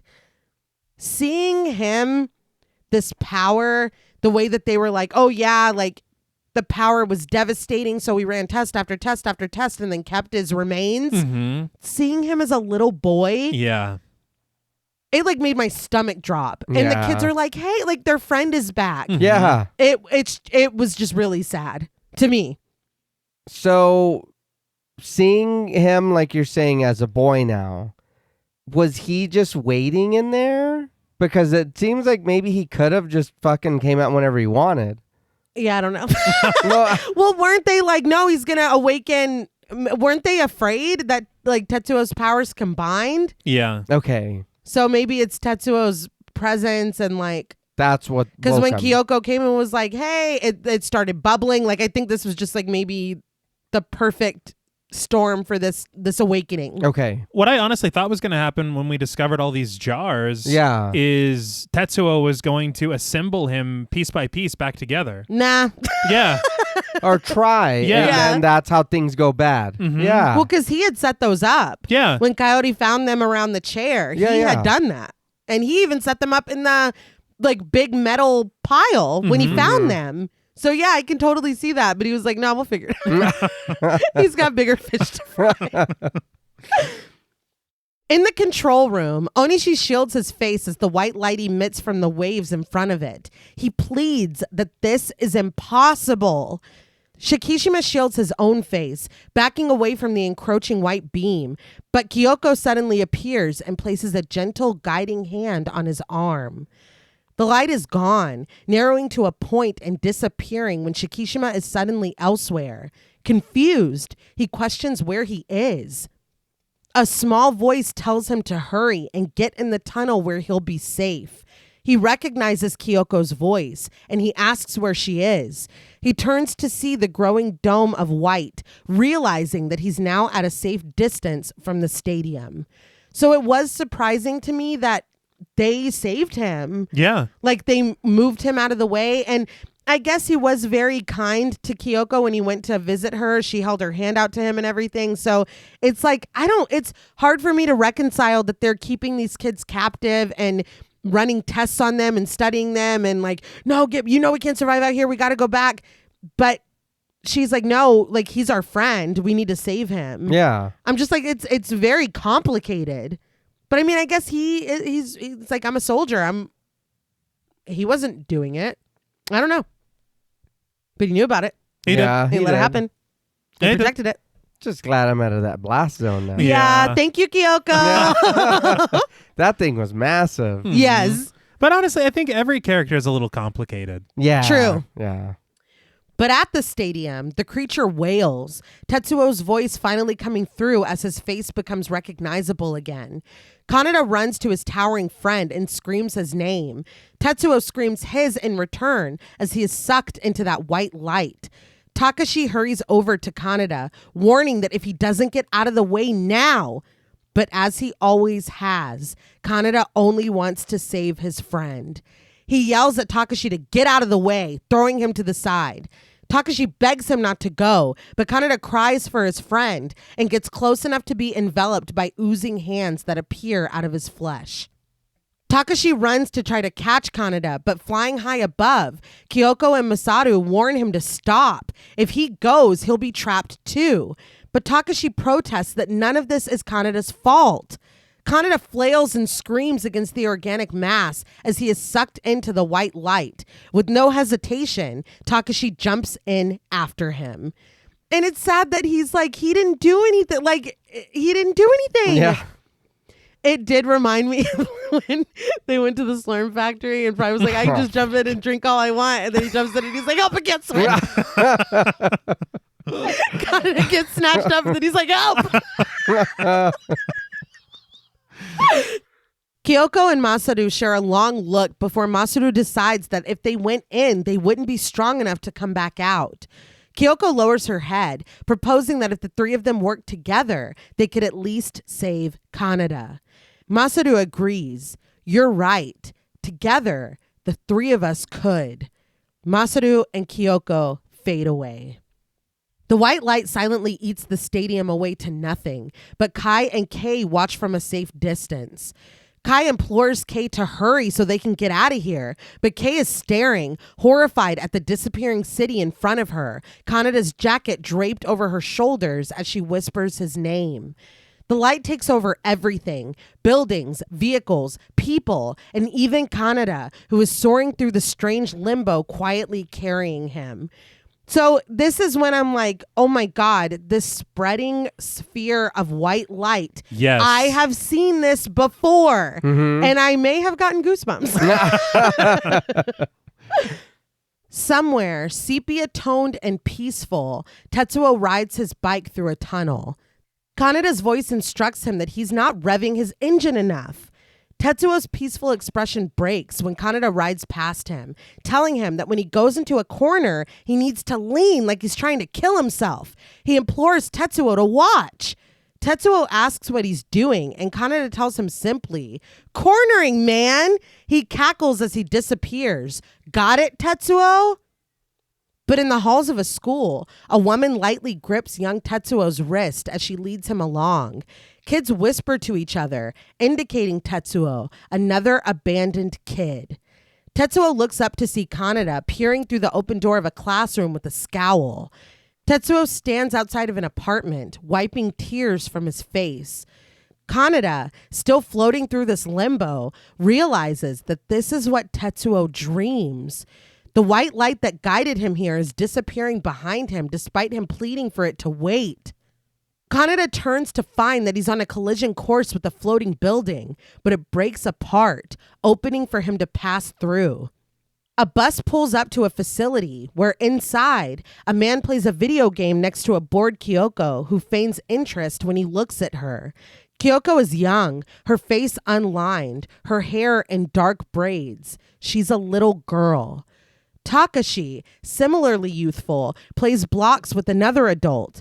A third child walks down a hallway and pushes the door open to room 28.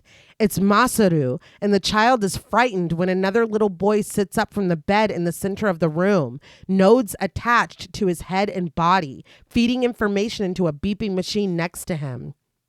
Looking down at him with tired and weary eyes is Akira. Takashi, Kyoko, and Masaru are suddenly strapped to tables with masks being placed over their faces. Doctors peer down at them as the anesthesia lulls them into an unnatural sleep. Later, these children are shaved bald, caps put over their heads. One sits, making things in a jar move with only his mind. Another watches a news broadcast, warping the footage in front of him at will. The children all look excitedly over at him when the TV he's watching explodes. The kids giggle, and we get one last shot of that smiling little boy, Akira, before his visage disappears. Still floating, Kaneda realizes that this is Akira. Takashi's voice affirms this. They called him to come and take Tetsuo away. Kaneda asks where, and Takashi explains simply that it's too much for Tetsuo, and for them, and for Akira. It's too big for them as they are now. Kaneda floats through various versions of himself, looking around, shocked, and Takashi continues that someday they'll also be able to. He tells Kaneda that it's already begun. He says, "Your friend." And Kaneda finally understands who he means. Kei. He means Kei. The white abyss around him is suddenly cluttered with debris, and Kaneda floats through until he lands on a hovering piece of the street. The white light approaches him again, and this time, Kaneda doesn't fight it. This is a lot. Yeah. And seeing these kids that we've seen this way the whole film as little kids before they were like used and like shriveled up, I'm like, oh my God, like it's so sad. Yeah. Well, it adds a level of humanity to it. Yeah. And you see how their lives were literally sucked out of them. Literally. Yeah, for real. Kaneda sees young Tetsuo cleaning himself in a water fountain after an obvious fight. Young Kaneda comes over to him with an action figure, handing it over and presuming that it was his. We see that Kaneda is scuffed too, and blood trickles from his nose. He sniffs when Tetsuo takes it. Kaneda wipes the blood away, surmising that they're always like that with new kids. He asks if Tetsuo came today. Tetsuo nods, and as Kaneda leans over to take a drink from the fountain, he admits to Tetsuo that they beat him up too, but the truth is, they're cowards. As he drinks, Tetsuo tentatively introduces himself. Kaneda stands, wiping the water from his lips with the back of his hand, confessing that the truth is, he just got here himself. He tells him, and somewhere in the city of Neo-Tokyo, a collapsed current-day K calls his name, Kaneda. He wakes from where he lies on the ground, but he looks up in fear to see the white light still destroying the city. This segue, mwah! Yeah. Chef's kiss. Onishi rushes to the printed sheets to try to figure out what's happening. Give it up. Like, God damn. More data. It's too much. He gasps at the results, realizing that if this is correct, is this the birth of the universe? His special pattern blinks out in a white blip. Kaneda screams for K as it is all sucked away. The contents of his strange limbo, the very real city of Neo-Tokyo, all pulled into the white abyss. Onishi is horrified to discover that it's disappearing, but he is quickly sucked away as well when the roof is ripped off and his instruments shroud him in smoke. Unrestrained waves crash through Neo-Tokyo, decimating the buildings that sink helplessly. But suddenly, the dust clears and the sun rays break through the clouds, banishing the uneasy score. That score was brilliant. Yeah. Yeah, it was. I fell in love with it. And like haunting. Yeah. We hover over the destroyed buildings left below and finally find Kay, desperately crying out for Kaneda as she stomps through flooded debris. We find him on his knees, staring in disbelief at a tiny white light that floats in front of his face. He catches it in his gloved hands, lacing his fingers together and lowering his head as if in prayer. He whispers Tetsuo's name as the light pulses between his fingers, radiating the glow through Kaneda's entire body. And this is where Kay finds him. He thanks her before even turning around, and when she's confused, he faces her. She called him, right? He heard her. Kai is dismayed at Kaneda's wrecked bike parked under a steady stream of leaking water. He sobs, pleading with Kaneda not to tell him But Kay is concerned about Tetsuo. She asks Kaneda about him, and Kaneda explains plainly that he left, and so did those 3 kids. Akira, too. Kay starts to say something, but Kai interrupts her with a scream. He spotted them and screams Kaneda's name as he sprints toward his friend, throwing his arms around him. He's so relieved to see Kaneda, admitting that he thought he was gone for sure. He also asks about Tetsuo. Is he dead?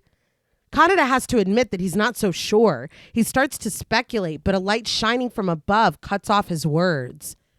As Shikishima walks down the empty street, Kai and Kaneda ride their bikes, Kay sitting behind Kaneda as his broken front wheel struggles to carry them along. They disappear down the road, and Takashi's small voice echoes as we pan up to get a better view of the city. But someday, we'll also be able to, you see, it's already begun. It all dissolves into white. And suddenly, we're flying silently down a long tunnel on another plane of existence that gives way to a deep red blooming in the darkness, a beaming white shining at its center. A voice informs us, I am Tetsuo. We travel into the white where darkness overtakes us, and we dive through swirling debris as the score swells. The credits roll, and we travel through the stars before it finally cuts to black. So, what did you guys think of Akira? But first, let's unpack that ending a little bit. Yeah, I would say so. So this is the creation of a whole new universe. Yeah. And so it's kind of, I guess, I understand that a big portion of Neo Tokyo is destroyed. Yeah. Yeah. But it's also, I mean, this idea of rebirth through destruction can arrive creation. Yeah. So I mean, there's a lot going on here at the end. It is wild too to figure out that this is what happened in 1988. Yeah. And it facilitated World War III because it was perceived to be a bomb and it wasn't. Like that, I was like, oh my fucking God. What? Leave these kids alone. Yeah. Hey, teacher, leave those kids alone. We learned nothing. No. Nothing. Well, we sent them to their own universe or some shit. They're They're else gone. now. I hope, that they're good. We can start over now. Yeah. So the lines at the end, someday we'll all be able to. Yeah. Is that basically saying for each of us to unlock the universe or the power inside of us? Oh, I like that. That's kind of what I thought. Okay. I also, us traveling through that bright white light, I'm like, was Kaneda holding Tetsuo's universe in his hand? I think that was. Okay. Because I was wondering too, because he did say that, but then I was like, was that really just him saying that? Like, oh no, he's gone. Yeah. Like he's like, Yeah. I think the fact of it being so bright and so small, yeah, but so contained, Yeah. you're like, is that yeah. the universe? I think you might be right. I think it is. There's just honestly so many questions, but it's like, I don't know. It's still so good. Yeah. But I think sometimes the best or most intriguing pieces of art are the ones that inspire that bit of reflection. Yeah, Yeah. absolutely. And conversation to say, well, what do you think that means? Yeah. Because I like not having all the answers. Yeah. So what did you guys think? I still really enjoyed this. I will be honest, I was still kind of confused at the end of it, but I think you're right. It is more of a, what do you think? What does this mean to you? And you kind of interpret it, because there are things that are said in the movie that are like, oh no, we know what's going on, or you can kind of guess what's going on in the background. But when it comes to Akira, it is a mystery.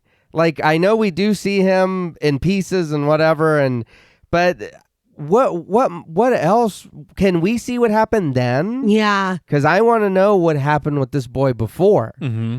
And if Tetsuo got this strong, I mean, yeah, we want to unlock it in everybody, but I mean, damn, that seems like a gamble. Yeah. You know, Yeah.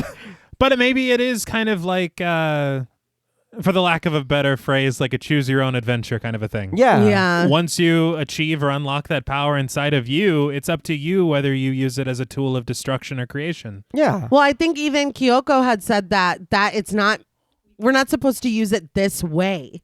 Well, I would hope not. Well, yeah. But it's like that implies, Yeah. and they weren't using it for bad, those children. Yeah, that's true. Well, they did try to kill him as giant teddy bears and shit. But why were they trying to kill him? Because this is fucked up. yeah, 'cause, And you shouldn't be Just doing stop that. all- yeah, they knew. They did. But I think that this was just a wild experience. Mm-hmm. It is such an interesting film. It is surreal. It is really doing so many things. Yeah. And I not knowing anything about it, really going into it, I was just incredibly impressed by so much of it. It's so amazingly animated. Yeah. Like every detail that you see in every bit of it. Mm-hmm. I mean, from things as small as line readings Yeah. and emotions filling the characters' faces to like glass shattering and crumbling and falling. Like everything is just so impeccably done. With care. Like, Yes. you can tell. Yeah. And I really was just captivated by it. A pool of blood. The spread. Yeah. Things like this that you're just like, this is so like comfortable. I don't know how else to describe it. Yeah. But I think that the story is very intriguing and very thought-provoking, but it does absolutely lead to a fair amount of confusion. Yeah. Because there is a lot that you're like, I need to sit a while and unpack this and try to figure out what exactly the meaning of it all is, because there's so much to it. Yeah. And there's also, you got this, it feels, at least to me, like the system itself within this Neo Tokyo, because there's not really a villain to this film. No, there's not.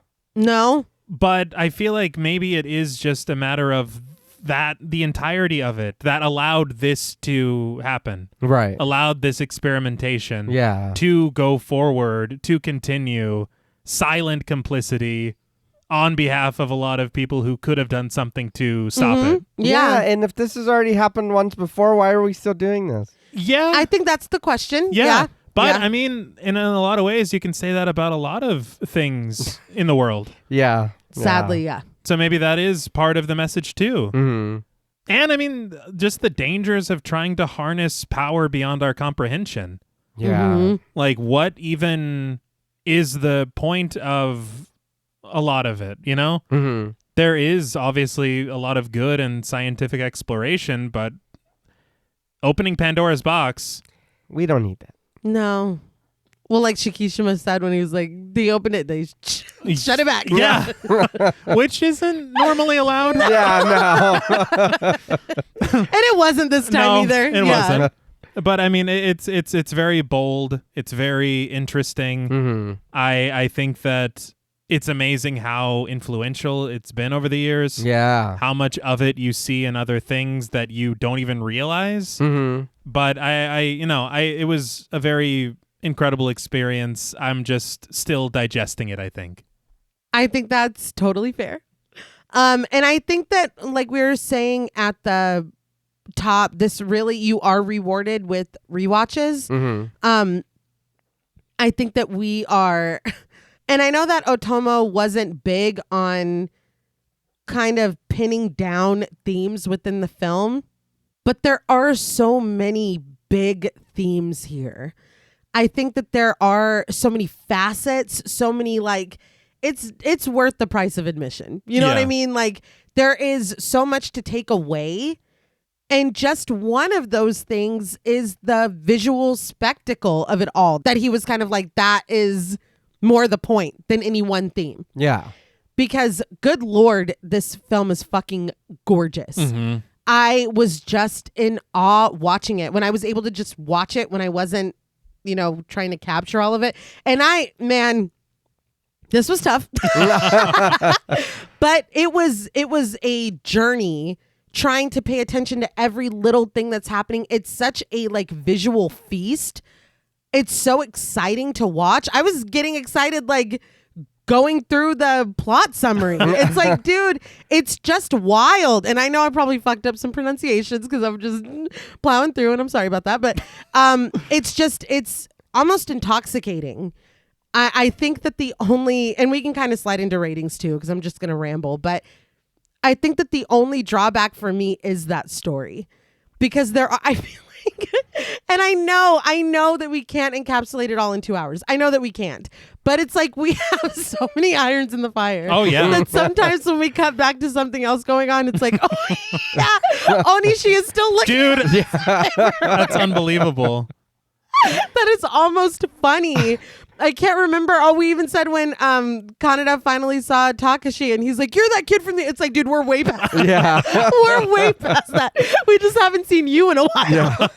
it's a lot. It's a lot. And it's so much, and yet there are things that you're like, I would like to explore that cult Yes. a little bit more. I would love to explore that cult. I would love to explore this kind of underbelly with corruption in that parliament. Yeah. Nezu fucking playing both sides, so he always comes out on top. Like there is so much that's introduced, and what we get is amazing. But it leaves you like, okay, but what was that about? Like, it's almost like little vignettes, the way that sometimes it fades to black, where it's like, okay, that was Nezu's story. Like, you got a little, it's like fucking Pulp Fiction. Like, you got a little dabbling. We're done with that. Now we're going back to, the Blob. And the Blob. Unbelievable. Incredible. I don't even know what more to say. I really enjoy the story. I wish that some parts of it were further fleshed out. And that's really the only complaint that I have. And that's the only thing really keeping me from saying that this is a perfect film. Because it truly is dazzling. And I know, like I said, Otomo even said that his priority was that. And if that's the priority, my hat's off. You fucking nailed it. I can see, like you said, T, why it is so influential. Why I've seen references to this, even though I've never seen this. Whenever we do that, when we find a movie and it's like, oh my God, that's what it was a nod to, or that's what the fucking Simpsons was making, whatever.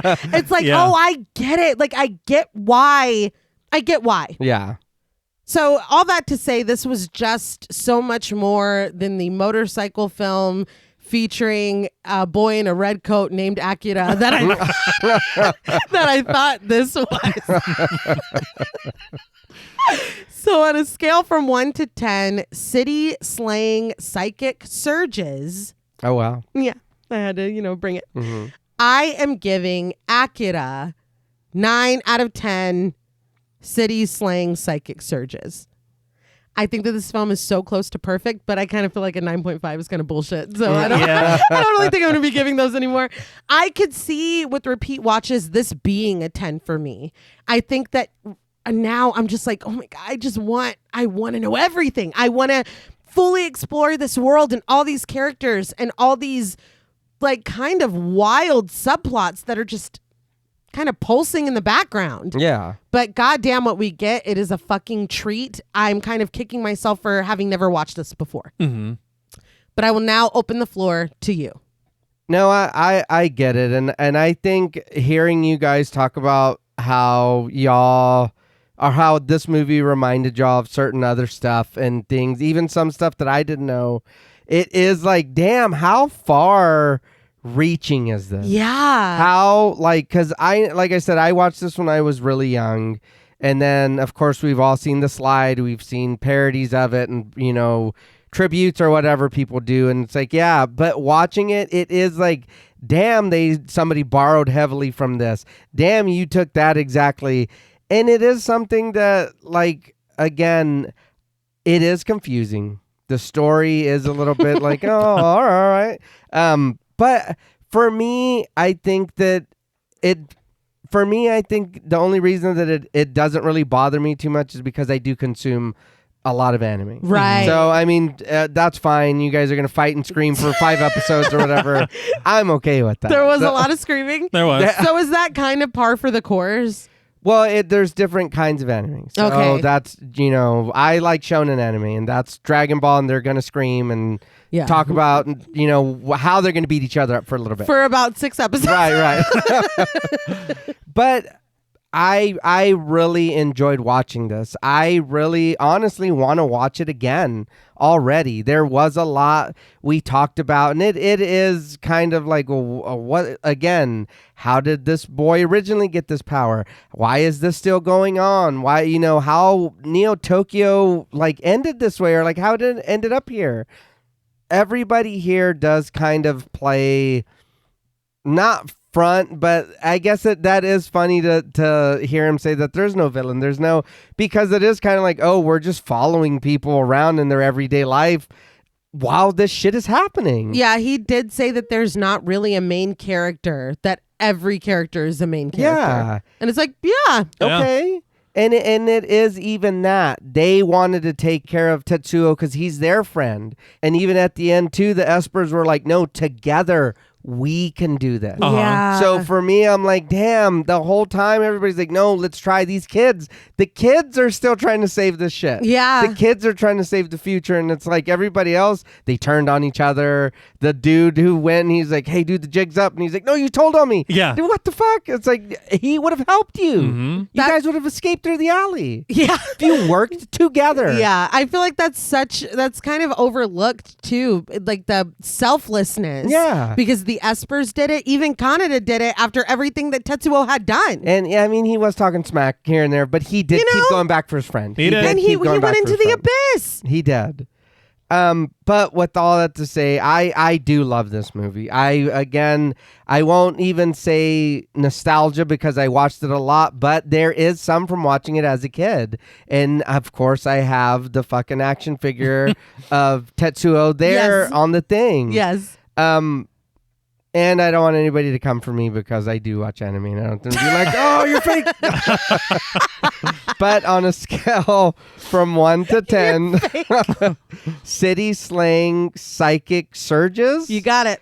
I'm going to give Akira a 10 out of 10. I figured. I really do enjoy this movie. And yes, there is a bit of head scratching to some of the questions that do arise among ourselves. Mm-hmm. But I think watching the movie, it's just pretty, we're going here, there, this is happening, that's happening. What the hell? Why is that happening? Okay. Oh, shit. It's a bomb. It's a blob. It's like, or he's gone. All right. And That was the synopsis. We could have just done that. But it's a good Fuck time. the script.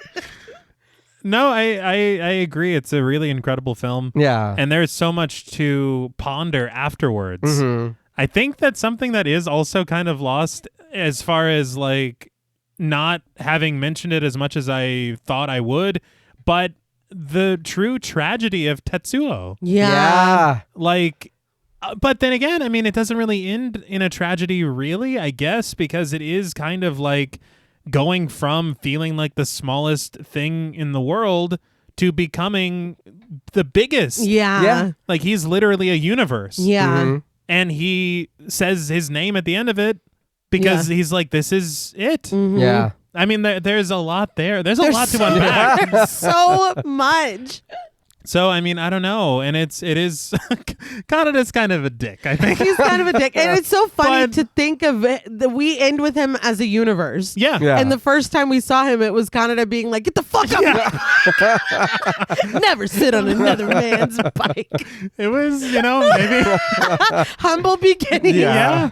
But I mean, it's wild to see, and it's also there is that tragedy there to be like, the first taste of power you get, this is what you do. Yeah. And it's not great, Mm-hmm. not the best choices.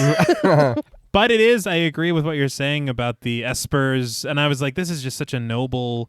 And could it be a sacrifice potentially? Yeah. Yeah. But they're like, you know what? With us together, what can we do? Yeah. And that's another message to take away from it. Yeah. Mhm. Because there's a lot of that political intrigue where it is a lot of factions and like people like playing both sides, as we said. He did. Rat boy. Yeah. Yeah. Or just trying to take control altogether, completely overthrowing the system in the name of martial law. Yeah. So it's like, why aren't we fucking just working together and trying to figure this out? Mm-hmm. But no, I think to say any more would just be repeating a lot of things. I do want to, once more, though, call out how amazing the music is. Yeah. The music is brilliant in this film. Yeah. And so unique. Yes, I've never heard anything like this. Mhm. That last bit with the organ that was so frightening, Mhm. Yeah. that's going to stay with me forever. Oh, yeah. Yeah. But no, I mean, I think that really is the only drawback for me, is that there are things that I would like to be explored a little bit more, Mm-hmm. to know a little bit more about some of these characters, I guess, and potentially the world that they live within. Okay. That cult intrigued the hell out of me. Yeah. And it really is a shame that we get maybe 2 scenes with the cult leader, Yeah. and one of them is her death. But no, it's an experience, this film. Mhm. I think is the best way to describe it. Yeah. And it is very visually dazzling. And so many of these scenes and shots are going to be ingrained in my brain. For Yeah. sure. But for me, out of 10 city slang psychic surges, that's a tough one. I am going to give Akira 9 city slang psychic surges out of 10. Don't do that again. We'll see. Well, that's all from us at Pod Mortem. What would you rate Akira, and what should we watch next? Let us know on Instagram at the Pod Mortem. Be sure to follow us on Twitter and like our Stairhole Productions page on Facebook. Be sure to follow each of us on Instagram and Blue Sky at Blood and Smoke, at Juggalo Daddy 84, and at Travis MWH. Thanks again to Original Cinematic for sponsoring this week's episode. Please consider pledging to our Patreon, where you'll get over 200 hours of bonus content, our monthly schedule, access to our Discord server, and the opportunity to help us decide which films to cover. And if you're looking for Pod Mortem or Stairhole Productions merch, follow the link in our episode notes. Stay tuned until after the music for a special shout out to our Wendigo Getter patrons. And remember, it's wise to tread lightly when you're dabbling in forces you don't understand. If you're not careful and you don't pay the proper respects, it all may just blow up in your face. Until next time.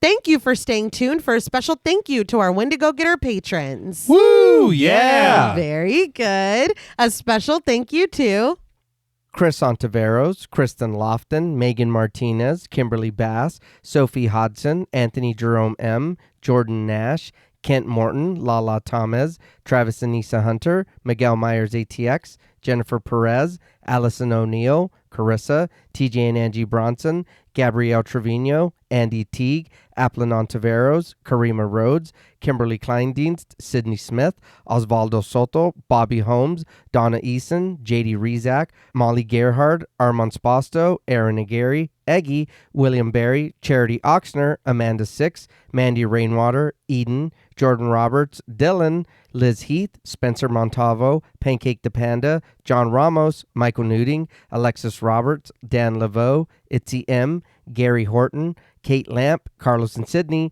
Jessica Hunter, Helena Rudder, Alan Johnston, Mariah, Livy Fun, Scott Troutman Wise, Towton Watson, Mozzie Bear, Dave Burke, Emma Hagel Kissinger, Valerie G, Emiliana, CB, Taylor Santana, Will Lewison, Angelique, Smelly Poo Poo Head, Beth Bauer, Cookie, Esperanza J, Jason Kyle OKC, Joshua Rumley, Danielle Peralta, Brandon, Sawyer Reese Farr, Sahara, Girl That's Scary, Cassandra, Andrea Simmons, Ashley Hagetta, William and Xxena Rush, Ryan Brom, Megan Ochoa, Laura Lassiter, Eileen O, Marissa E, Henry F, Megan M, Strangely Sarah, Christy Beck, Nancy and Andy, Amanda Lopez, Andy Terrell, Jason Hanovan, Erica Morin, Tris Wynn, K.87, Mariah Jensen, Carrie A, Lonnie Lono, Powell, Kayla E, Maggie H, Murder Stina, Kristen Marcy, Ori81 Boricua, Look Like That One Girl, Bog Boy,